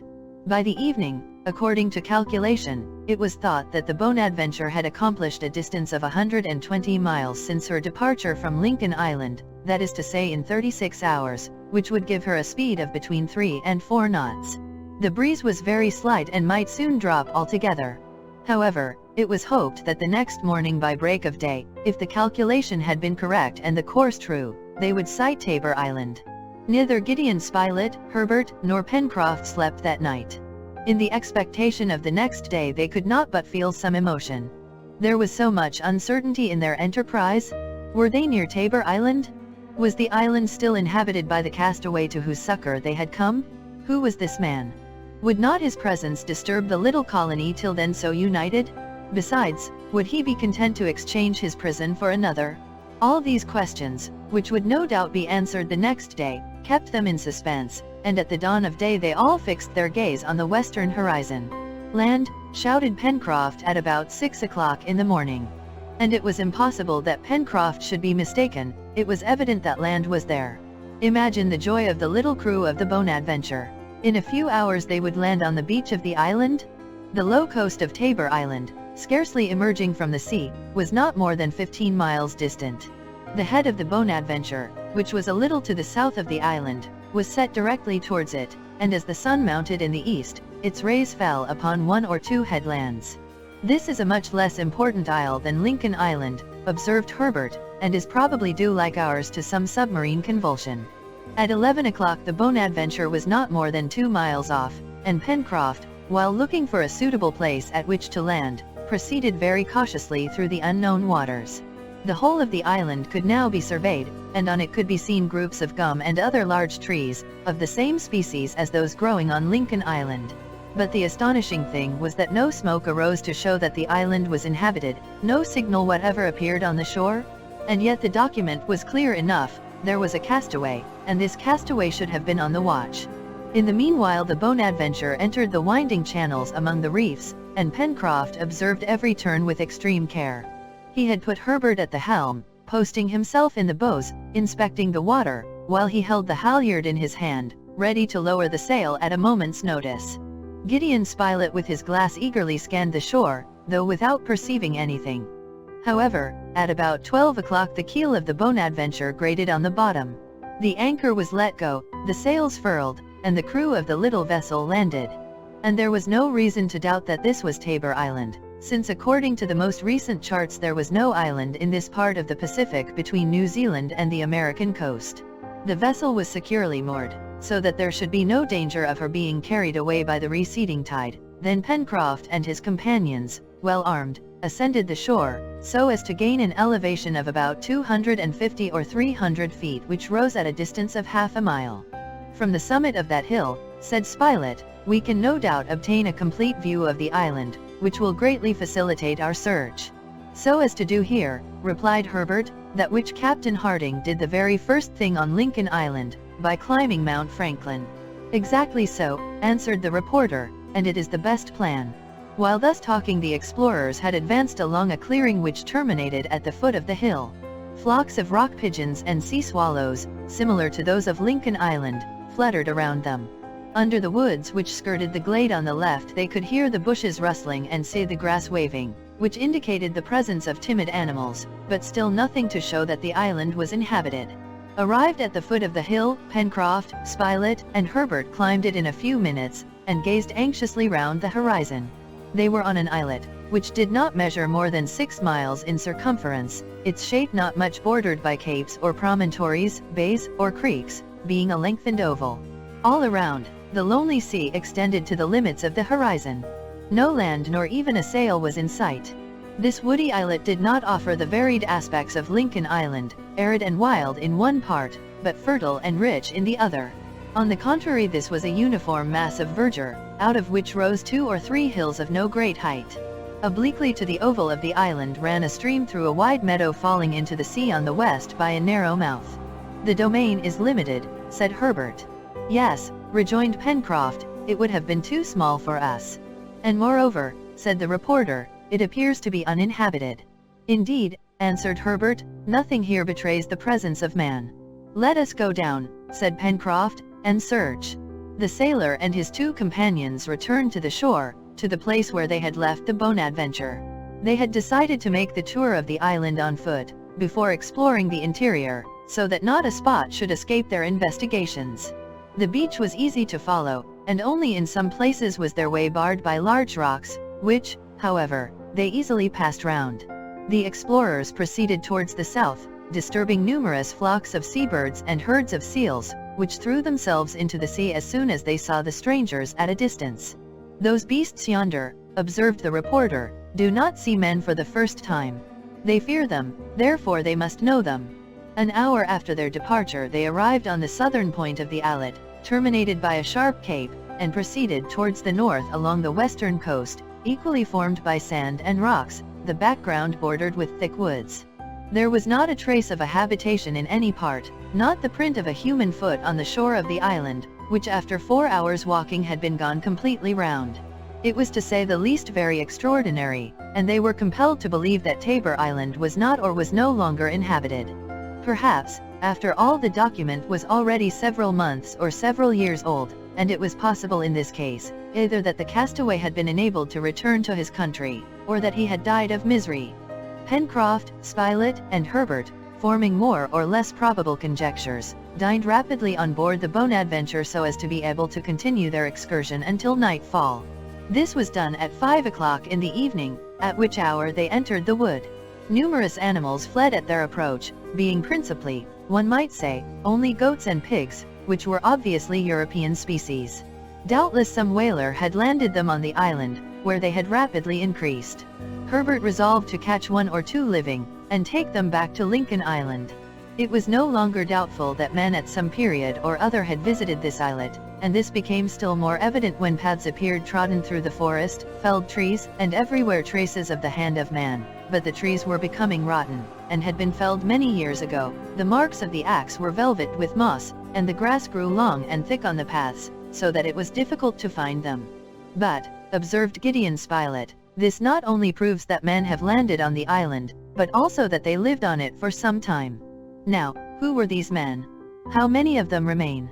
The document, said Herbert, only spoke of 1 castaway. Well, if he is still on the island, replied Pencroft, it is impossible but that we shall find him. The exploration was continued. The sailor and his companions naturally followed the route which cut diagonally across the island, and they were thus obliged to follow the stream which flowed towards the sea. If the animals of European origin, if works due to a human hand, showed incontestably that men had already visited the island, several specimens of the vegetable kingdom did not prove it less. In some places, in the midst of clearings, it was evident that the soil had been planted with culinary plants, at probably the same distant period. What, then, was Herbert's joy, when he recognized potatoes, chicory, sorrel, carrots, cabbages, and turnips, of which it was sufficient to collect the seed to enrich the soil of Lincoln Island. Capital, jolly, exclaimed Pencroft. That will suit Neb as well as us. Even if we do not find the castaway, at least our voyage will not have been useless, and God will have rewarded us. Doubtless, replied Gideon Spilett, but to see the state in which we find these plantations, it is to be feared that the island has not been inhabited for some time. Indeed, answered Herbert, an inhabitant, whoever he was, could not have neglected such an important culture. Yes, said Pencroft, the castaway has gone. We must suppose so. It must then be admitted that the document has already a distant date. Evidently. And that the bottle only arrived at Lincoln Island after having floated in the sea a long time. Why not? Returned Pencroft. But night is coming on, added he, and I think that it will be best to give up the search for the present. Let us go on board, and tomorrow we will begin again, said the reporter. This was the wisest course, and it was about to be followed when Herbert, pointing to a confused mass among the trees, exclaimed, "A hut!" All 3 immediately ran towards the dwelling. In the twilight it was just possible to see that it was built of planks and covered with a thick tarpaulin. The half-closed door was pushed open by Pencroft, who entered with a rapid step. The hut was empty. Chapter 14. Pencroft, Herbert, and Gideon Spilett remained silent in the midst of the darkness. Pencroft shouted loudly. No reply was made. The sailor then struck a light and set fire to a twig. This lighted for a minute a small room, which appeared perfectly empty. At the back was a rude fireplace, with a few cold cinders, supporting an armful of dry wood. Pencroft threw the blazing twig on it, the wood crackled and gave forth a bright light. The sailor and his 2 companions then perceived a disordered bed, of which the damp and yellow coverlets proved that it had not been used for a long time.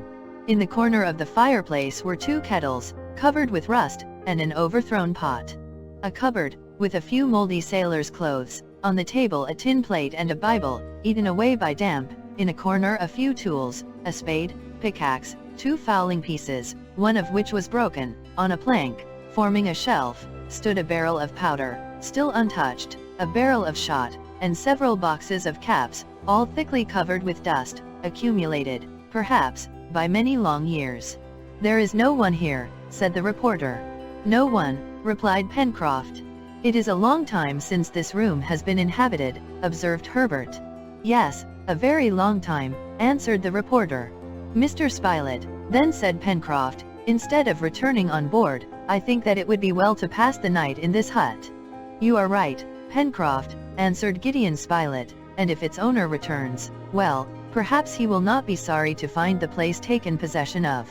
He will not return, said the sailor, shaking his head. You think that he has quitted the island? Asked the reporter. If he had quitted the island he would have taken away his weapons and his tools, replied Pencroft.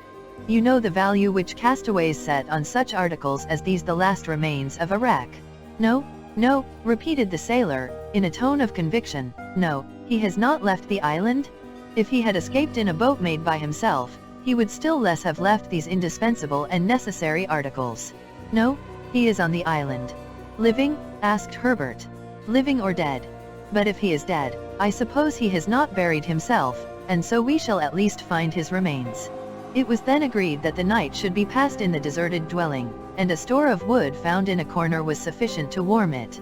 The door closed, Pencroft, Herbert and Spilett remained there, seated on a bench, talking little but wondering much.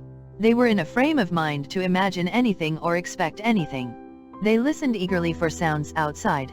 The door might have opened suddenly, and a man presented himself to them without their being in the least surprised, notwithstanding all that the hut revealed of abandonment, and they had their hands ready to press the hands of this man, this castaway, this unknown friend, for whom friends were waiting.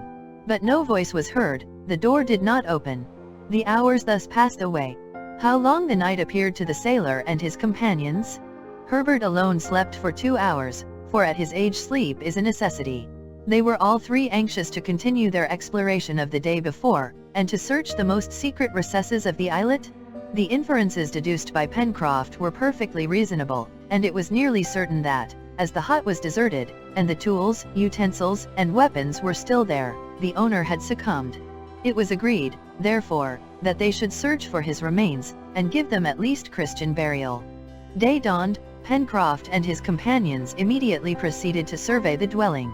It had certainly been built in a favorable situation, at the back of a little hill, sheltered by 5 or 6 magnificent gum trees.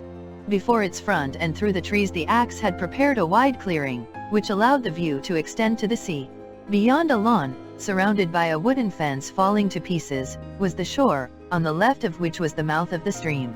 The hut had been built of planks, and it was easy to see that these planks had been obtained from the hull or deck of a ship.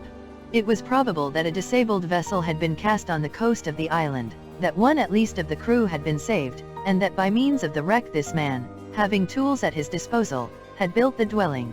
And this became still more evident when Gideon Spilett, after having walked around the hut, saw on a plank, probably one of those which had formed the armor of the wrecked vessel, these letters already half effaced. Britannia. Britannia, exclaimed Pencroft, whom the reporter had called. It is a common name for ships, and I could not say if she was English or American. It matters very little, Pencroft. Very little indeed, answered the sailor, and we will save the survivor of her crew if he is still living, to whatever country he may belong. But before beginning our search again let us go on board the Bonadventure. A sort of uneasiness had seized Pencroft upon the subject of his vessel. Should the island be inhabited after all, and should someone have taken possession of her? But he shrugged his shoulders at such an unreasonable supposition. At any rate the sailor was not sorry to go to breakfast on board. The road already trodden was not long, scarcely a mile. They set out on their walk, gazing into the wood and thickets through which goats and pigs fled in hundreds. 20 minutes after leaving the hut Pencroft and his companions reached the western coast of the island, and saw the Bonadventure held fast by her anchor, which was buried deep in the sand. Pencroft could not restrain a sigh of satisfaction. After all this vessel was his child, and it is the right of fathers to be often uneasy when there is no occasion for it. They returned on board, breakfasted, so that it should not be necessary to dine until very late. Then the repast being ended, the exploration was continued and conducted with the most minute care. Indeed, it was very probable that the only inhabitant of the island had perished. It was therefore more for the traces of a dead than of a living man that Pencroft and his companions searched. But their searches were vain, and during the half of that day they sought to no purpose among the thickets of trees which covered the islet. There was then scarcely any doubt that, if the castaway was dead, no trace of his body now remained, but that some wild beast had probably devoured it to the last bone. "We will set off tomorrow at daybreak," said Pencroft to his 2 companions, as about 2 o'clock they were resting for a few minutes under the shade of a clump of firs. "I should think that we might without scruple take the utensils which belong to the castaway," added Herbert. "I think so, too," returned Gideon Spilett, "and these arms and tools will make up the stores of Granite House. The supply of powder and shot is also most important." "Yes," replied Pencroft, "but we must not forget to capture a couple or 2 of those pigs, of which Lincoln Island is destitute. Nor to gather those seeds," added Herbert, "which will give us all the vegetables of the Old and the New Worlds. Then perhaps it would be best, said the reporter, to remain a day longer on Tabor Island, so as to collect all that may be useful to us. No, Mr. Spilett, answered Pencroft, I will ask you to set off tomorrow at daybreak. The wind seems to me to be likely to shift to the west, and after having had a fair wind for coming we shall have a fair wind for going back. Then do not let us lose time, said Herbert, rising. We won't waste time, returned Pencroft. You, Herbert, go and gather the seeds, which you know better than we do. While you do that, Mr. Spilett and I will go and have a pig hunt, and even without Top I hope we shall manage to catch a few. Herbert accordingly took the path which led towards the cultivated part of the islet, while the sailor and the reporter entered the forest. Many specimens of the porcine race fled before them, and these animals, which were singularly active, did not appear to be in a humor to allow themselves to be approached. However, after an hour's chase, the hunters had just managed to get hold of a couple lying in a thicket, when cries were heard resounding from the north part of the island. With the cries were mingled terrible yells, in which there was nothing human.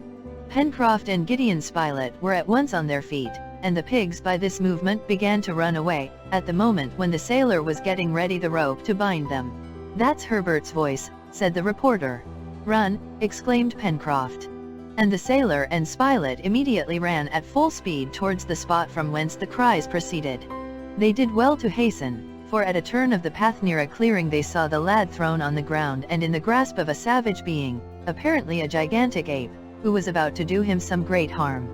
To rush on this monster, throw him on the ground in his turn, snatch Herbert from him, then bind him securely, was the work of a minute for Pencroft and Gideon Spilett. The sailor was of Herculean strength, the reporter also very powerful, and in spite of the monster's resistance he was firmly tied so that he could not even move. You are not hurt, Herbert? asked Spilett. No, no. Oh, if this ape had wounded him, exclaimed Pencroft. But he is not an ape, answered Herbert. At these words Pencroft and Gideon Spilett looked at the singular being who lay on the ground. Indeed it was not an ape, it was a human being, a man. But what a man! A savage in all the horrible acceptation of the word, and so much the more frightful that he seemed fallen to the lowest degree of brutishness. Shaggy hair, untrimmed beard descending to the chest, the body almost naked except a rag round the waist, wild eyes, enormous hands with immensely long nails, skin the color of mahogany, feet as hard as if made of horn, such was the miserable creature who yet had a claim to be called a man.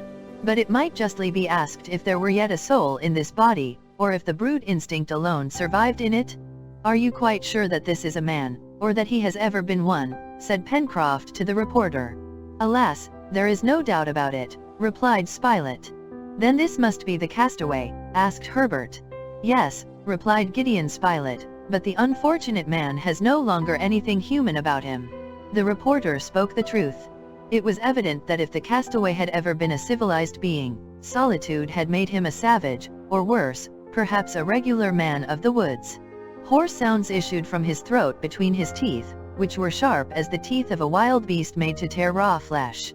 Memory must have deserted him long before, and for a long time also he had forgotten how to use his gun and tools, and he no longer knew how to make a fire. It could be seen that he was active and powerful, but the physical qualities had been developed in him to the injury of the moral qualities. Gideon Spilett spoke to him. He did not appear to understand or even to hear. And yet on looking into his eyes, the reporter thought he could see that all reason was not extinguished in him. However, the prisoner did not struggle, nor even attempt to break his bonds. Was he overwhelmed by the presence of men whose fellow he had once been? Had he found in some corner of his brain a fleeting remembrance which recalled him to humanity? If free, would he attempt to fly, or would he remain?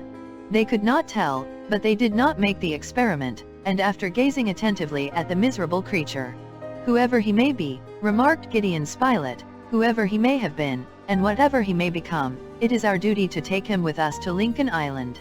"Yes, yes," replied Herbert, "and perhaps with care we may arouse in him some gleam of intelligence." "The soul does not die," said the reporter, "and it would be a great satisfaction to rescue one of God's creatures from brutishness." Pencroft shook his head doubtfully. "We must try at any rate," returned the reporter. "Humanity commands us." It was indeed their duty as Christians and civilized beings. All three felt this, and they well knew that Cyrus Harding would approve of their acting thus. "Shall we leave him bound?" asked the sailor. "Perhaps he would walk if his feet were unfastened," said Herbert. "Let us try," replied Pencroft. The cords which shackled the prisoner's feet were cut off, but his arms remained securely fastened. He got up by himself and did not manifest any desire to run away. His hard eyes darted a piercing glance at the three men, who walked near him, but nothing denoted that he recollected being their fellow, or at least having been so. A continual hissing sound issued from his lips. His aspect was wild, but he did not attempt to resist. By the reporter's advice, the unfortunate man was taken to the hut. Perhaps the sight of the things that belonged to him would make some impression on him. Perhaps a spark would be sufficient to revive his obscured intellect, to rekindle his dulled soul. The dwelling was not far off. In a few minutes they arrived there, but the prisoner remembered nothing, and it appeared that he had lost consciousness of everything. What could they think of the degree of brutishness into which this miserable being had fallen, unless that his imprisonment on the islet dated from a very distant period, and after having arrived there a rational being, solitude had reduced him to this condition? The reporter then thought that perhaps the sight of fire would have some effect on him, and in a moment one of those beautiful flames, that attract even animals, blazed up on the hearth. The sight of the flame seemed at first to fix the attention of the unhappy object, but soon he turned away and the look of intelligence faded. Evidently there was nothing to be done, for the time at least, but to take him on board the Bonadventure. This was done, and he remained there in Pencroft's charge.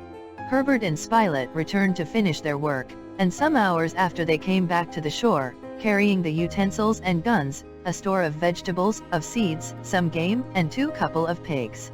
All was embarked, and the Bonadventure was ready to weigh anchor and sail with the morning tide.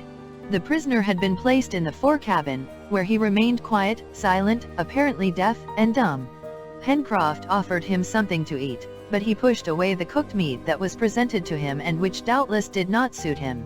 But on the sailor showing him one of the ducks which Herbert had killed, he pounced on it like a wild beast, and devoured it greedily. "You think that he will recover his senses?" asked Pencroft. "It is not impossible that our care will have an effect upon him, for it is solitude that has made him what he is, and from this time forward he will be no longer alone." "The poor man must no doubt have been in this state for a long time," said Herbert.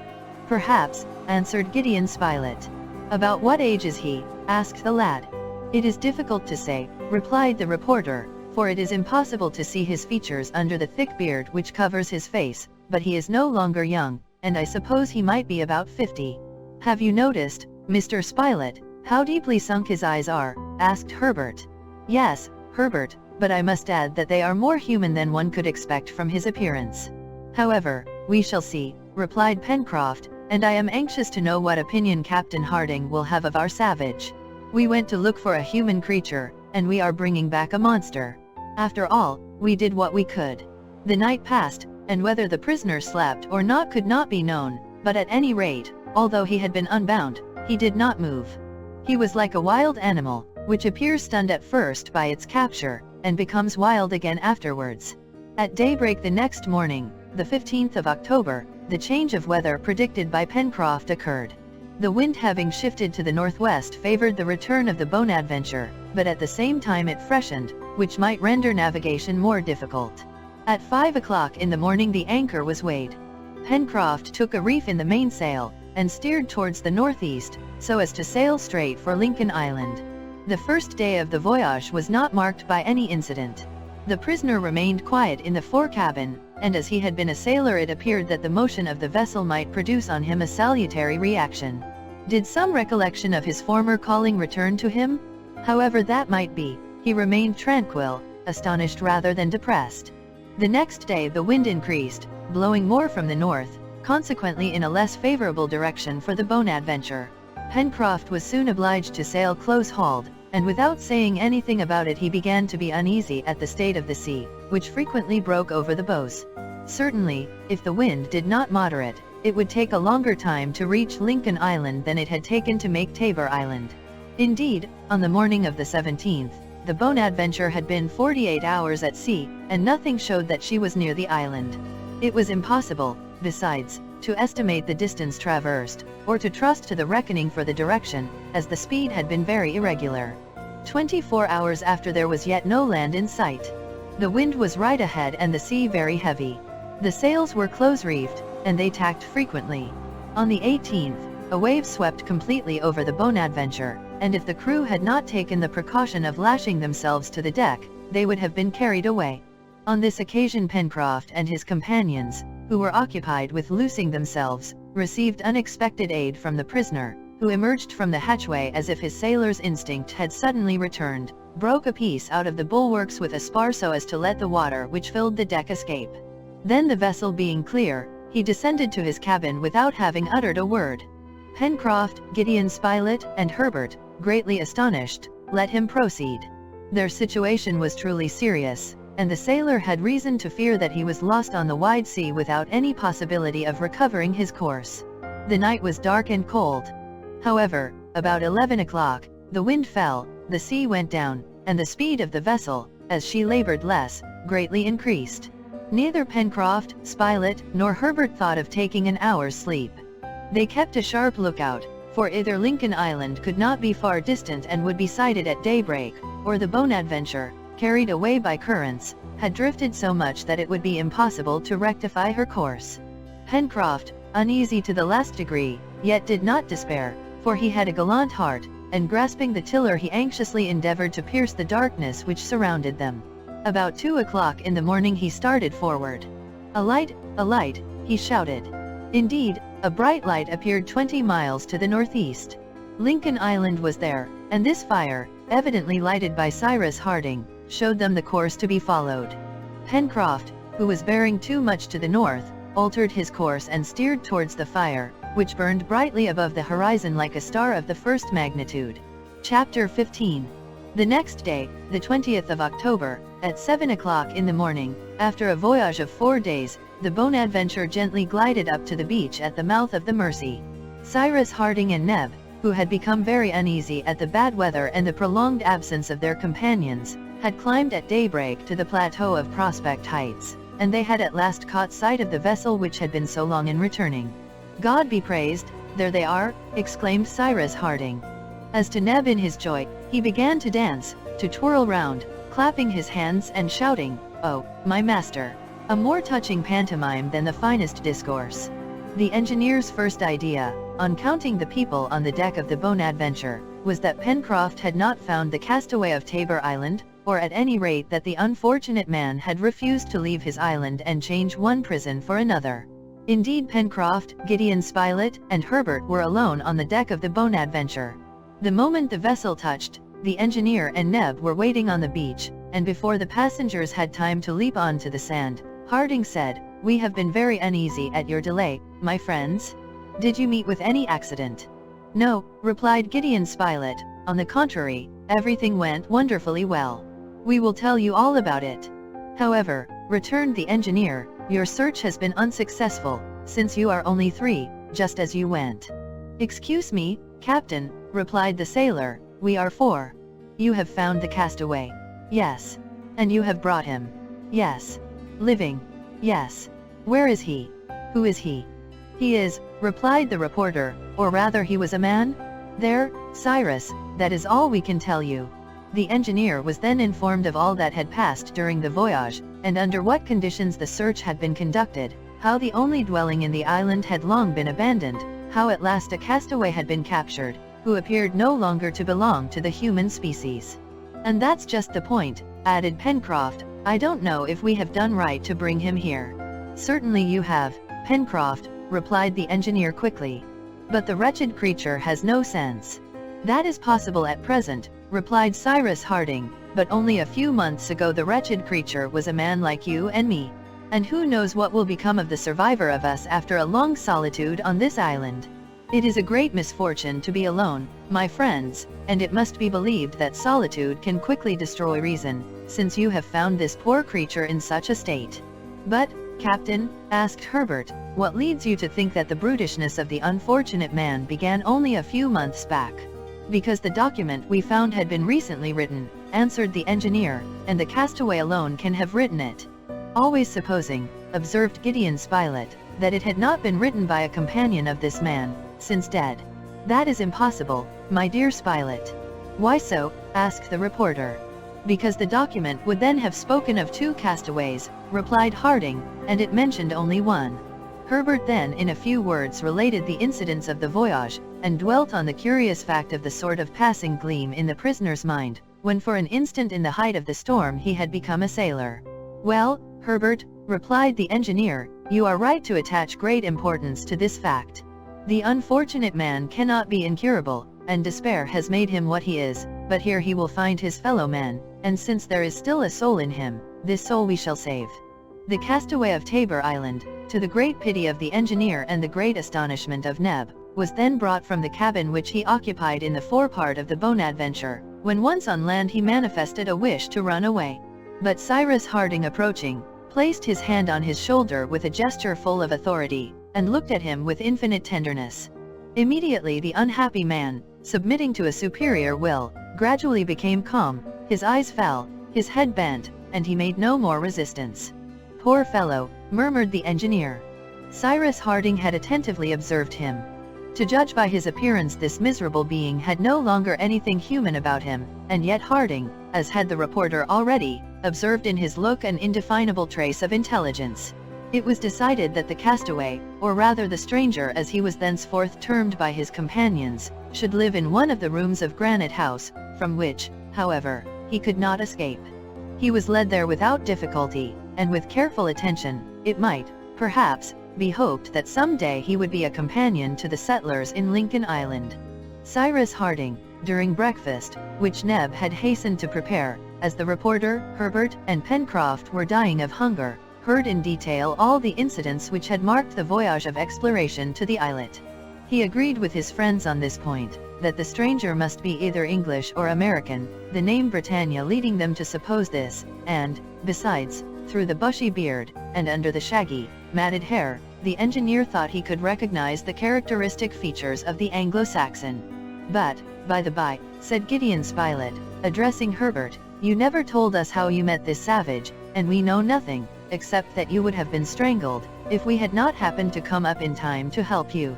"Upon my word," answered Herbert, "it is rather difficult to say how it happened. I was, I think, occupied in collecting my plants, when I heard a noise like an avalanche falling from a very tall tree. I scarcely had time to look round.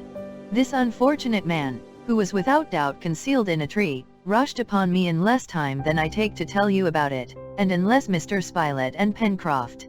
"My boy," said Cyrus Harding, "you ran a great danger, but, perhaps, without that, the poor creature would have still hidden himself from your search, and we should not have had a new companion."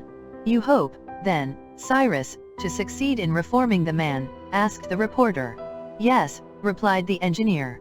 Breakfast over, Harding and his companions left Granite House and returned to the beach. They there occupied themselves in unloading the Bonadventure, and the engineer, having examined the arms and tools, saw nothing which could help them to establish the identity of the stranger. The capture of pigs, made on the islet, was looked upon as being very profitable to Lincoln Island, and the animals were led to the sty, where they soon became at home. The 2 barrels, containing the powder and shot, as well as the box of caps, were very welcome. It was agreed to establish a small powder magazine, either outside Granite House or in the upper cavern, where there would be no fear of explosion. However, the use of pyroxyle was to be continued, for this substance giving excellent results. There was no reason for substituting ordinary powder. When the unloading of the vessel was finished, "Captain," said Pencroft, "I think it would be prudent to put our Bonadventure in a safe place."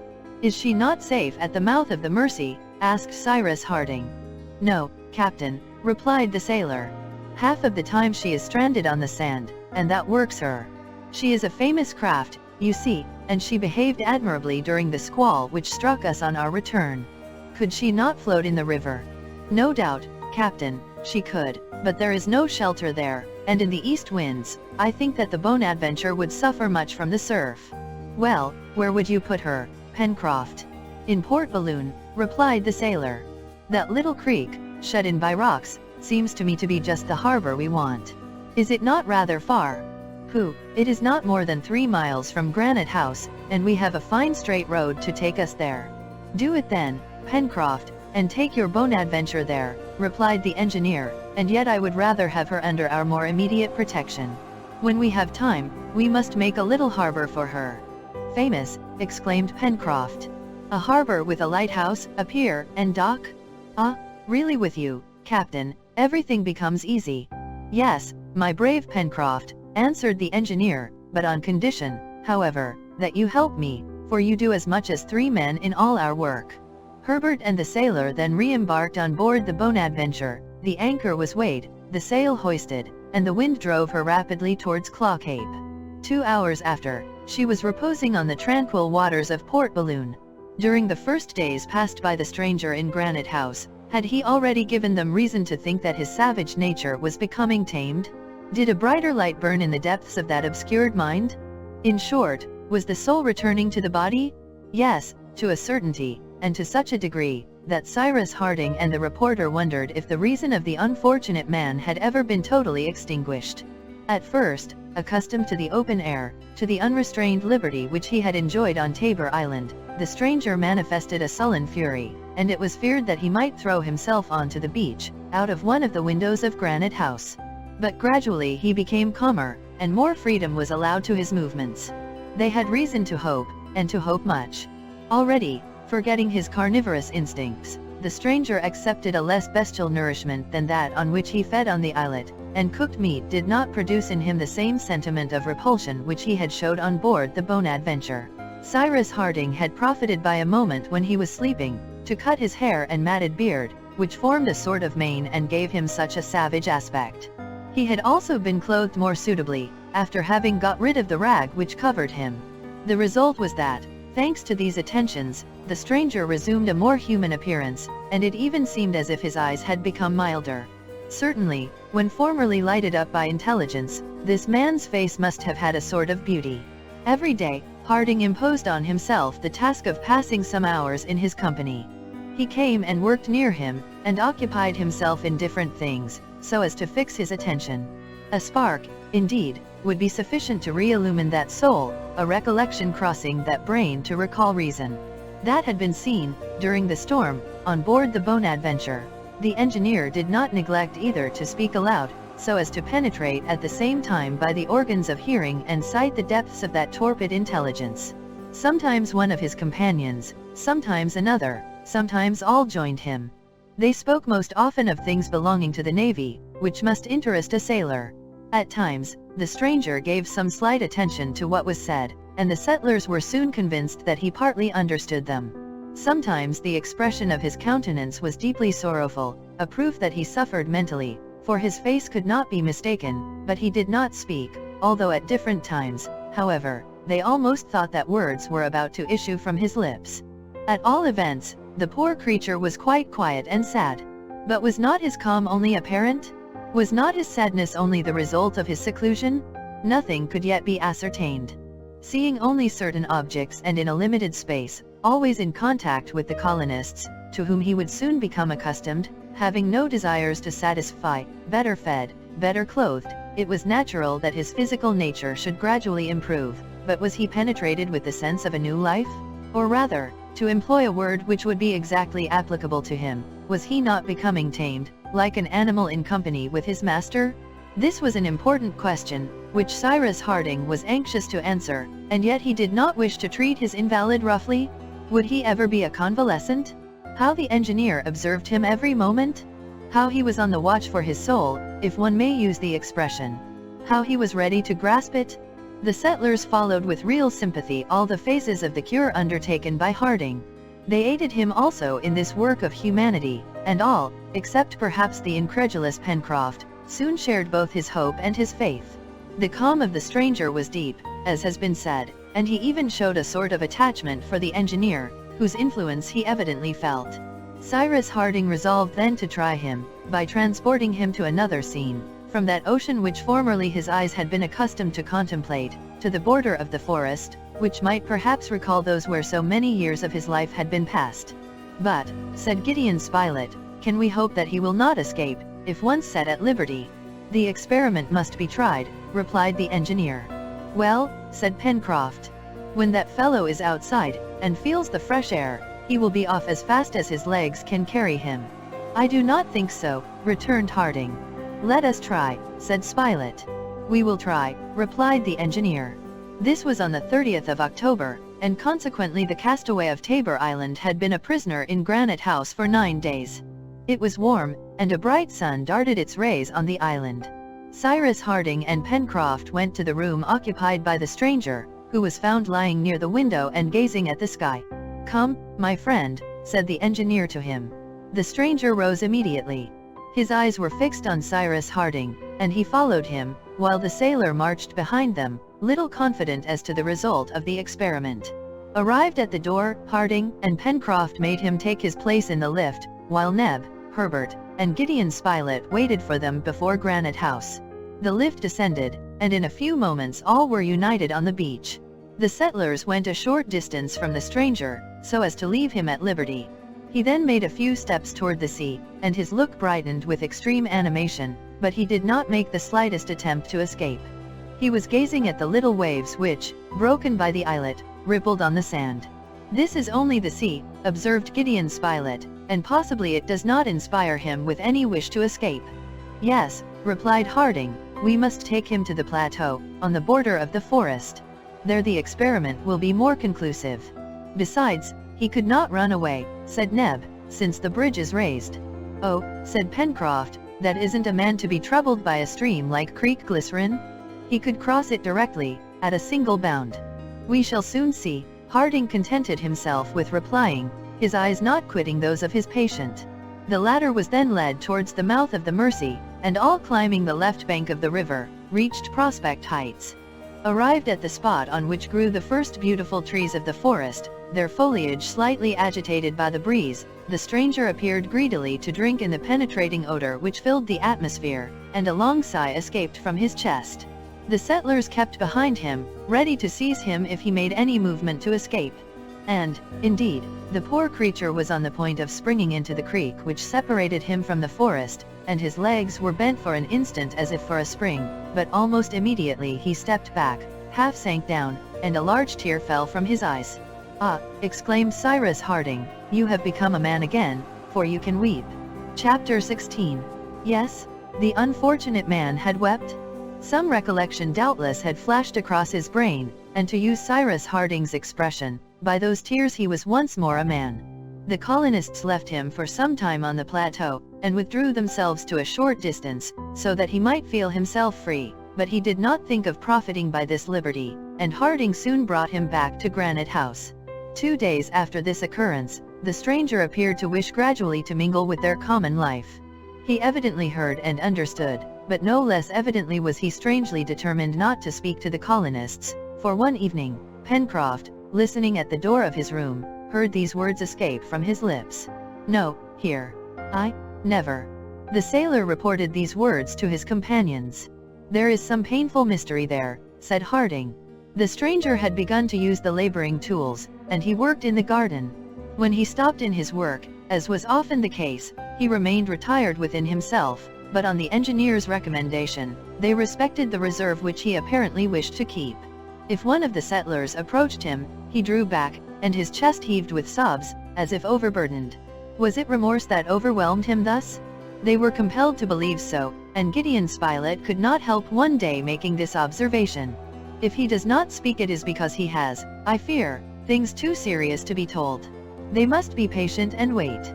A few days later, on the 3rd of November, the stranger, working on the plateau, had stopped, letting his spade drop to the ground, and Harding, who was observing him from a little distance, saw that tears were again flowing from his eyes.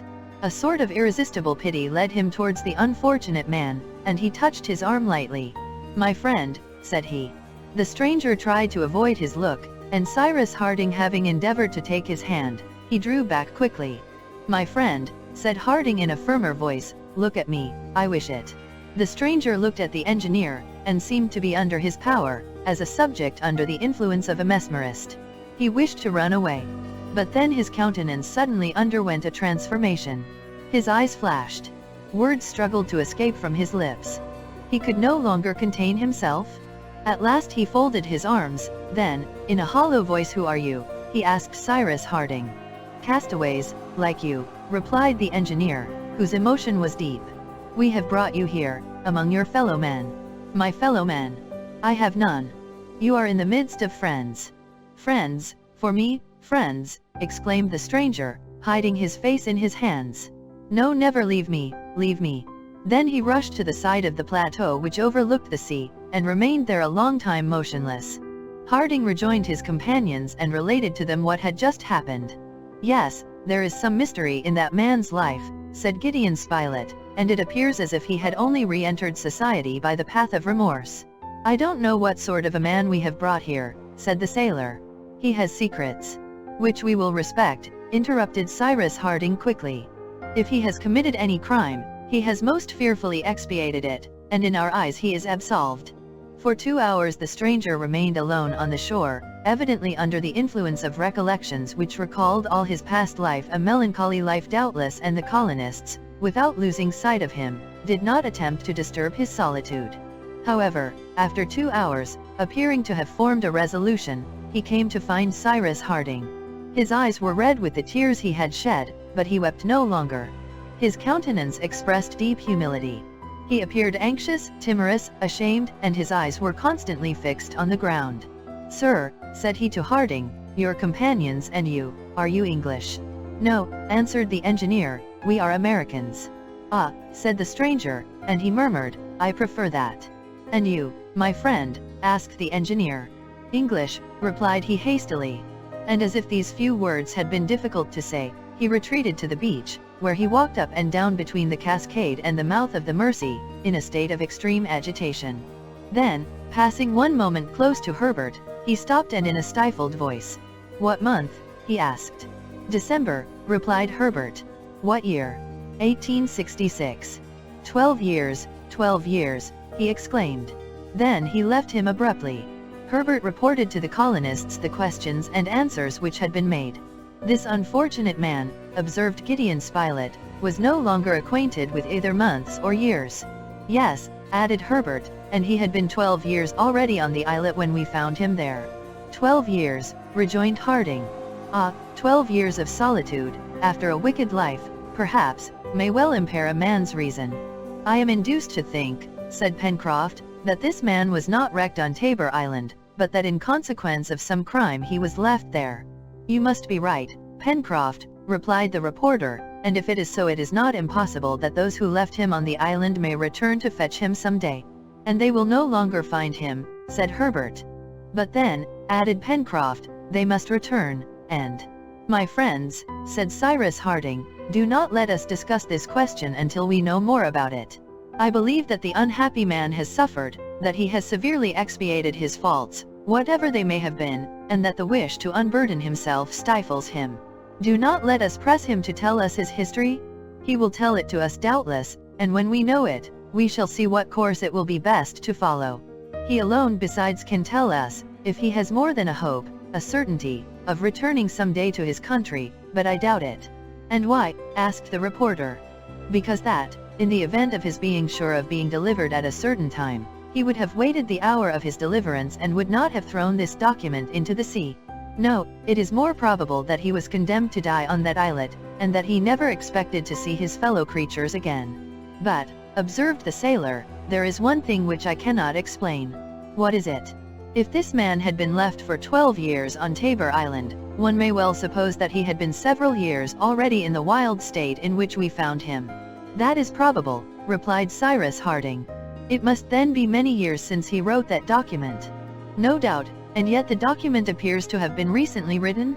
Besides, how do you know that the bottle which enclosed the document may not have taken several years to come from Tabor Island to Lincoln Island? That is not absolutely impossible, replied the reporter. Might it not have been a long time already on the coast of the island? No, answered Pencroft, for it was still floating. We could not even suppose that after it had stayed for any length of time on the shore, it would have been swept off by the sea, for the south coast is all rocks, and it would certainly have been smashed to pieces there. That is true, rejoined Cyrus Harding thoughtfully. And then, continued the sailor, if the document was several years old, if it had been shut up in that bottle for several years, it would have been injured by damp. Now, there is nothing of the kind, and it was found in a perfect state of preservation. The sailor's reasoning was very just, and pointed out an incomprehensible fact, for the document appeared to have been recently written, when the colonists found it in the bottle. Moreover, it gave the latitude and longitude of Tabor Island correctly, which implied that its author had a more complete knowledge of hydrography than could be expected of a common sailor. "There is in this, again, something unaccountable," said the engineer, "but we will not urge our companion to speak. When he likes, my friends, then we shall be ready to hear him." During the following days the stranger did not speak a word, and did not once leave the precincts of the plateau. He worked away, without losing a moment, without taking a minute's rest, but always in a retired place. At meal times he never came to Granite House, although invited several times to do so, but contented himself with eating a few raw vegetables. At nightfall he did not return to the room assigned to him, but remained under some clump of trees, or when the weather was bad crouched in some cleft of the rocks. Thus he lived in the same manner as when he had no other shelter than the forests of Tabor Island, and as all persuasion to induce him to improve his life was in vain, the colonists waited patiently. And the time was near, when, as it seemed, almost involuntarily urged by his conscience, a terrible confession escaped him. On the 10th of November, about 8 o'clock in the evening, as night was coming on, the stranger appeared unexpectedly before the settlers, who were assembled under the veranda. His eyes burned strangely, and he had quite resumed the wild aspect of his worst days. Cyrus Harding and his companions were astounded on seeing that, overcome by some terrible emotion, his teeth chattered like those of a person in a fever. What was the matter with him? Was the sight of his fellow creatures insupportable to him? Was he weary of this return to a civilized mode of existence? Was he pining for his former savage life? It appeared so, as soon he was heard to express himself in these incoherent sentences. "Why am I here? By what right have you dragged me from my islet? Do you think there could be any tie between you and me? Do you know who I am, what I have done, why I was there alone? And who told you that I was not abandoned there, that I was not condemned to die there? Do you know my past? How do you know that I have not stolen, murdered, that I am not a wretch and accursed being only fit to live like a wild beast? Far from all speak, do you know it?" The colonists listened without interrupting the miserable creature, from whom these broken confessions escaped, as it were, in spite of himself. Harding, wishing to calm him, approached him, but he hastily drew back.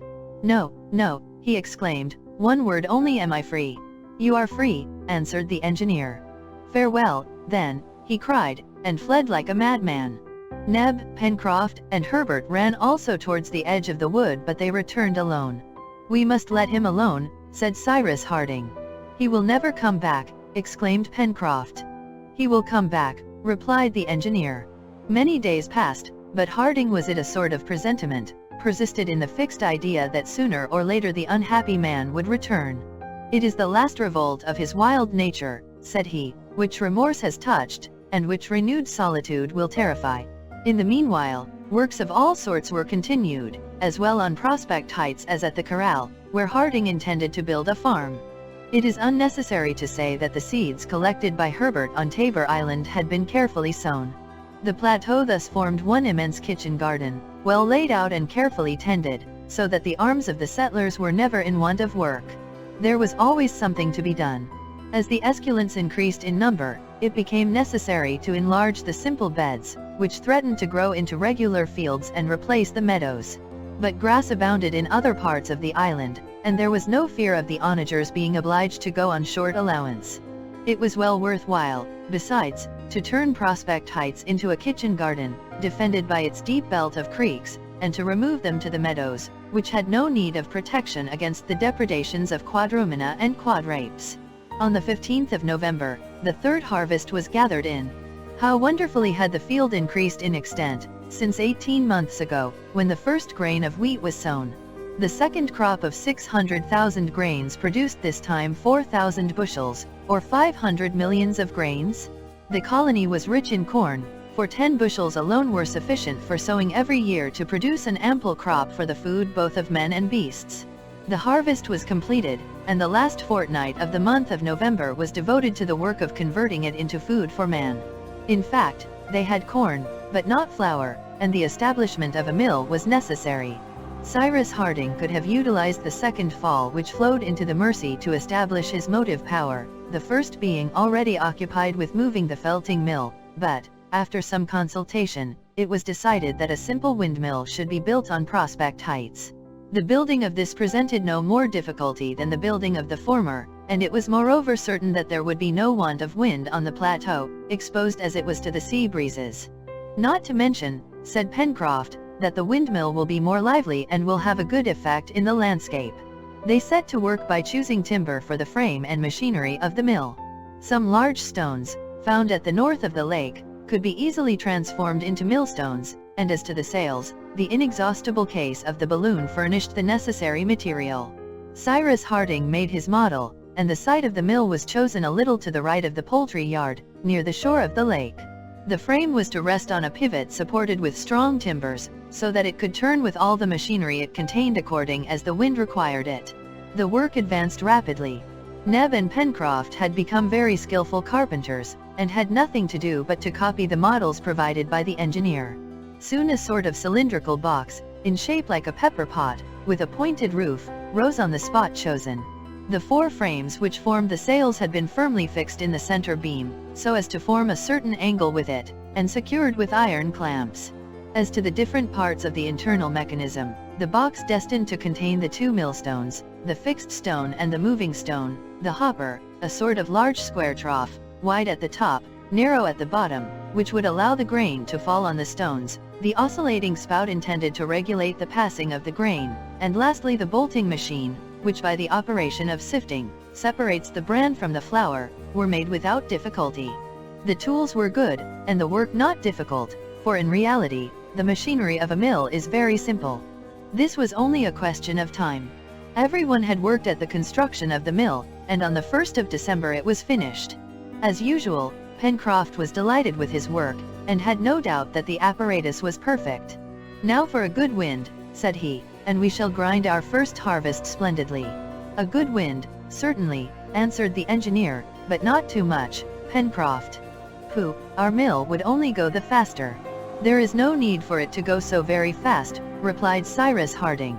"It is known by experience that the greatest quantity of work is performed by a mill when the number of turns made by the sails in a minute is 6 times the number of feet traversed by the wind in a second. A moderate breeze, which passes over 24 feet to the second, will give 16 turns to the sails during a minute, and there is no need of more." "Exactly," cried Herbert, "a fine breeze is blowing from the northeast, which will soon do our business for us." There was no reason for delaying the inauguration of the mill, for the settlers were eager to taste the first piece of bread in Lincoln Island. On this morning 2 or 3 bushels of wheat were ground, and the next day at breakfast a magnificent loaf, a little heavy perhaps, although raised with yeast, appeared on the table at Granite House. Everyone munched away at it with a pleasure which may be easily understood. In the meanwhile, the stranger had not reappeared. Several times Gideon Spilett and Herbert searched the forest in the neighborhood of Granite House, without meeting or finding any trace of him. They became seriously uneasy at this prolonged absence. Certainly, the former savage of Tabor Island could not be perplexed how to live in the forest, abounding in game, but was it not to be feared that he had resumed his habits, and that this freedom would revive in him his wild instincts?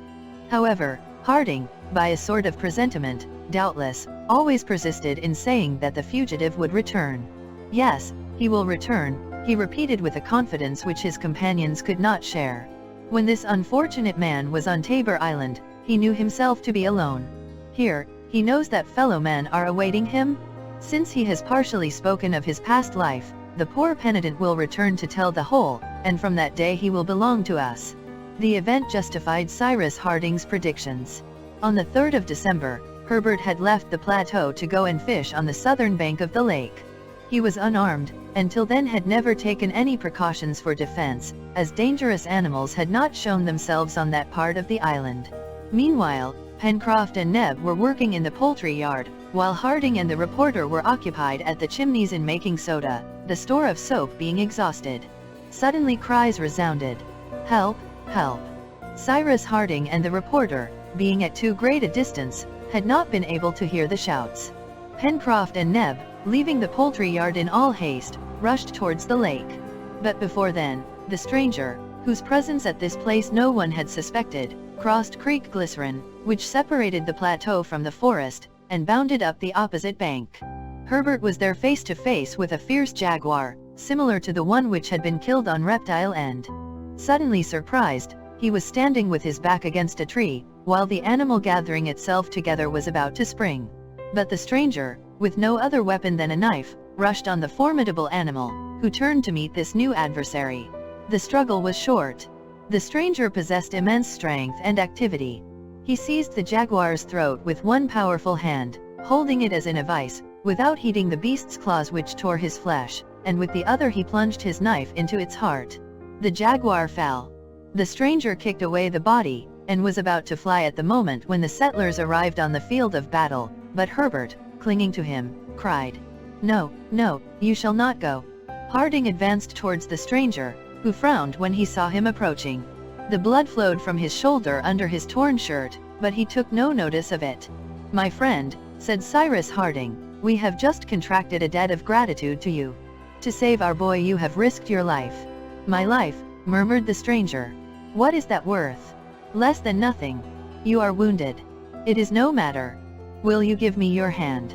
And as Herbert endeavored to seize the hand which had just saved him, the stranger folded his arms, his chest heaved, his look darkened, and he appeared to wish to escape, but making a violent effort over himself, and in an abrupt tone. "Who are you?" he asked, "and what do you claim to be to me?" It was the colonist's history which he thus demanded, and for the first time. Perhaps this history recounted, he would tell his own. In a few words Harding related all that had happened since their departure from Richmond, how they had managed, and what resources they now had at their disposal. The stranger listened with extreme attention. Then the engineer told who they all were: Gideon Spilett, Herbert, Pencroft, Neb, himself, and, he added, that the greatest happiness they had felt since their arrival in Lincoln Island was on the return of the vessel from Tabor Island, when they had been able to include among them a new companion. At these words the stranger's face flushed, his head sunk on his breast, and confusion was depicted on his countenance. "And now that you know us," added Cyrus Harding, "will you give us your hand?" "No," replied the stranger in a hoarse voice, "no. You are honest man. And I." Chapter 17. These last words justified the colonist's presentiment. There had been some mournful past, perhaps expiated in the sight of men, but from which his conscience had not yet absolved him. At any rate the guilty man felt remorse, he repented, and his new friends would have cordially pressed the hand which they sought, but he did not feel himself worthy to extend it to honest men.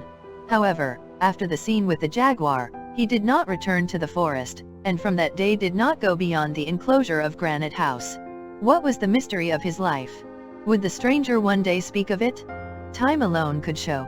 At any rate, it was agreed that his secret should never be asked from him, and that they would live with him as if they suspected nothing. For some days their life continued as before. Cyrus Harding and Gideon Spilett worked together, sometimes chemists, sometimes experimentalists.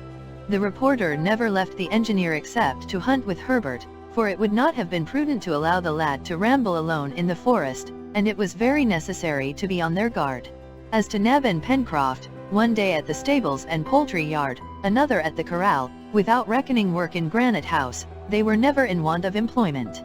The stranger worked alone, and he had resumed his usual life, never appearing at meals, sleeping under the trees in the plateau, never mingling with his companions. It really seemed as if the society of those who had saved him was insupportable to him. But then, observed Pencroft, why did he entreat the help of his fellow creatures? Why did he throw that paper into the sea? "He will tell us why," invariably replied Cyrus Harding. "When?" "Perhaps sooner than you think, Pencroft." And, indeed, the day of confession was near. On the 10th of December, a week after his return to Granite House, Harding saw the stranger approaching, who, in a calm voice and humble tone, said to him, "Sir, I have a request to make of you." "Speak," answered the engineer, "but first let me ask you a question." At these words the stranger reddened, and was on the point of withdrawing. Cyrus Harding understood what was passing in the mind of the guilty man, who doubtless feared that the engineer would interrogate him on his past life. Harding held him back. "Comrade," said he, "we are not only your companions but your friends. I wish you to believe that, and now I will listen to you." The stranger pressed his hand over his eyes. He was seized with a sort of trembling, and remained a few moments without being able to articulate a word. "Sir," said he at last, "I have come to beg you to grant me a favor." "What is it?" "You have, 4 or 5 miles from here, a corral for your domesticated animals.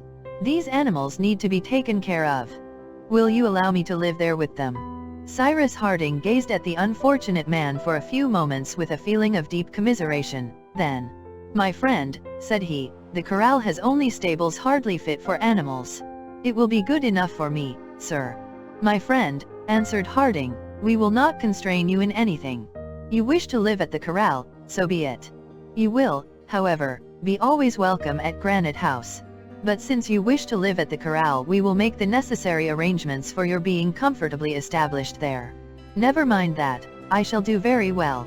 "My friend," answered Harding, who always intentionally made use of this cordial appellation, "you must let us judge what it will be best to do in this respect." "Thank you, sir," replied the stranger as he withdrew. The engineer then made known to his companions the proposal which had been made to him, and it was agreed that they should build a wooden house at the corral, which they would make as comfortable as possible.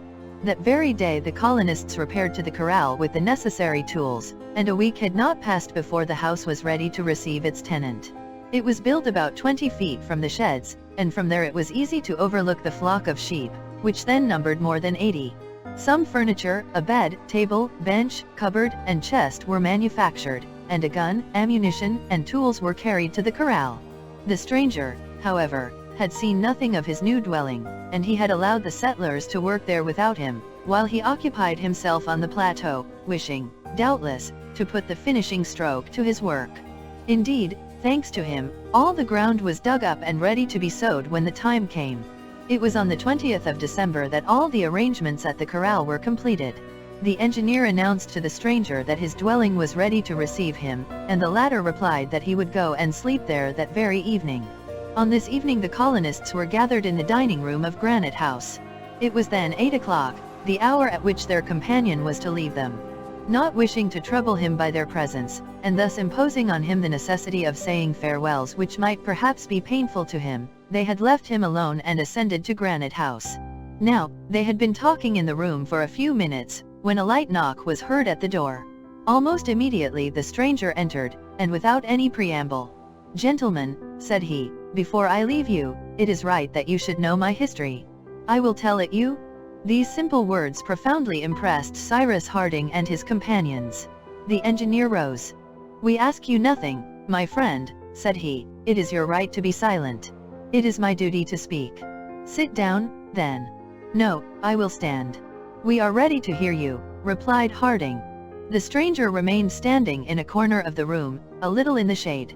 He was bareheaded, his arms folded across his chest, and it was in this posture that in a hoarse voice, speaking like someone who obliges himself to speak, he gave the following recital, which his auditors did not once interrupt.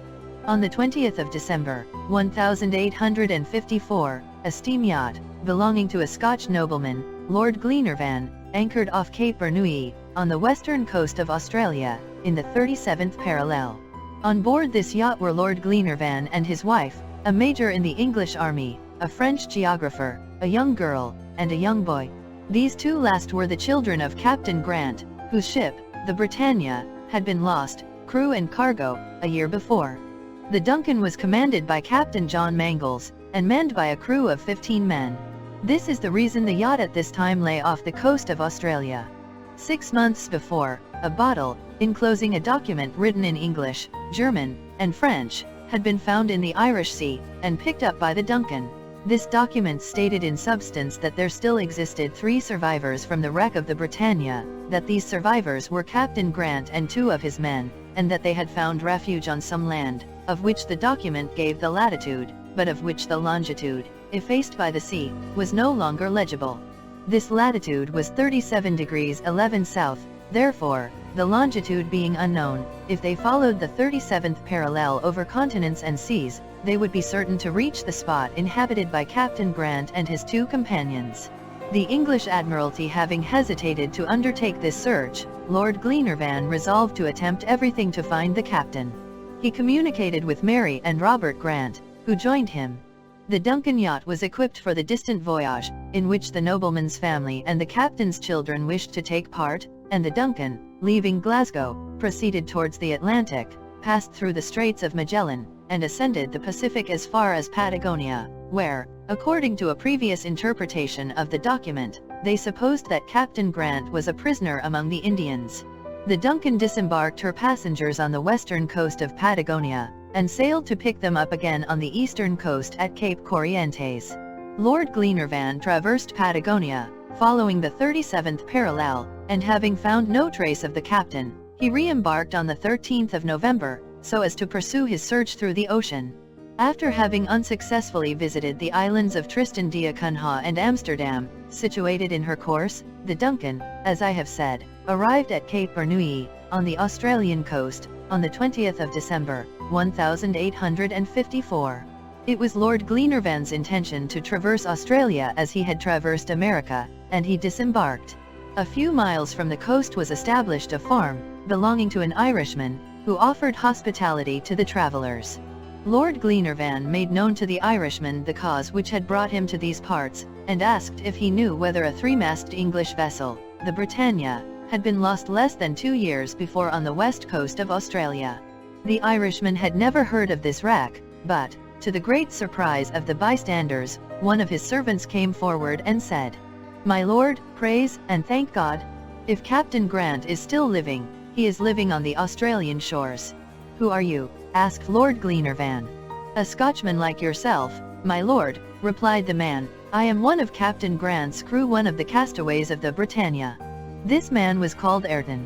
He was, in fact, the boatswain's mate of the Britannia, as his papers showed. But, separated from Captain Grant at the moment when the ship struck upon the rocks, he had till then believed that the captain with all his crew had perished, and that he, Ayrton, was the sole survivor of the Britannia. Only, he added, it was not on the west coast, but on the east coast of Australia that the vessel was lost, and if Captain Grant is still living, as his document indicates, he is a prisoner among the natives, and it is on the other coast that he must be looked for. This man spoke in a frank voice and with a confident look. His words could not be doubted. The Irishman, in whose service he had been for more than a year, answered for his trustworthiness. Lord Glenarvan, therefore, believed in the fidelity of this man and, by his advice, resolved to cross Australia, following the 37th parallel. Lord Glenarvan, his wife, the 2 children, the Major, the Frenchman, Captain Mangles, and a few sailors composed the little band under the command of Ayrton, while the Duncan, under charge of the mate, Tom Austin, proceeded to Melbourne, there to await Lord Glenarvan's instructions. They set out on the 23rd of December, 1854. It is time to say that Ayrton was a traitor. He was, indeed, the boatswain's mate of the Britannia, but, after some dispute with his captain, he endeavored to incite the crew to mutiny and seize the ship, and Captain Grant had landed him, on the 8th of April, 1852, on the west coast of Australia, and then sailed, leaving him there, as was only just. Therefore this wretched man knew nothing of the wreck of the Britannia. He had just heard of it from Glenarvan's account. Since his abandonment, he had become, under the name of Ben Joyce, the leader of the escaped convicts, and if he boldly maintained that the wreck had taken place on the east coast, and led Lord Glenarvan to proceed in that direction, it was that he hoped to separate him from his ship, seize the Duncan, and make the yacht a pirate in the Pacific. Here the stranger stopped for a moment. His voice trembled, but he continued. The expedition set out and proceeded across Australia. It was inevitably unfortunate, since Ayrton, or Ben Joyce, as he may be called, guided it, sometimes preceded, sometimes followed by his band of convicts, who had been told what they had to do. Meanwhile, the Duncan had been sent to Melbourne for repairs. It was necessary, then, to get Lord Glenarvan to order her to leave Melbourne and go to the east coast of Australia, where it would be easy to seize her.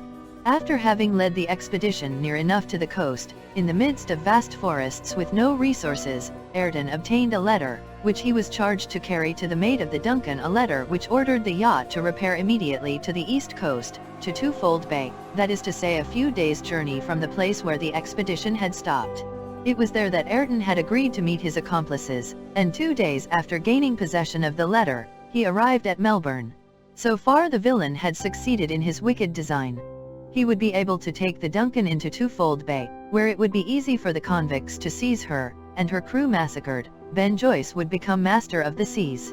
But it pleased God to prevent the accomplishment of these terrible projects. Ayrton, arrived at Melbourne, delivered the letter to the mate, Tom Austin, who read it and immediately set sail, but judge of Ayrton's rage and disappointment, when the next day he found that the mate was taking the vessel, not to the east coast of Australia, to Twofold Bay, but to the east coast of New Zealand. He wished to stop him, but Austin showed him the letter. And indeed, by a providential error of the French geographer, who had written the letter, the east coast of New Zealand was mentioned as the place of destination. All Ayrton's plans were frustrated. He became outrageous. They put him in irons. He was then taken to the coast of New Zealand, not knowing what would become of his accomplices, or what would become of Lord Glenarvan. The Duncan cruised about on this coast until the 3rd of March. On that day Ayrton heard the report of guns. The guns on the Duncan were being fired, and soon Lord Glenarvan and his companions came on board. This is what had happened. After 1,000 hardships, 1,000 dangers, Lord Glenarvan had accomplished his journey, and arrived on the east coast of Australia, at Twofold Bay. No Duncan. He telegraphed to Melbourne. They answered, Duncan sailed on the 18th instant. Destination unknown. Lord Glenarvan could only arrive at one conclusion, that his honest yacht had fallen into the hands of Ben Joyce, and had become a pirate vessel. However, Lord Glenarvan would not give up. He was a bold and generous man. He embarked in a merchant vessel, sailed to the west coast of New Zealand, traversed it along the 37th parallel, without finding any trace of Captain Grant, but on the other side, to his great surprise, and by the will of heaven, he found the Duncan, under command of the mate, who had been waiting for him for 5 weeks. This was on the 3rd of March, 1855. Lord Glenarvan was now on board the Duncan, but Ayrton was there also. He appeared before the nobleman, who wished to extract from him all that the villain knew about Captain Grant. Ayrton refused to speak.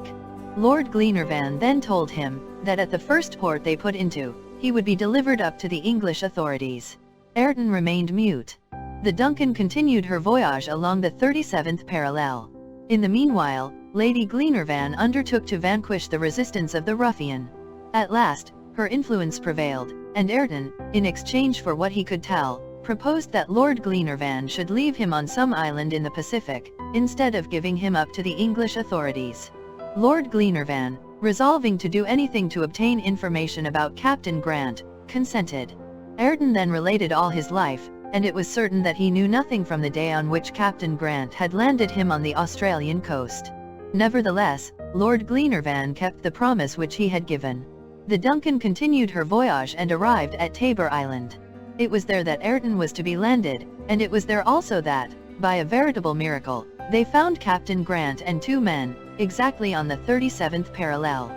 The convict, then, went to take their place on this desert islet, and at the moment he left the yacht these words were pronounced by Lord Glenarvan. Here, Ayrton, you will be far from any land, and without any possible communication with your fellow creatures. You cannot escape from this islet on which the Duncan leaves you. You will be alone, under the eye of a God who reads the depths of the heart, but you will be neither lost nor forgotten, as was Captain Grant. Unworthy as you are to be remembered by men, men will remember you. I know where you are, Ayrton, and I know where to find you.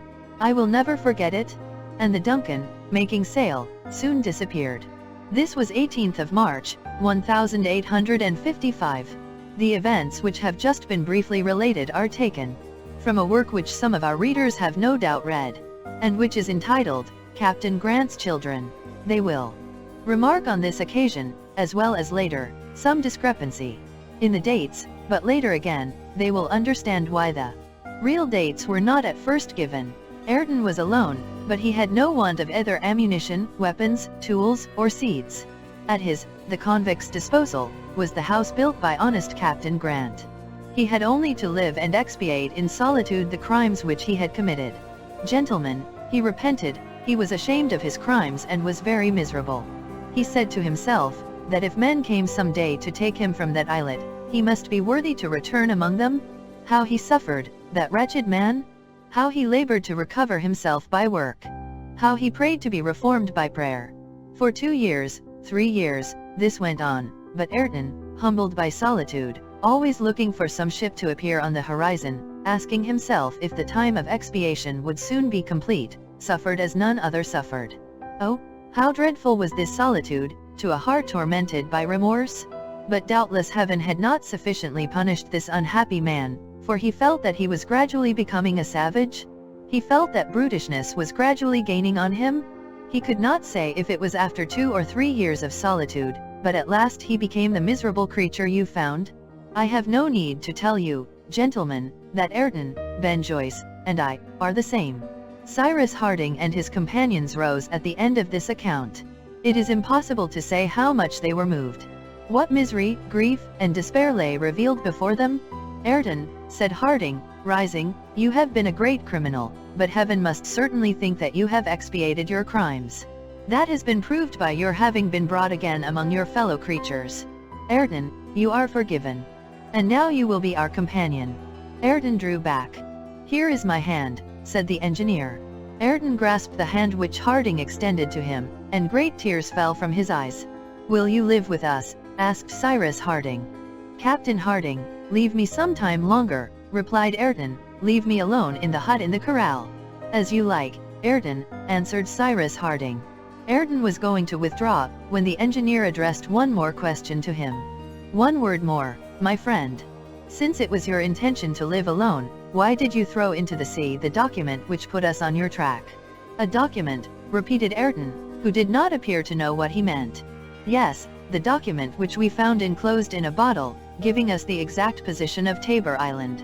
Ayrton passed his hand over his brow, then after having thought, I never threw any document into the sea, he answered. Never, exclaimed Pencroft. Never. And Ayrton, bowing, reached the door and departed. Chapter 18. Poor man, said Herbert, who had rushed to the door, but returned, having seen Ayrton slide down the rope on the lift and disappear in the darkness. He will come back, said Cyrus Harding. Come, now, Captain, exclaimed Pencroft, what does that mean? What? Wasn't it Ayrton who threw that bottle into the sea? Who was it then? Certainly, if ever a question was necessary to be made, it was that one. It was he, answered Neb, only the unhappy man was half mad. Yes, said Herbert, and he was no longer conscious of what he was doing. It can only be explained in that way, my friends, replied Harding quickly, and I understand now how Ayrton was able to point out exactly the situation of Tabor Island, since the events which had preceded his being left on the island had made it known to him. However, observed Pencroft, if he was not yet a brute when he wrote that document, and if he threw it into the sea 7 or 8 years ago, how is it that the paper has not been injured by damp? That proves, answered Cyrus Harding, that Ayrton was deprived of intelligence at a more recent time than he thinks. Of course it must be so, replied Pencroft, without that the fact would be unaccountable. Unaccountable indeed, answered the engineer, who did not appear desirous to prolong the conversation. But has Ayrton told the truth? Asked the sailor. Yes, replied the reporter. The story which he has told is true in every point. I remember quite well the account in the newspapers of the yacht expedition undertaken by Lord Glenarvan, and its result. Ayrton has told the truth, added Harding. Do not doubt it, Pencroft, for it was painful to him. People tell the truth when they accuse themselves like that.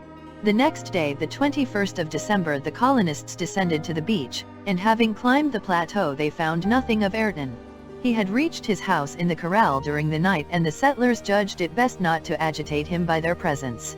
Time would doubtless perform what sympathy had been unable to accomplish. Herbert, Pencroft, and Neb resumed their ordinary occupations. On this day the same work brought Harding and the reporter to the workshop at the Chimneys. Do you know, my dear Cyrus, said Gideon Spilett, that the explanation you gave yesterday on the subject of the bottle has not satisfied me at all. How can it be supposed that the unfortunate man was able to write that document and throw the bottle into the sea without having the slightest recollection of it? Nor was it he who threw it in, my dear Spilett. You think then? I think nothing, I know nothing, interrupted Cyrus Harding. I am content to rank this incident among those which I have not been able to explain to this day. Indeed, Cyrus, said Spilett, these things are incredible. Your rescue, the case stranded on the sand, Top's adventure, and lastly this bottle. Shall we never have the answer to these enigmas? Yes, replied the engineer quickly, yes, even if I have to penetrate into the bowels of this island. Chance will perhaps give us the key to this mystery. Chance? Spilett? I do not believe in chance, any more than I believe in mysteries in this world. There is a reason for everything unaccountable which has happened here, and that reason I shall discover. But in the meantime we must work and observe. The month of January arrived. The year 1867 commenced. The summer occupations were assiduously continued. During the days which followed, Herbert and Spilett, having gone in the direction of the corral, ascertained that Ayrton had taken possession of the habitation which had been prepared for him. He busied himself with the numerous flock confided to his care, and spared his companions the trouble of coming every 2 or 3 days to visit the corral. Nevertheless, in order not to leave Ayrton in solitude for too long a time, the settlers often paid him a visit.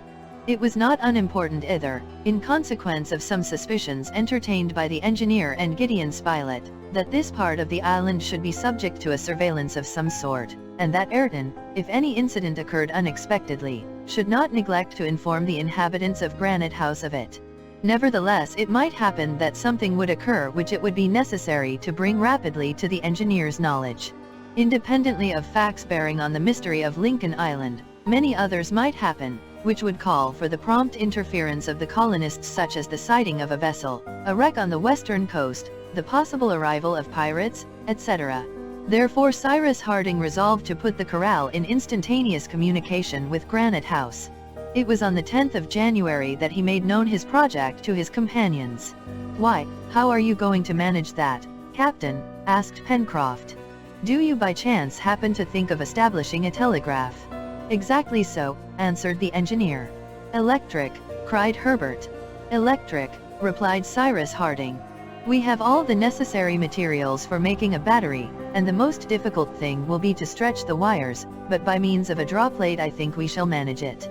"Well, after that," returned the sailor, "I shall never despair of seeing ourselves some day rolling along on a railway." They then set to work, beginning with the most difficult thing, for, if they failed in that, it would be useless to manufacture the battery and other accessories. The iron of Lincoln Island, as has been said, was of excellent quality, and consequently very fit for being drawn out. Harding commenced by manufacturing a draw plate, that is to say, a plate of steel, pierced with conical holes of different sizes, which would successively bring the wire to the wished-for tenacity. This piece of steel, after having been tempered, was fixed in as firm a way as possible in a solid framework planted in the ground, only a few feet from the Great Fall, the motive power of which the engineer intended to utilize. In fact, as the fulling mill was there, although not then in use, its beam moved with extreme power would serve to stretch out the wire by rolling it round itself. It was a delicate operation, and required much care. The iron, prepared previously in long thin rods, the ends of which were sharpened with the file, having been introduced into the largest hole of the draw plate, was drawn out by the beam which wound it round itself, to a length of 25 or 30 feet, then unrolled, and the same operation was performed successively through the holes of a less size. Finally, the engineer obtained wires from 40 to 50 feet long, which could be easily fastened together and stretched over the distance of 5 miles, which separated the corral from the bounds of Granite House. It did not take more than a few days to perform this work, and indeed as soon as the machine had been commenced, Cyrus Harding left his companions to follow the trade of wire drawers, and occupied himself with manufacturing his battery. It was necessary to obtain a battery with a constant current. It is known that the elements of modern batteries are generally composed of retort coal, zinc, and copper. Copper was absolutely wanting to the engineer, who, notwithstanding all his researches, had never been able to find any trace of it in Lincoln Island, and was therefore obliged to do without it. Retort coal, that is to say, the hard graphite which is found in the retorts of gas manufactories, after the coal has been dehydrogenized, could have been obtained, but it would have been necessary to establish a special apparatus, involving great labor. As to zinc, it may be remembered that the case found at Flotsam Point was lined with this metal, which could not be better utilized than for this purpose. Cyrus Harding, after mature consideration, decided to manufacture a very simple battery, resembling as nearly as possible that invented by Becquerel in 1820, and in which zinc only is employed. The other substances, azotic acid and potash, were all at his disposal. The way in which the battery was composed was as follows, and the results were to be attained by the reaction of acid and potash on each other. A number of glass bottles were made and filled with azotic acid. The engineer corked them by means of a stopper through which passed a glass tube, bored at its lower extremity, and intended to be plunged into the acid by means of a clay stopper secured by a rag.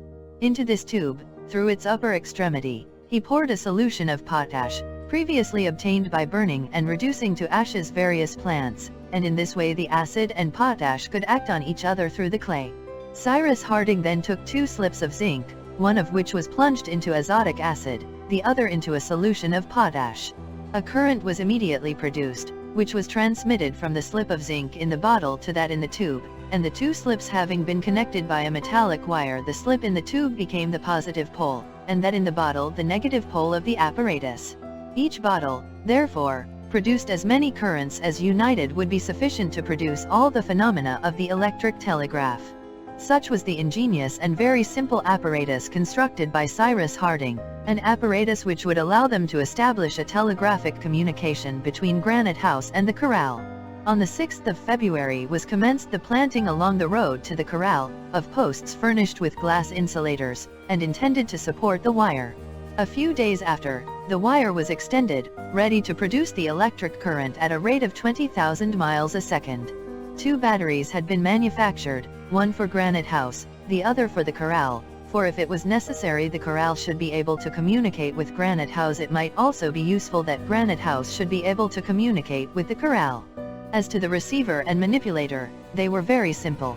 At the 2 stations the wire was wound round a magnet, that is to say, round a piece of soft iron surrounded with a wire. The communication was thus established between the 2 poles. The current, starting from the positive pole, traversed the wire, passed through the magnet which was temporarily magnetized, and returned through the earth to the negative pole. If the current was interrupted, the magnet immediately became unmagnetized. It was sufficient to place a plate of soft iron before the magnet, which, attracted during the passage of the current, would fall back when the current was interrupted. This movement of the plate thus obtained, Harding could easily fasten to it a needle arranged on a dial, bearing the letters of the alphabet, and in this way communicate from one station to the other. All was completely arranged by the 12th of February. On this day, Harding, having sent the current through the wire, asked if all was going on well at the corral, and received in a few moments a satisfactory reply from Ayrton. Pencroft was wild with joy, and every morning and evening he sent a telegram to the corral, which always received an answer. This mode of communication presented 2 very real advantages. Firstly, because it enabled them to ascertain that Ayrton was at the corral, and secondly, that he was thus not left completely isolated. Besides, Cyrus Harding never allowed a week to pass without going to see him, and Ayrton came from time to time to Granite House, where he always found a cordial welcome. The fine season passed away in the midst of the usual work. The resources of the colony, particularly in vegetables and corn, increased from day to day, and the plants brought from Tabor Island had succeeded perfectly. The plateau of Prospect Heights presented an encouraging aspect. The 4th harvest had been admirable, and it may be supposed that no one thought of counting whether the 400,000 millions of grains duly appeared in the crop. However, Pencroft had thought of doing so, but Cyrus Harding having told him that even if he managed to count 300 grains a minute, or 9,000 an hour, it would take him nearly 5,500 years to finish his task, the honest sailor considered it best to give up the idea. The weather was splendid, the temperature very warm in the daytime, but in the evening the sea breezes tempered the heat of the atmosphere and procured cool nights for the inhabitants of Granite House. There were, however, a few storms, which, although they were not of long duration, swept over Lincoln Island with extraordinary fury. The lightning blazed and the thunder continued to roll for some hours. At this period the little colony was extremely prosperous. The tenants of the poultry yards swarmed, and they lived on the surplus, but it became necessary to reduce the population to a more moderate number. The pigs had already produced young, and it may be understood that their care for these animals absorbed a great part of Neb and Pencroft's time.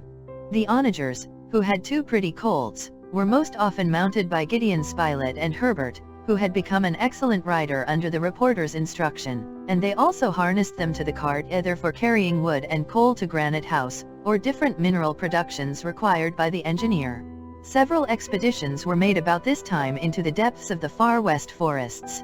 The explorers could venture there without having anything to fear from the heat, for the sun's rays scarcely penetrated through the thick foliage spreading above their heads. They thus visited all the left bank of the Mersey, along which ran the road from the corral to the mouth of Falls River.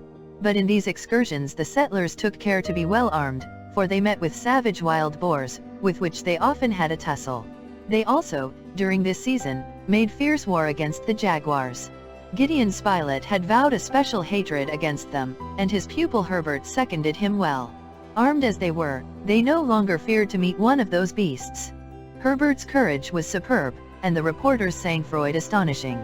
Already 20 magnificent skins ornamented the dining room of Granite House, and if this continued, the jaguar race would soon be extinct in the island, the object aimed at by the hunters. The engineer sometimes took part in the expeditions made to the unknown parts of the island, which he surveyed with great attention. It was for other traces than those of animals that he searched the thickets of the vast forest, but nothing suspicious ever appeared. Neither Top nor Jup, who accompanied him, ever betrayed by their behavior that there was anything strange there, and yet more than once again the dog barked at the mouth of the well, which the engineer had before explored without result. At this time Gideon Spilett, aided by Herbert, took several views of the most picturesque parts of the island, by means of the photographic apparatus found in the cases, and of which they had not as yet made any use. This apparatus, provided with a powerful object glass, was very complete. Substances necessary for the photographic reproduction, collodion for preparing the glass plate, nitrate of silver to render it sensitive, hyposulfate of soda to fix the prints obtained, chloride of ammonium in which to soak the paper destined to give the positive proof, acetate of soda and chloride of gold in which to immerse the paper. Nothing was wanting. Even the papers were there, all prepared, and before laying in the printing frame upon the negatives, it was sufficient to soak them for a few minutes in the solution of nitrate of silver. The reporter and his assistant became in a short time very skillful operators, and they obtained fine views of the country, such as the island, taken from Prospect Heights with Mount Franklin in the distance, the mouth of the Mersey, so picturesquely framed in high rocks, the glade, and the corral, with the spurs of the mountain in the background, the curious development of Claw Cape, Flotsam Point, etc. Nor did the photographers forget to take the portraits of all the inhabitants of the island, leaving out no one. "It multiplies us," said Pencroft. And the sailor was enchanted to see his own countenance, faithfully reproduced, ornamenting the walls of Granite House, and he stopped as willingly before this exhibition as he would have done before the richest shop windows in Broadway. But it must be acknowledged that the most successful portrait was incontestably that of Master Jup. Master Jup had sat with a gravity not to be described, and his portrait was lifelike. "He looks as if he was just going to grin," exclaimed Pencroft. And if Master Jup had not been satisfied, he would have been very difficult to please, but he was quite contented and contemplated his own countenance with a sentimental air which expressed some small amount of conceit. The summer heat ended with the month of March. The weather was sometimes rainy, but still warm. The month of March, which corresponds to the September of northern latitudes, was not so fine as might have been hoped. Perhaps it announced an early and rigorous winter. It might have been supposed one morning the 21 St. that the first snow had already made its appearance. In fact, Herbert, looking early from one of the windows of Granite House, exclaimed, "Hello, the islet is covered with snow." "Snow at this time," answered the reporter, joining the boy. Their companions were soon beside them, but could only ascertain one thing, that not only the islet but all the beach below Granite House was covered with one uniform sheet of white. "It must be snow," said Pencroft. "Or rather it's very like it," replied Neb. "But the thermometer marks 58 degrees, observed Gideon Spilett. Cyrus Harding gazed at the sheet of white without saying anything, for he really did not know how to explain this phenomenon, at this time of year and in such a temperature. "By Jove," exclaimed Pencroft, "all our plants will be frozen."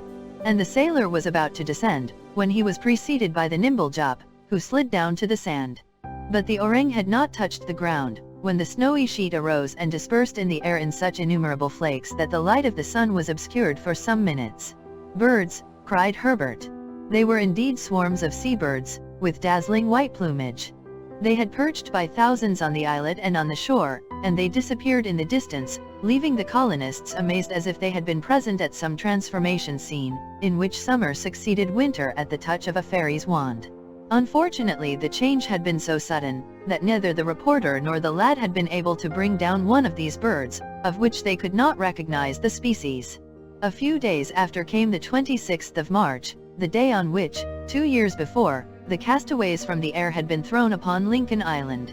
Chapter 19. 2 years already? And for 2 years the colonists had had no communication with their fellow creatures? They were without news from the civilized world, lost on this island, as completely as if they had been on the most minute star of the celestial hemisphere? What was now happening in their country?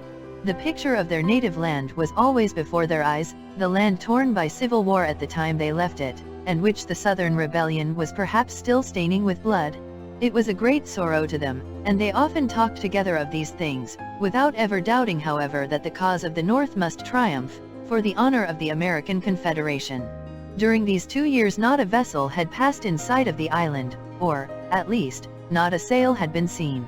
It was evident that Lincoln Island was out of the usual track, and also that it was unknown, as was besides proved by the maps, for though there was no port, vessels might have visited it for the purpose of renewing their store of water.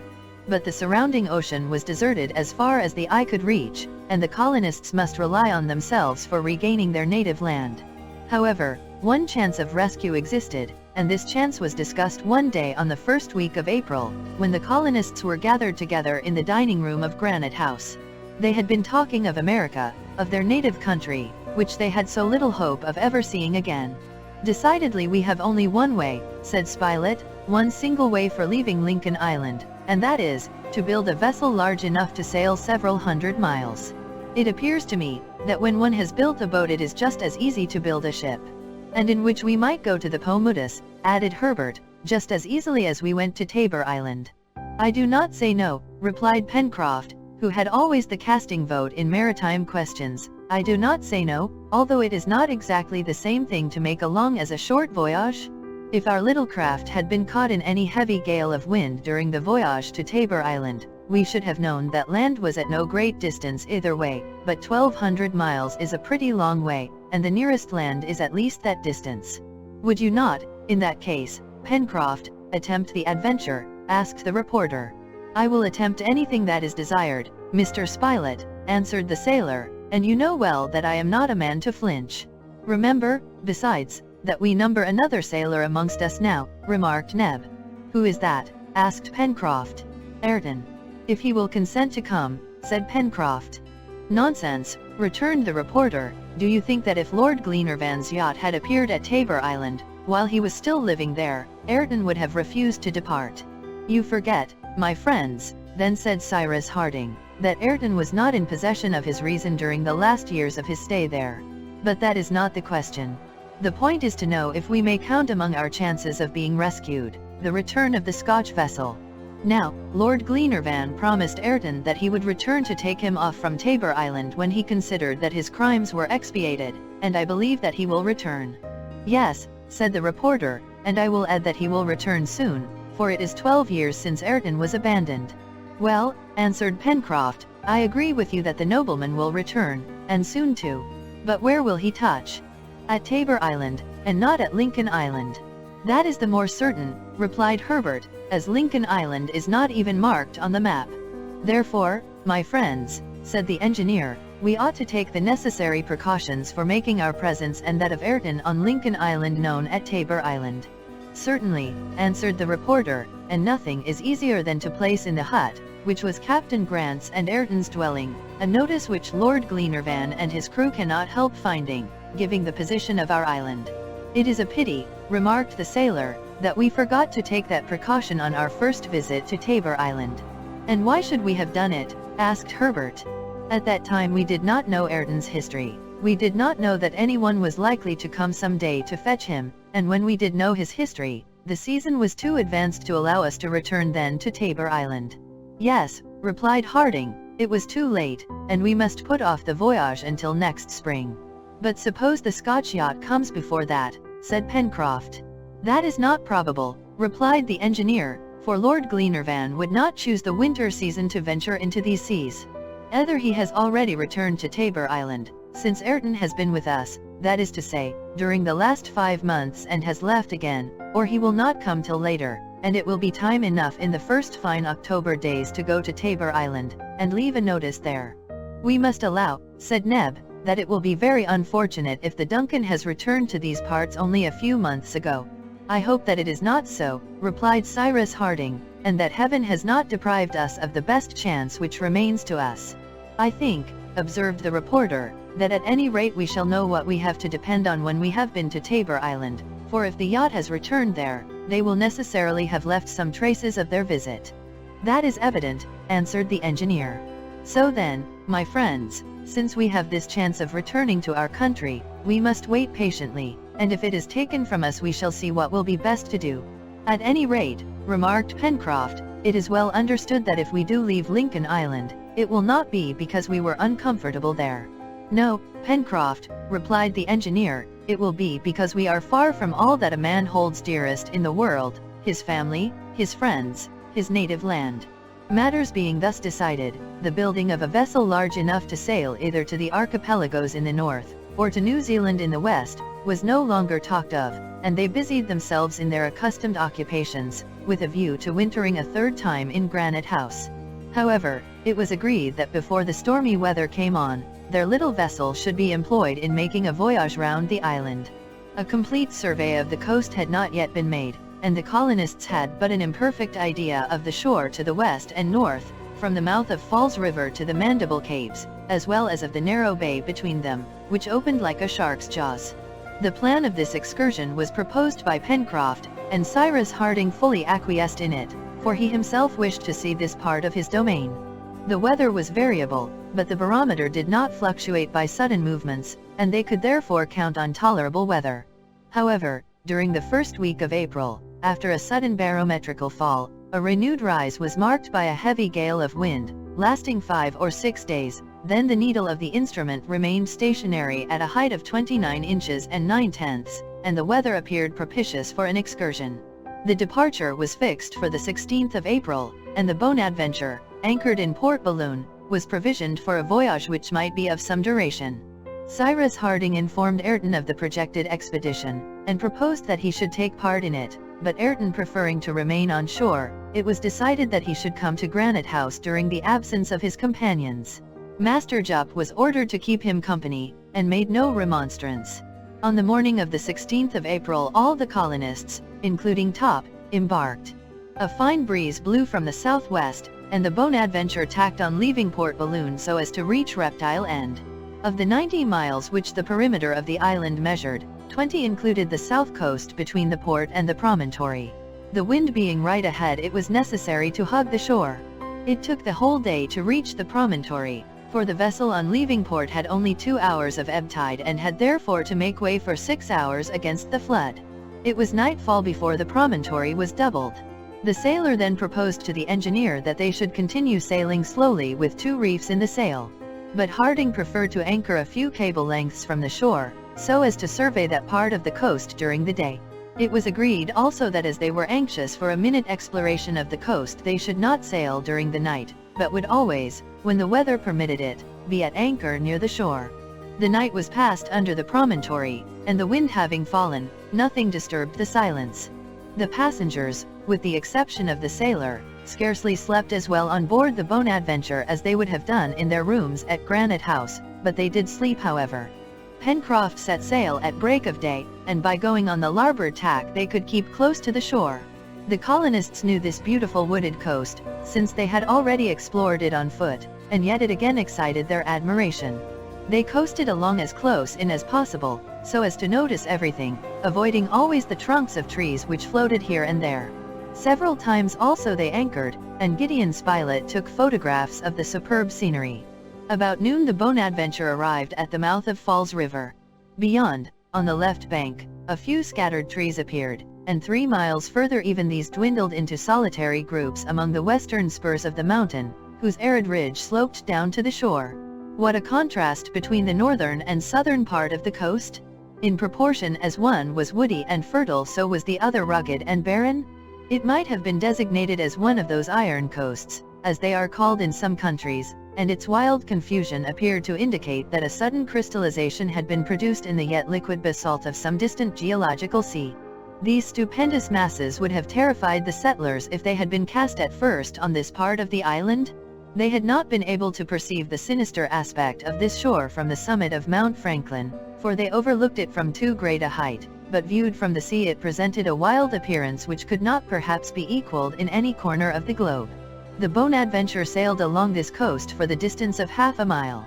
It was easy to see that it was composed of blocks of all sizes, from 20 to 300 feet in height, and of all shapes, round like towers, prismatic like steeples, pyramidal like obelisks, conical like factory chimneys.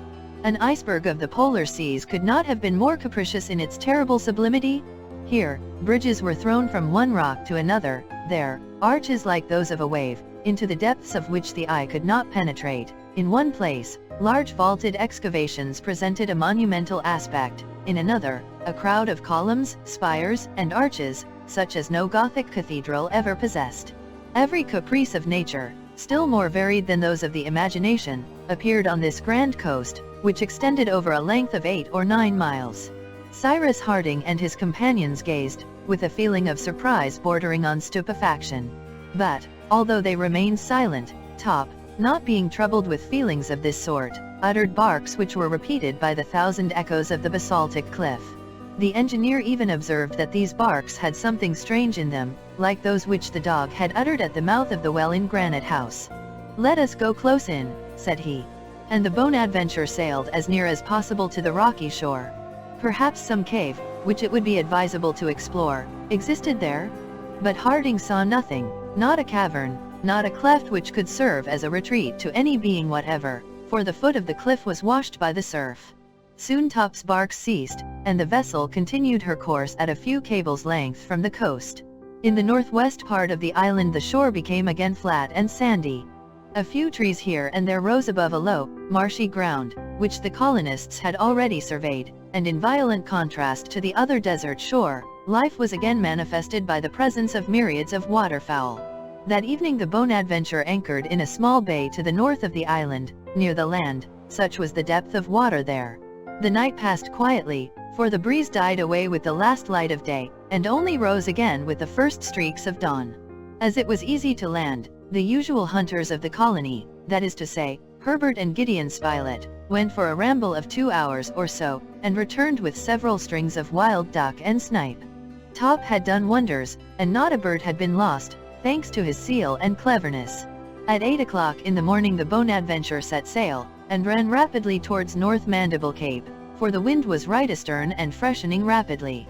However, observed Pencroft, I should not be surprised if a gale came up from the west. Yesterday the sun set in a very red-looking horizon, and now, this morning, those Mare's tails don't forebode anything good. These Mare's tails are cirrus clouds, scattered in the zenith, their height from the sea being less than 5,000 feet. They look like light pieces of cotton wool, and their presence usually announces some sudden change in the weather. "Well," said Harding, "let us carry as much sail as possible, and run for shelter into Shark Gulf. I think that the Bonadventure will be safe there." "Perfectly," replied Pencroft, "and besides, the north coast is merely sand, very uninteresting to look at." "I shall not be sorry," resumed the engineer, "to pass not only tonight but tomorrow in that bay, which is worth being carefully explored." "I think that we shall be obliged to do so, whether we like it or not," answered Pencroft, "for the sky looks very threatening towards the west. Dirty weather is coming on." "At any rate we have a favorable wind for reaching Cape Mandible," observed the reporter. "A very fine wind," replied the sailor, "but we must tack to enter the Gulf, and I should like to see my way clear in these unknown quarters." "Quarters which appear to be filled with rocks," added Herbert, "if we judge by what we saw on the south coast of Shark Gulf." "Pencroft," said Cyrus Harding, "do as you think best, we will leave it to you." "Don't make your mind uneasy, Captain," replied the sailor, "I shall not expose myself needlessly. I would rather a knife were run into my ribs than a sharp rock into those of my Bonadventure." That which Pencroft called ribs was the part of his vessel under water, and he valued it more than his own skin. "What o'clock is it?" asked Pencroft. 10 o'clock, replied Gideon Spilett. "And what distance is it to the Cape, Captain?" "About 15 miles, replied the engineer. "That's a matter of 2 hours and a half," said the sailor, "and we shall be off the Cape between 12 and 1 o'clock. Unluckily, the tide will be turning at that moment, and will be ebbing out of the Gulf." I am afraid that it will be very difficult to get in, having both wind and tide against us. And the more so that it is a full moon today, remarked Herbert, and these April tides are very strong. Well, Pencroft, asked Harding, can you not anchor off the cape? Anchor near land, with bad weather coming on, exclaimed the sailor. What are you thinking of, Captain? We should run aground, of a certainty. What will you do then? I shall try to keep in the offing until the flood, that is to say, till about 7 in the evening, and if there is still light enough I will try to enter the gulf. If not, we must stand off and on during the night, and we will enter tomorrow at sunrise. As I told you, Pencroft, we will leave it to you, answered Harding. Ah, said Pencroft, if there was only a lighthouse on the coast, it would be much more convenient for sailors. Yes, replied Herbert, and this time we shall have no obliging engineer to light a fire to guide us into port. Why, indeed, my dear Cyrus, said Spilett, we have never thanked you, but frankly, without that fire we should never have been able. A fire? Asked Harding, much astonished at the reporter's words. We mean, Captain, answered Pencroft, that on board the Bonadventure we were very anxious during the few hours before our return, and we should have passed to windward of the island, if it had not been for the precaution you took of lighting a fire the night of the 19th of October, on Prospect Heights. Yes, yes. That was a lucky idea of mine, replied the engineer. And this time, continued the sailor, unless the idea occurs to Ayrton, there will be no one to do us that little service. No? No one, answered Cyrus Harding.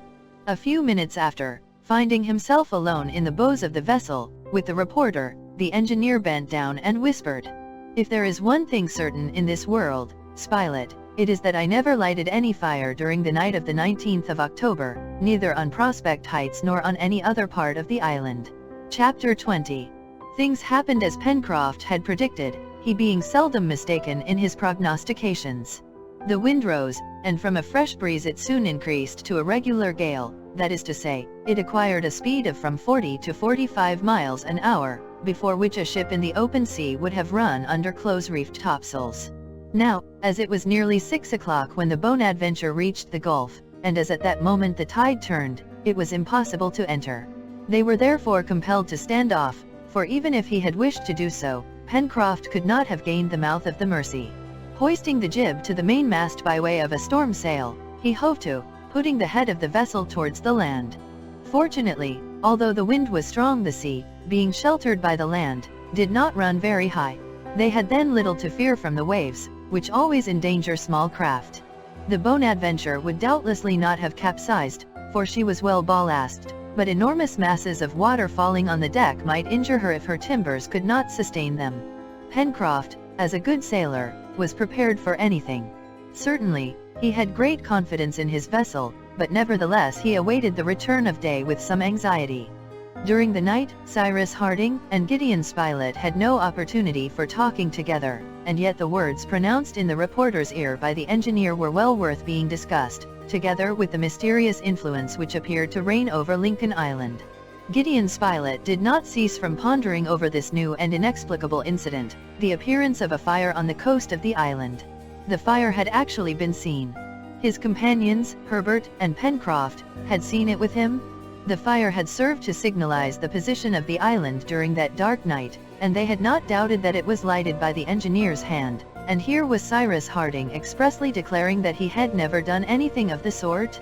Spilett resolved to recur to this incident as soon as the Bonadventure returned, and to urge Cyrus Harding to acquaint their companions with these strange facts. Perhaps it would be decided to make in common a complete investigation of every part of Lincoln Island. However that might be, on this evening no fire was lighted on these yet unknown shores, which formed the entrance to the Gulf, and the little vessel stood off during the night. When the first streaks of dawn appeared in the western horizon, the wind, which had slightly fallen, shifted 2 points, and enabled Pencroft to enter the narrow gulf with greater ease. Towards 7 o'clock in the morning, the Bonadventure, weathering the North Mandible Cape, entered the strait and glided on to the waters, so strangely enclosed in the frame of lava. Well, said Pencroft, this bay would make admirable roads, in which a whole fleet could lie at their ease. What is especially curious, observed Harding, is that the gulf has been formed by 2 rivers of lava, thrown out by the volcano, and accumulated by successive eruptions. The result is that the Gulf is completely sheltered on all sides, and I believe that even in the stormiest weather, the sea here must be as calm as a lake." "No doubt," returned the sailor, "since the wind has only that narrow entrance between the two capes to get in by, and, besides, the North Cape protects that of the south in a way which would make the entrance of gusts very difficult. I declare our Bonadventure could stay here from one end of the year to the other, without even dragging at her anchor." "It is rather large for her," observed the reporter. "Well, Mr. Spilett," replied the sailor, "I agree that it is too large for the Bonadventure, but if the fleets of the Union were in want of a harbor in the Pacific, I don't think they would ever find a better place than this." "We are in the Shark's Mouth," remarked Neb, alluding to the form of the Gulf. "Right into its mouth, my honest Neb," replied Herbert, "but you are not afraid that it will shut upon us, are you?" "No, Mr. Herbert," answered Neb, "and yet this Gulf here doesn't please me much. It has a wicked look." "Hello," cried Pencroft, "here is Neb turning up his nose at my Gulf, just as I was thinking of presenting it to America." "But, at any rate, is the water deep enough?" asked the engineer, "for a depth sufficient for the keel of the Bonadventure would not be enough for those of our ironclads." "That is easily found out," replied Pencroft. And the sailor sounded with a long cord, which served him as a lead line, and to which was fastened a lump of iron. This cord measured nearly 50 fathoms, and its entire length was unrolled without finding any bottom. "There," exclaimed Pencroft, "our ironclads can come here after all. They would not run aground." "Indeed," said Gideon Spilett, "this gulf is a regular abyss, but, taking into consideration the volcanic origin of the island, it is not astonishing that the sea should offer similar depressions." "One would say too," observed Herbert, "that these cliffs were perfectly perpendicular, and I believe that at their foot, even with a line 5 or 6 times longer, Pencroft would not find bottom." "That is all very well," then said the reporter, "but I must point out to Pencroft that his harbor is wanting in one very important respect." "And what is that, Mr. Spilett?" "An opening, a cutting of some sort, to give access to the interior of the island. I do not see a spot on which we could land. And, in fact, the steep lava cliffs did not afford a single place suitable for landing. They formed an insuperable barrier, recalling, but with more wildness, the fjords of Norway. The Bonadventure, coasting as close as possible along the cliffs, did not discover even a projection which would allow the passengers to leave the deck. Pencroft consoled himself by saying that with the help of a mine they could soon open out the cliff when that was necessary, and then, as there was evidently nothing to be done in the Gulf, he steered his vessel towards the strait and passed out at about 2 o'clock in the afternoon. "Ah," said Neb, uttering a sigh of satisfaction. "One might really say that the honest Negro did not feel at his ease in those enormous jaws." The distance from Mandible Cape to the mouth of the Mersey was not more than 8 miles. The head of the Bonadventure was put towards Granite House, and a fair wind filling her sails, she ran rapidly along the coast. To the enormous lava rocks succeeded soon those capricious sand dunes, among which the engineer had been so singularly recovered, and which seabirds frequented in thousands. About 4 o'clock, Pencroft, leaving the point of the islet on his left, entered the channel which separated it from the coast, and at 5 o'clock the anchor of the Bonadventure was buried in the sand at the mouth of the Mersey. The colonists had been absent 3 days from their dwelling. Ayrton was waiting for them on the beach, and Jup came joyously to meet them, giving vent to deep grunts of satisfaction. A complete exploration of the coast of the island had now been made, and no suspicious appearances had been observed. If any mysterious being resided on it, it could only be under cover of the impenetrable forest of the Serpentine Peninsula, to which the colonists had not yet directed their investigations. Gideon Spilett discussed these things with the engineer, and it was agreed that they should direct the attention of their companions to the strange character of certain incidents which had occurred on the island, and of which the last was the most unaccountable. However, Harding, returning to the fact of a fire having been kindled on the shore by an unknown hand, could not refrain from repeating for the 20th time to the reporter, "But are you quite sure of having seen it? Was it not a partial eruption of the volcano, or perhaps some meteor?" "No, Cyrus," answered the reporter, "it was certainly a fire lighted by the hand of man." "Besides," questioned Pencroft and Herbert. "They saw it as I saw it myself, and they will confirm my words." In consequence, therefore, a few days after, on the 25th of April, in the evening, when the settlers were all collected on Prospect Heights, Cyrus Harding began by saying, "My friends, I think it my duty to call your attention to certain incidents which have occurred in the island, on the subject of which I shall be happy to have your advice. These incidents are, so to speak, supernatural." "Supernatural," exclaimed the sailor, emitting a volume of smoke from his mouth. "Can it be possible that our island is supernatural?" "No, Pencroft, but mysterious, most certainly," replied the engineer, "unless you can explain that which Spilett and I have until now failed to understand." "Speak away, Captain," answered the sailor. "Well, have you understood, then," said the engineer, "how was it that after falling into the sea, I was found a quarter of a mile into the interior of the island, and that, without my having any consciousness of my removal there?" "Unless, being unconscious," said Pencroft. "That is not admissible," replied the engineer. "But to continue. Have you understood how Top was able to discover your retreat 5 miles from the cave in which I was lying?" "The dog's instinct," observed Herbert. "Singular instinct," returned the reporter, "since notwithstanding the storm of rain and wind which was raging during that night, Top arrived at the Chimneys, dry and without a speck of mud." "Let us continue," resumed the engineer. "Have you understood how our dog was so strangely thrown up out of the water of the lake, after his struggle with the dugong?"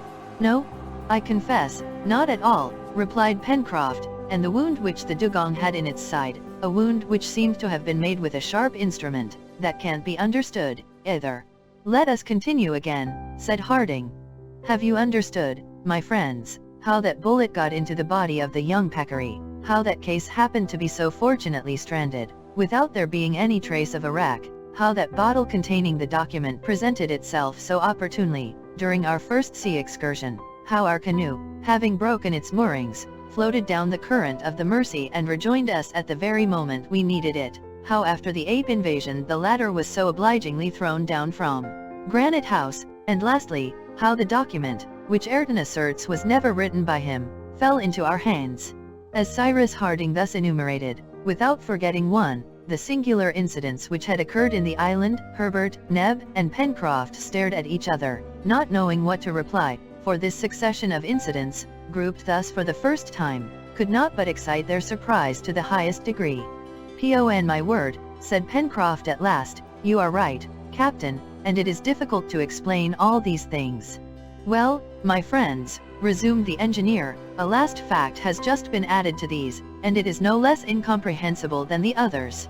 "What is it, Captain?" asked Herbert quickly.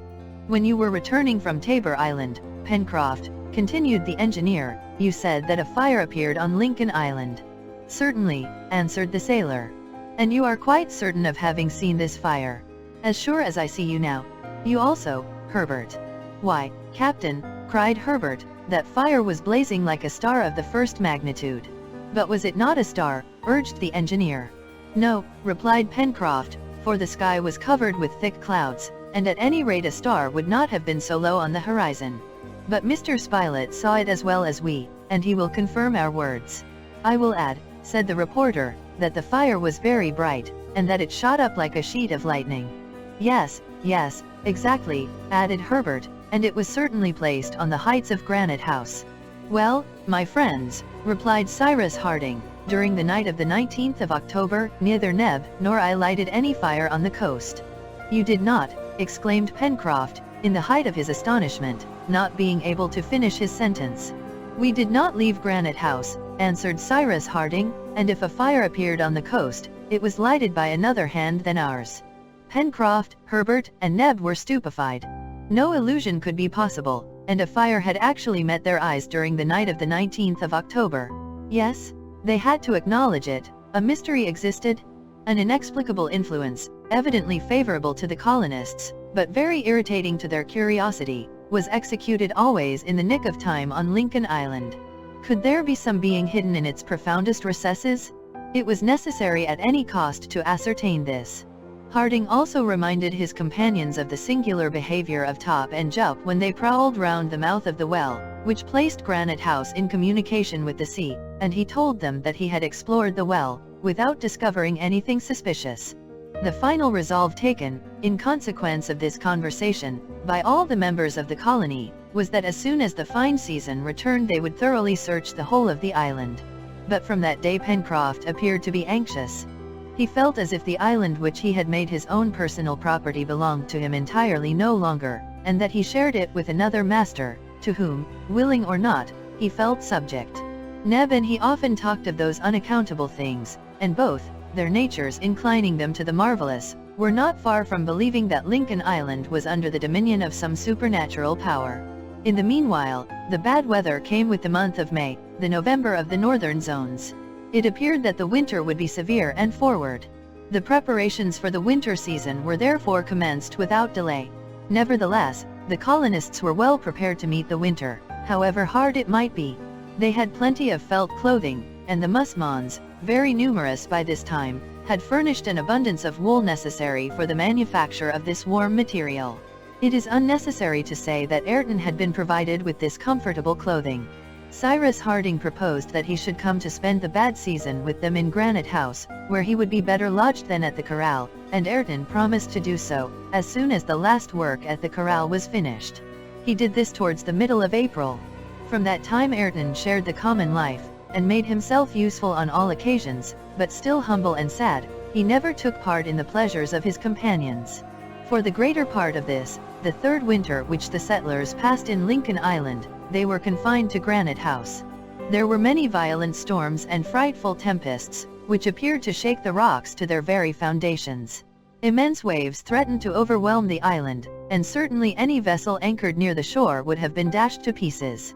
Twice, during one of these hurricanes, the Mersey swelled to such a degree as to give reason to fear that the bridges would be swept away, and it was necessary to strengthen those on the shore, which disappeared under the foaming waters, when the sea beat against the beach. It may well be supposed that such storms, comparable to waterspouts in which were mingled rain and snow, would cause great havoc on the plateau of Prospect Heights. The mill and the poultry yard particularly suffered. The colonists were often obliged to make immediate repairs, without which the safety of the birds would have been seriously threatened. During the worst weather, several jaguars and troops of quadrumana ventured to the edge of the plateau, and it was always to be feared that the most active and audacious would, urged by hunger, manage to cross the stream, which besides, when frozen, offered them an easy passage. Plantations and domestic animals would then have been infallibly destroyed, without a constant watch, and it was often necessary to make use of the guns to keep those dangerous visitors at a respectful distance. Occupation was not wanting to the colonists, for without reckoning their outdoor cares, they had always 1,000 plans for the fitting up of Granite House. They had also some fine sporting excursions, which were made during the frost in the vast Tattern Marsh. Gideon Spilett and Herbert, aided by Jup and Top, did not miss a shot in the midst of myriads of wild duck, snipe, teal, and others. The access to these hunting grounds was easy. Besides, whether they reached them by the road to Port Balloon, after having passed the Mersey Bridge, or by turning the rocks from Flotsam Point, the hunters were never distant from Granite House more than 2 or 3 miles.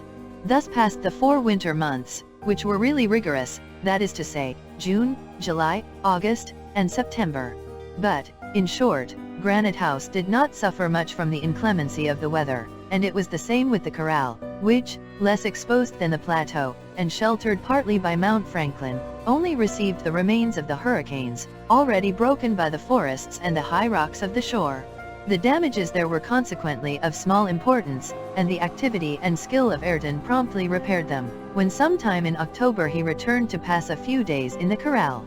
During this winter, no fresh inexplicable incident occurred. Nothing strange happened, although Pencroft and Neb were on the watch for the most insignificant facts to which they attached any mysterious cause.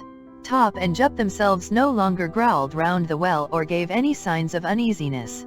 It appeared, therefore, as if the series of supernatural incidents was interrupted, although they often talked of them during the evenings in Granite House, and they remained thoroughly resolved that the island should be searched, even in those parts the most difficult to explore. But an event of the highest importance, and of which the consequences might be terrible, momentarily diverted from their projects Cyrus Harding and his companions. It was the month of October.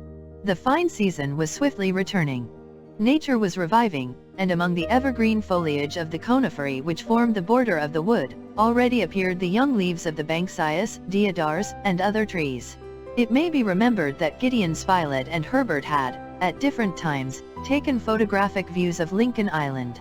Now, on the 17th of this month of October, towards 3 o'clock in the afternoon, Herbert, enticed by the charms of the sky, thought of reproducing Union Bay, which was opposite to Prospect Heights, from Cape Mandible to Claw Cape. The horizon was beautifully clear, and the sea, undulating under a soft breeze, was as calm as the waters of a lake, sparkling here and there under the sun's rays. The apparatus had been placed at one of the windows of the dining room at Granite House, and consequently overlooked the shore and the bay. Herbert proceeded as he was accustomed to do, and the negative obtained, he went away to fix it by means of the chemicals deposited in a dark nook of Granite House. Returning to the bright light, and examining it well, Herbert perceived on his negative an almost imperceptible little spot on the sea horizon. He endeavored to make it disappear by reiterated washing, but could not accomplish it. "It is a flaw in the glass," he thought. And then he had the curiosity to examine this flaw with a strong magnifier which he unscrewed from one of the telescopes. But he had scarcely looked at it, when he uttered a cry, and the glass almost fell from his hands. Immediately running to the room in which Cyrus Harding then was, he extended the negative and magnifier towards the engineer, pointing out the little spot. Harding examined it, then seizing his telescope he rushed to the window.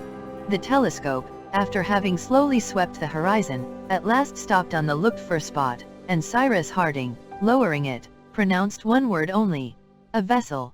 And in fact a vessel was in sight, off Lincoln Island,